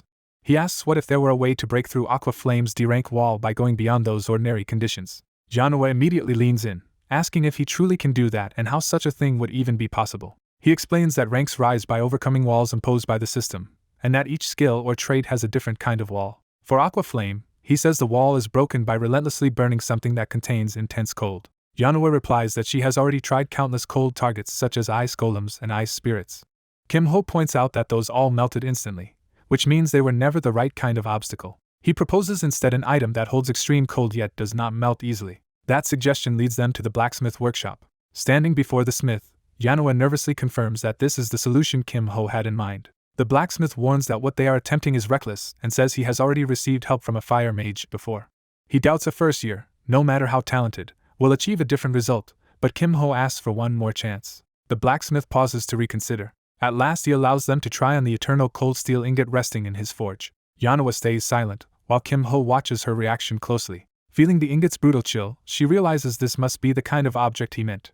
She decides to focus Fire Pillar into a single point and test it directly. Her concentrated flame erupts against the ingot as the others watch. The blacksmith is astonished because this is the first time he has seen a fire mage maintain output while piercing through that level of cold, though he notes she still needs time to fully grasp it. Kim Ho asks for a few more days, and the blacksmith agrees because for the first time he can see real hope. A few days later, Kim Ho returns to the circular arena for the final day of the first mentoring session. Yanhua greets him brightly and explains that the other two already went in ahead of them. Seeing her mood, Kim Ho immediately guesses that her rank has risen. She is shocked that he can tell so easily. He says the answer is written all over her face. Still unable to see it herself, she touches her cheeks while he tells her to save the celebration and focus on sparring.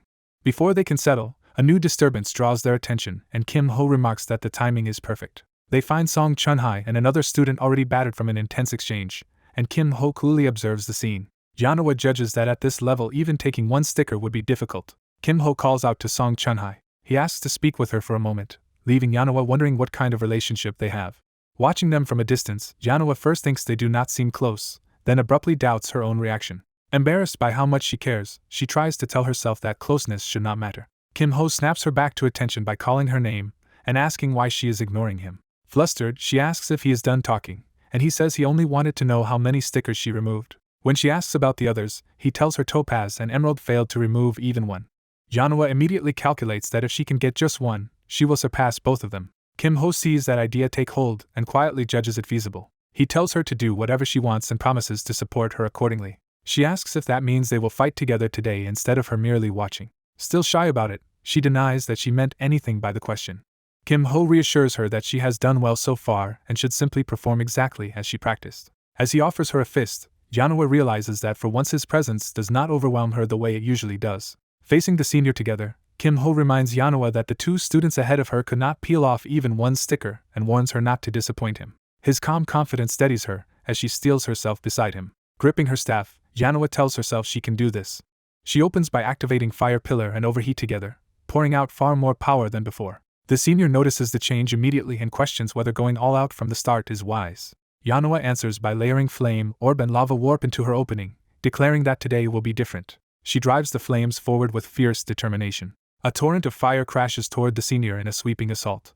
The senior calmly begins analyzing the strategy behind the attack. She blocks the blaze with a dark shadow blade and prepares a counter. Rising through the flames, she cuts through the pressure without losing composure. Yanua's fire spreads across the arena floor, forcing the battlefield into a sea of explosions. The senior realizes they are trying to blanket the entire area in flames to interfere with her shadow-based movement. Yanhua charges through the burning field, laughing as she presses the advantage. But the senior dismisses the tactic as still far from enough. Yanhua swings again, refusing to back down. The senior suddenly understands that the true target was her sword rather than her body. As the shadow weapon is knocked away, Yanhua remembers the plan to disarm first and attack while the opponent is off balance. She closes in for the follow-up, but the senior reacts before Yanhua can finish it. With a faint smile, the senior reveals she still has another move prepared. Yanhua is stunned when the senior stops dodging and instead lets a shadow butterfly appear beneath her. The senior calmly reveals that a hidden shadow butterfly had already been placed under Yanhua. That trap detonates in a burst of purple shadow energy around Yanhua. Yanhua barely shields herself as a green support effect from Kim Ho cuts through the aftermath. Kim Ho warns her not to lower her guard just because he is helping, and she apologizes and refocuses. Seeing his support continue, the senior decides she will have to raise the difficulty. She lunges in with twin shadow blades, scolding them for chatting and growing careless in the middle of a fight. Yanhwa is forced back as the senior slips past her defense in a blur.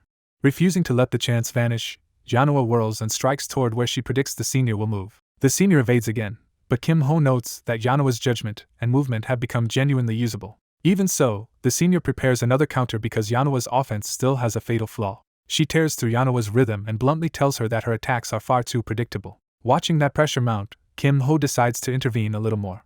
He activates another green support technique with a precise gesture. As the support wraps around the senior's movement, he challenges her by asking how long that pace can last. The sudden interference creates a brief opening behind the senior, and Yanhwa is startled to find herself right there. Kim Ho immediately orders her to grab the sticker now while the opening exists. Yanhwa's hand shoots toward the sticker on the senior's arm. She catches it cleanly and tears it free before the senior can recover. Realizing what she has done, Yanhwa bursts out in joy that she finally removed a sticker. Kim Ho notes with satisfaction that the instant an opening appeared, she stayed calm and snatched the sticker without hesitation, proving how much she has grown. But he immediately reminds her that the duel is not over and tells her to keep her eyes forward. The senior, amused rather than upset, praises the first success and invites Yanhwa to try removing the remaining stickers too. Yanhwa swallows her doubt, wonders if she can handle the last two, and resolves to do her best. She charges again into the continuing duel. The fight devolves into a chaotic comic scramble as the senior batters her around while Yanhwa desperately keeps swinging. When the match ends, the scoreboard declares Dang Young and Song Chunhai the winners, while Kim Ho and Hong Yanhwa lose, and Yanhwa accepts the defeat as the senior praises her effort. Afterward, the senior addresses the group and admits that, even so, someone did manage to remove a sticker, so her effort was not entirely wasted. The group is stunned to realize the sticker was removed, and that Hong Yanhwa was the one who did it. The red-haired girl quietly revels in finally surpassing Song Qianhai while trying not to show how pleased she is. Her awkward grin only makes the others suspicious and irritated as the tension lingers. Their senior cuts off any celebration and warns that this is only the beginning because regular one-on-one sparring will continue. The four students freeze in confusion, caught off guard by the idea that this grueling training is not over.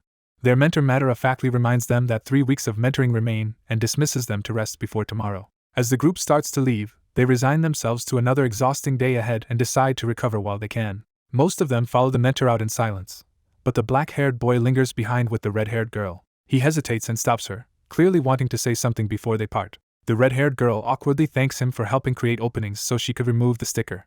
He gently refuses the credit and tells her the result came from her own effort. His sincerity makes her reconsider the harsh judgment she had formed of him. For the first time, she starts to think he may actually be kinder than she assumed. When he notices her staring, she snaps out of it in embarrassment. She hurriedly thanks him again and flees with the promise to see him tomorrow, leaving him bemused. The mentor suddenly reappears behind him and questions why he is still standing around so casually. She admits she came back because his wind skill annoyed her, while he points out that she had been the one to leave first. Without further warning, she launches herself back into motion and drags him into another exchange. She rushes him with twin blades, and the red-haired girl is left startled to witness the renewed clash. Still irritated, the mentor complains about his strange wind technique while admitting it is the only usable skill she has. She presses him on how someone who has graduated countless times can have so little, and he explains that re-enrolling resets everything to level 1. When she says her formation leaves no opening, he answers that his trick is not some cheap shortcut. She snaps that she has no patience for wordplay and is already exhausted from dealing with the other three. Even so, she tells him to ease up starting tomorrow and tries to leave for rest. He stops her before she can go, making her turn back in surprise. He reminds her that her week is not over because she promised to help him learn distortion. She grumbles about being overworked without compensation, but he insists they are almost done and only need a little more. With a weary laugh, she gives in to the promise she made, and he thanks her at once. They immediately resume sparring, both moving low and fast across the arena floor. He notes that she is rushing today, and she answers that if they must do this anyway, she wants to finish quickly and rest. As the exchange continues, he realizes she can now maintain her attacks without tiring the way she did at first. She presses him about whether he is still far from unlocking the trait, and he says he is close. In the middle of the fight, he suddenly notices the trait window appear. Seeing his opening, she warns him to dodge carefully because she is about to attack in earnest. She lunges with crossed blades, confident she has finally cornered him. Her strike seems to land, yet his body twists strangely, and the blow fails to connect properly. Shocked that a definite hit passed through him, she demands an explanation, and he says he just learned it. He reveals the distortion trait, which warps space to evade enemy attacks but can only be used once every 24 hours. She immediately calls the ability absurdly overpowered, while he points out the long cooldown as its balancing cost. Even after hearing that, she asks if she can learn it too, and he readily agrees. He explains that to stack evasion quickly she must fight opponents ranked above her, just as she did with him, but with faculty members instead. She balks at the idea of provoking A-rank teachers, and he leaves the choice to her. Having gotten what he wanted, he thanks her for the help and suggests they finally go rest. Before he can leave, she stops him again with a new thought. She invokes the wish token he promised her for helping him obtain a trait, and decides to spend it immediately. Her wish begins with a practical question about whether he has any plans next week beyond mentoring. When he says no, she uses the token to demand that they go somewhere together. She refuses to reveal where, saying the surprise would be ruined if she explained it now. She walks off with only a promise to tell him the details later, leaving him puzzled but agreeable. As he heads back through the halls, he notices from someone's light steps that Feather Step has already been mastered and wonders if a raid week will make his schedule even busier. He spots Seo Yane in the corridor and confirms from her movement that she has indeed mastered Feather Step. The traces around her feet make it obvious that the technique is active even in her casual steps. He calls out and asks directly whether she has been training Feather Step. She admits it and, when asked her current rank, answers that she has already reached D rank. He praises her rapid progress, but the butler appears nearby, revealing he has been watching the exchange. The butler calmly says he merely fulfilled his assigned duties, confirming he already knew about her advancement. The boy remarks that he can recognize obsessive dedication at a glance because he has lived in it long enough himself. The butler reports that D-rank Feather Step is an excellent result, and that she achieved it over the weekend. He then launches into a polished, exhaustive explanation of her training plan, leaving the boy impressed by how perfectly optimized it is. The boy realizes the curriculum is so complete that there is no obvious place for him to intervene, though he suspects even perfection must hide a weakness. When the butler senses his hesitation and asks if this is too intense, the boy decides to address exactly that issue. He proposes discussing a compromise now that both the trainer and the student are present. He bluntly reframes the matter as 1 week of mentoring with the butler, and asks Seo Yane how it feels. Seo Yane answers with complete indifference that it is boring because she is only made to repeat the same things. The butler defends the regimen as the foundation of all cultivation and reminds her that she endured the same kind of repetition under Kim Ho. She dismisses that comparison, saying Kim Ho is fine but the exact same training becomes boring when the butler orders it. Both the boy and the butler are left momentarily baffled by her logic. Pressed for more complaints, she adds that he will not even let her nap in peace. The butler sternly replies that a nap should not last more than 4 hours, and the boy privately admits that this point is hard to argue with. The boy realizes that if he says the wrong thing, Seo Yane may quit training altogether, so he carefully searches for a way she can accept. He asks what she wants most right now, and after some thought she answers that she wants rest and time to recharge. He immediately suggests letting her rest for now, prompting the butler to protest that the schedule will fall apart. Lowering his voice, the boy insists there is no other way because otherwise she might simply lie down and refuse to move at all. The butler reluctantly accepts, though the concession clearly stings. The boy then asks Seo Yane what she would actually do with that rest instead of simply sleeping all day.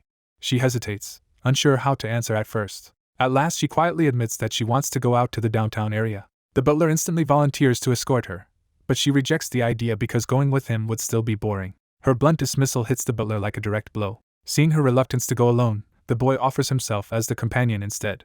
The butler is horrified, while the boy reasons that he bears some responsibility for drawing Seo Yane into mentoring in the first place. He further justifies it as a worthwhile investment, since helping Seo Yane even at the cost of a little training time will be compensated by the Haesong group. Seo Yane accepts the outing at once, on the condition that she will still listen to the butler properly and produce good results this week. Soon afterward in class, the instructor announces that the grading for the Week 4 sweep raid is complete and that everyone should check their individual results. As students compare scores around him, the boy quietly reviews his own perfect mark while others express disbelief at his sudden improvement. Someone praises the perfect score as worthy of Kim Hyung, catching his attention. Go Hyunwoo cheerfully says he always learns a lot from him and asks how the others did. Hyunwoo admits his own score was not high, but the boy still encourages both him and Seo Yane. He notices that Seo Yane's guidance marks are surprisingly clean and concludes that while she may crumble in other areas, drawing and line work are different. Hyunwoo unexpectedly voices the same thought, leaving the boy wondering how his mind was read so easily. Once everyone has checked their results, the instructor moves on to explain the next raid. This week's theme is Guardian, centered on protecting something rather than simply defeating enemies. The instructor explains that a Guardian's rank depends on what it protects, and clearing the dungeon requires breaking through whatever is being guarded. To teach that concept, the class will use the old temple map under a 2-person defense rule with an added random rule. Their objective will be to defend a goddess statue for a limited time. The less damage the statue takes and the more monsters they defeat in the process, the higher their score will be. The instructor adds that mentors may choose an extra random rule for their own sessions, and the boy immediately imagines trouble for his group. He decides Go Hyunwoo will be fine because he looks eager, but Seo Yane remains the real concern because everything seems to annoy her. Watching the butler and Seo Yane, He suspects the butler is in for another difficult week and silently wishes him luck. Later in the arena, the boy asks his 3 teammates whether they heard the explanation about the new raid and the mentor added random rule. They confirm they did and gloomily admit they have no idea what kind of mission they will be saddled with this time. Before the complaints can spread, their mentor arrives and sharply orders them to be quiet. She tells them to stop chattering because she will now explain the raid rules that matter for their session. Skipping the basics, she announces that there will be 2 additional rules and begins with close combat. Under close combat, skills weaken with distance and only deal proper damage at close range. The boy is relieved that the first random rule is not as vicious as he feared, though he stays wary of the second. The second rule is Commander, based on the idea that upper floor monsters are weak and unintelligent on their own. She explains that Commander compensates for that weakness by giving the monsters outside intelligence and direction. Then she reveals the catch with a grin. She herself will be the one commanding the monsters. The 3 students react in horror, while the boy can only admire how perfectly she found the most troublesome option. As if that were not enough, she adds one final instruction and tells them to change partners for this week. The orange-haired girl protests that switching pairs now will ruin the coordination they have built, but the mentor dismisses the complaint as short-sighted. When the girl falters, the mentor cuts off further argument and moves to start immediately. She calls the first pair as Kim Ho and Song Chun-hai. The orange-haired girl is visibly rattled by being separated from her usual partner.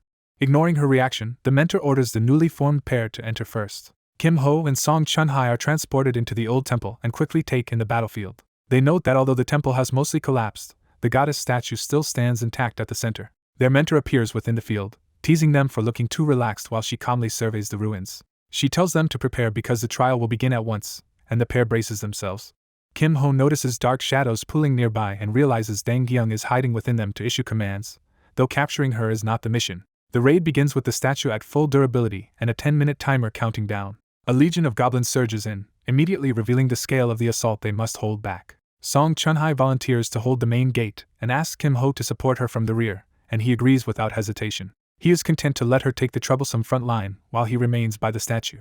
She gathers crackling lightning into her fist and prepares to overwhelm the first wave. Charging forward, she unleashes chain lightning and tries to wipe out the goblins in one sweep. The goblins are shocked but not destroyed, and their survival immediately confuses her. The skill display confirms chain lightning was cast, yet the horde remains largely intact. Realizing something is wrong, she stares in disbelief at the goblins that should have fallen. Kim Ho explains that because of the close combat rule, attacks do not apply properly beyond a certain distance. She understands that any monsters staying outside the close range zone are effectively immune, and adjusts her stance. Accepting the restriction, she decides she has no choice but to fight them one by one at close range. Kim Ho watches her reckless style and notes that she is burning through skills nonstop, relying on raw output rather than restraint. Even so, he judges her hummingbird core to be at least B rank, with raw mana already rivaling the seniors. What stands out to him is the flaw he has noticed since she first used hummingbird: her control is poor. He suspects the problem comes from having too much mana for her current level of finesse. She slams down another burst that scatters the goblins through sheer force, proving again that quantity is carrying her. But as he thinks that even overwhelming power can become unmanageable, one goblin slips through her attention. She cries out for help as the opening she created sends a goblin racing straight toward the statue. The goblin leaps to strike, believing it has found an undefended target. Instead, Kim Ho calmly catches the goblin by the throat before it can land the blow. With a casual motion, he hurls it back into the others, stunning Song Chun-hai. She protests that he is supposed to kill the monsters, but he reminds her that she claimed she would handle them herself. Standing beside the statue, he assures her not to worry because he will make sure the goddess remains completely protected. Embarrassed, she drops the idea of helping directly, and asks him to focus only on guarding the statue. He agrees that if she keeps thinning the horde, he can manage the occasional straggler for the full 10 minutes. Then the floor erupts nearby, signaling a new threat as the timer continues to tick down. Song Chun-hai turns in alarm and realizes something much bigger is emerging. A massive goblin head bursts from the ground, and the scene ends with the horrified realization that this feels like outright cheating. Seeing Song Chun-hai struggling to hold off goblins alone, the black-haired boy decides he has to step in himself. A fresh wave of goblins bursts through the breach and rushes deeper into the ruined temple. He stays calm, convinced the situation is still well within what he can handle. Using wind force, he sweeps multiple goblins back at once and proves he can block the flank with ease. While noticing how overwhelmingly effective he is, he stops observing and turns his attention back to his own role. Chun-hai realizes too late that goblins are still slipping past her one by one toward the rear objective. She keeps stunning nearby enemies with hummingbird, but the pressure in close quarters keeps building. Remembering the close combat restriction, she curses the rule as another goblin breaks past her toward the statue. When she notices enemies closing in from both sides, panic briefly overtakes her. The boy judges that her tension made her lose awareness of her back line and notes she still has much to improve. The goblins reach the goddess statue and destroy it, ending the attempt with more than 5 minutes still left. Chun-Hai is stunned that the defense collapsed so completely. Their mentor coolly says lasting 5 minutes on a first try is acceptable, tells Chun-Hai to review her mistakes, and dismisses them. Back outside, the pair emerges early, and the next team is immediately sent in as others note their short run. The red-haired girl and green-haired boy head in next, each warning the other not to interfere. Watching them, the black-haired boy notes that a wood magician and a fire magician are an awkward pair, though their compatibility today seems promising. Chun-Hai breaks the silence by saying she has a question for him. She asks whether he had expected the wall breach, since he stayed unusually calm for something supposedly unforeseen. He hides that he already suspected trouble and only admits he thought there might be more to the test. He explains that with Dang Gyung serving as commander, he never believed the mission would be that simple.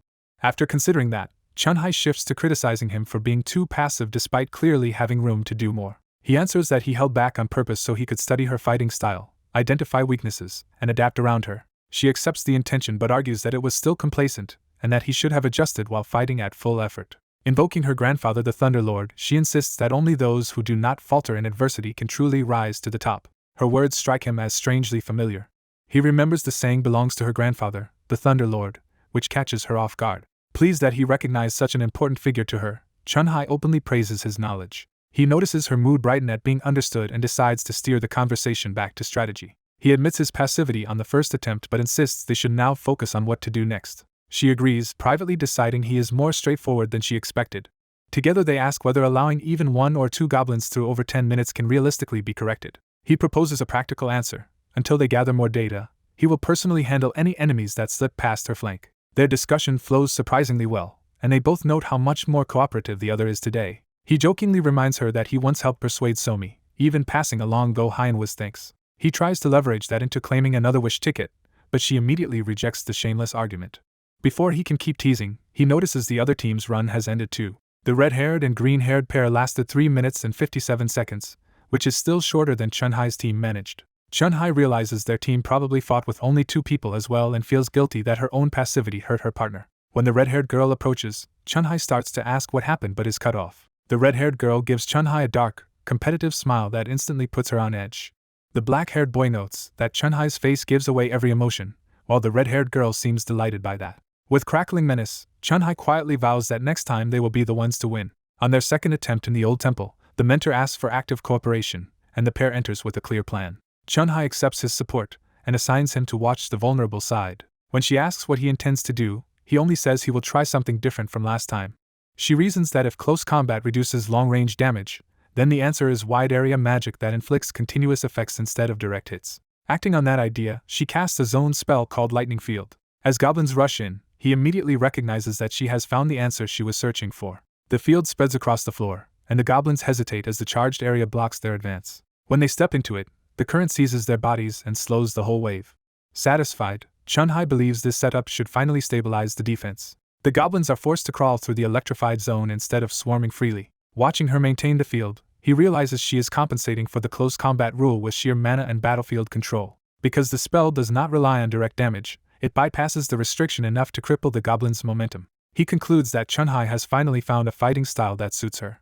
Just as he relaxes, a new hole suddenly opens in the wall on his side. Another pack of goblins pours through the breach, forcing him to react immediately. He apologizes to the intruders and declares that this breach is not an entrance at all but a sealed door. With wind force, he blasts the goblins back and tells them to use the front door if they have business here. The defense remains stable past 5 minutes, and he notes they are already doing far better than before.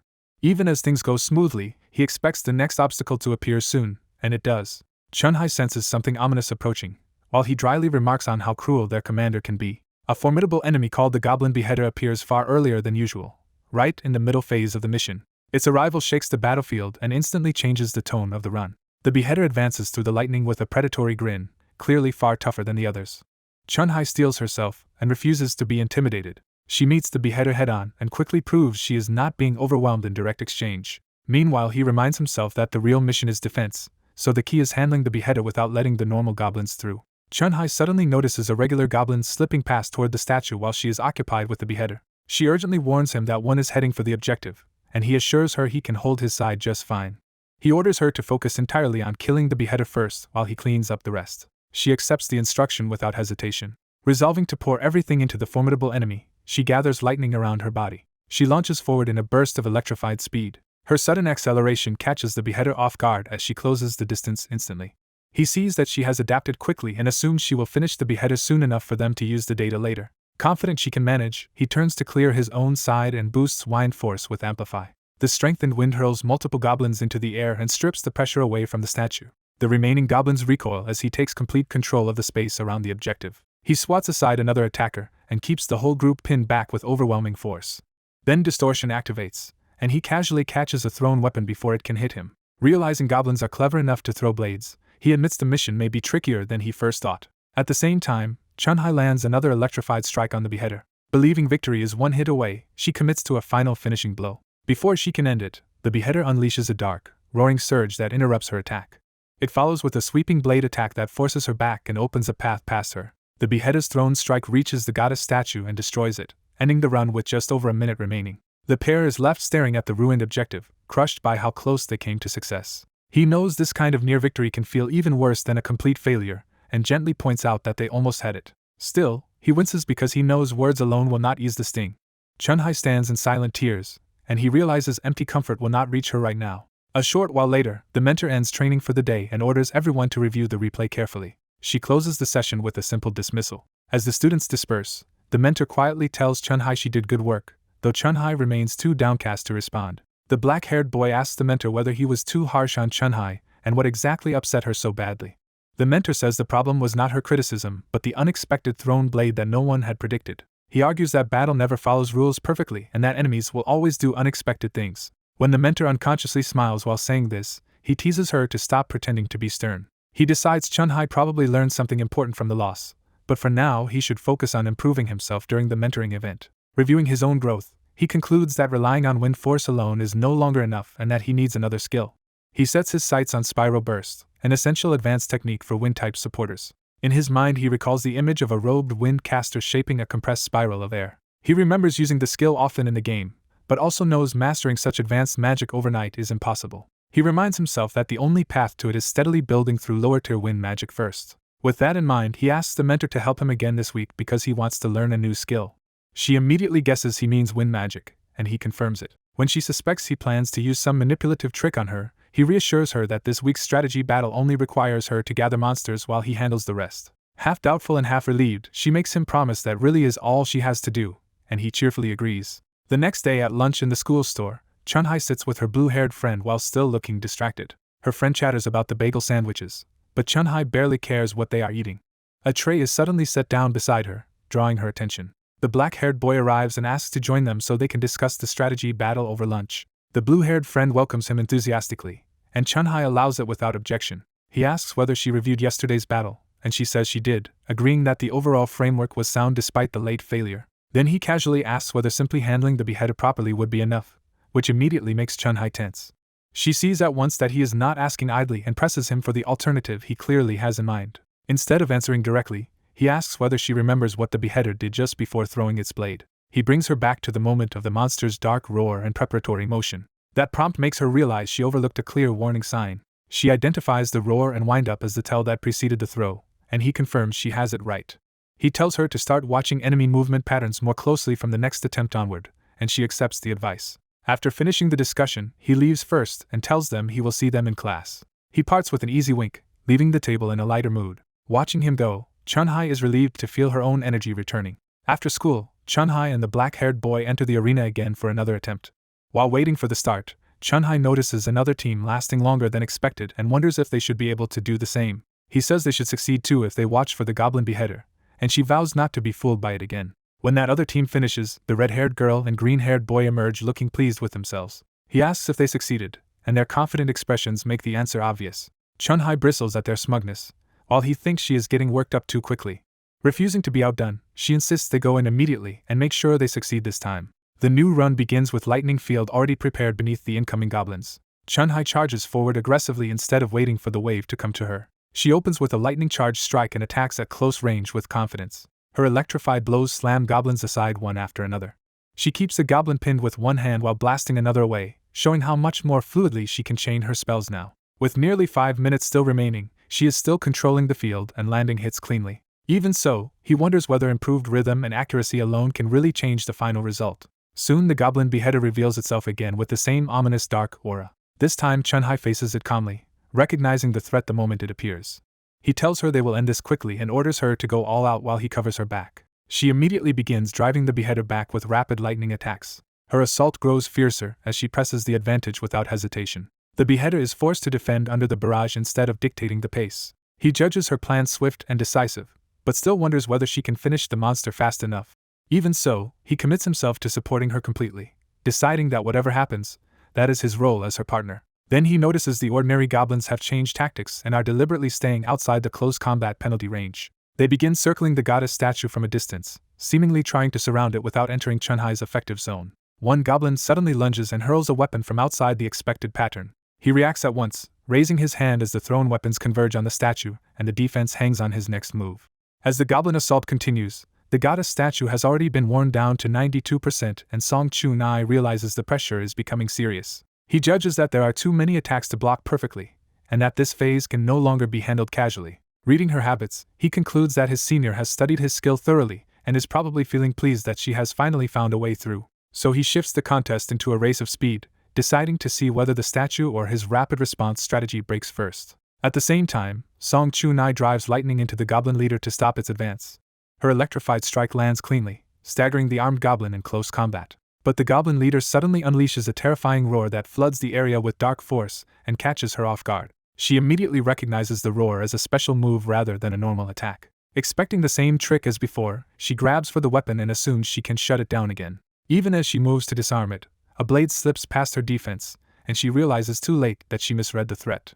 Watching from behind, he notes that although he warned her to block carefully, she still failed to stop the strike despite trying hard. Feeling a little guilty for pushing her so hard, he decides he should at least let her succeed once. He redirects the incoming attacks with his skill, but the statue's durability still plunges to 32% under the accumulated damage. The statue finally collapses in pieces, and Song Chunhai is stunned that she was fooled by the same setup again. He quickly reassures her that only part of the objective was lost, and orders her to stay focused because 1 minute still remains. Taking the cue, she regains her resolve and surges back into the fight with renewed lightning. She realizes that once the goblin leader is deprived of its weapon, it is no more dangerous than an ordinary goblin. Acting on that insight, she overwhelms the now unarmed leader with a brutal close-range barrage and brings it down. With 58 seconds left, and the statue hanging on at 15%, she sees that the field is still crowded with enemies around him. She answers by unleashing a wide lightning blast that tears through the remaining goblins and rapidly clears the room. As he finishes off stragglers, he is impressed that even after defeating the formidable enemy she still has an astonishing amount of mana left. The trial ends in success with a total score of 517 points, and he calmly praises her for the result. Instead of celebrating, she admits she is dissatisfied because leaving the statue at 15% feels like failure to her. She proposes that next time they abandon the reckless rush and return to a more defensive plan, and he admires her determination despite her exhaustion and agrees they should keep improving little by little during the strategy period. The next day after school, the scene shifts back to class. Remembering how much time yesterday's strategy battle consumed, he decides to spend today working on acquiring lower-tier magic for spiral bursts. That plan is interrupted when Hong Yanhua unexpectedly appears in his classroom, drawing everyone's attention. He immediately assumes she came all the way there specifically to find him. When their eyes meet, he takes her arrival as confirmation of that suspicion. Their awkward greeting makes it clear that she is nervous while he stays composed. Gathering her courage, she explains that she came because she has something to give him. She places a long case on the desk and says the head of the blacksmith workshop asked her to deliver it because the item is finally complete. The mention of processed eternal cold steel immediately tells him this is the custom piece he had been waiting for. Opening the case, he reveals Root A, a component with extremely high mana conductivity, damage prevention, automatic durability recovery, and multiple upgrade paths. He recognizes it as one part of an X-grade weapon, though for now it is still only a bare component without unique functions of its own. That limitation excites him instead of disappointing him, because it means the item can grow without clear limits, and justifies the deal he made with the Magitech Club in advance. He immediately begins fitting the component into the orbital device he prepared for it. The integration succeeds, adding a new permanent function called Levitate Zone C, and he decides to test it in that day's strategy battle. Turning back to Hong Yanhua, he asks whether she likes the finished result, and tells her it came out even better than he expected. His praise flusters her so much that she blushes and admits she is relieved to hear it. He then asks about the rank of her Aqua Flame, and she happily reports that his help pushed it all the way up to C rank. He advises her to keep grinding ranks the same way, and she says that is exactly her plan since even the Mage Tower has responded positively. He warns that once she can melt eternal cold steel, Ordinary materials will no longer be enough for efficient growth and suggests alternatives such as dungeons with ice attribute monsters. She accepts the advice, tells him there is no rush and he can test methods one by one, then parts with him for now by saying they can continue later in mentoring class. Before the moment can end, the silver-haired girl beside him suddenly grabs his sleeve and stops him. With unusual urgency, she says that this weekend there is somewhere she wants to go with him. Caught off guard, he tries to postpone the discussion until after mentoring, but she refuses to let it slide. She insists they settle it now with a cold, forceful intensity that leaves him wondering why she is acting so differently all of a sudden.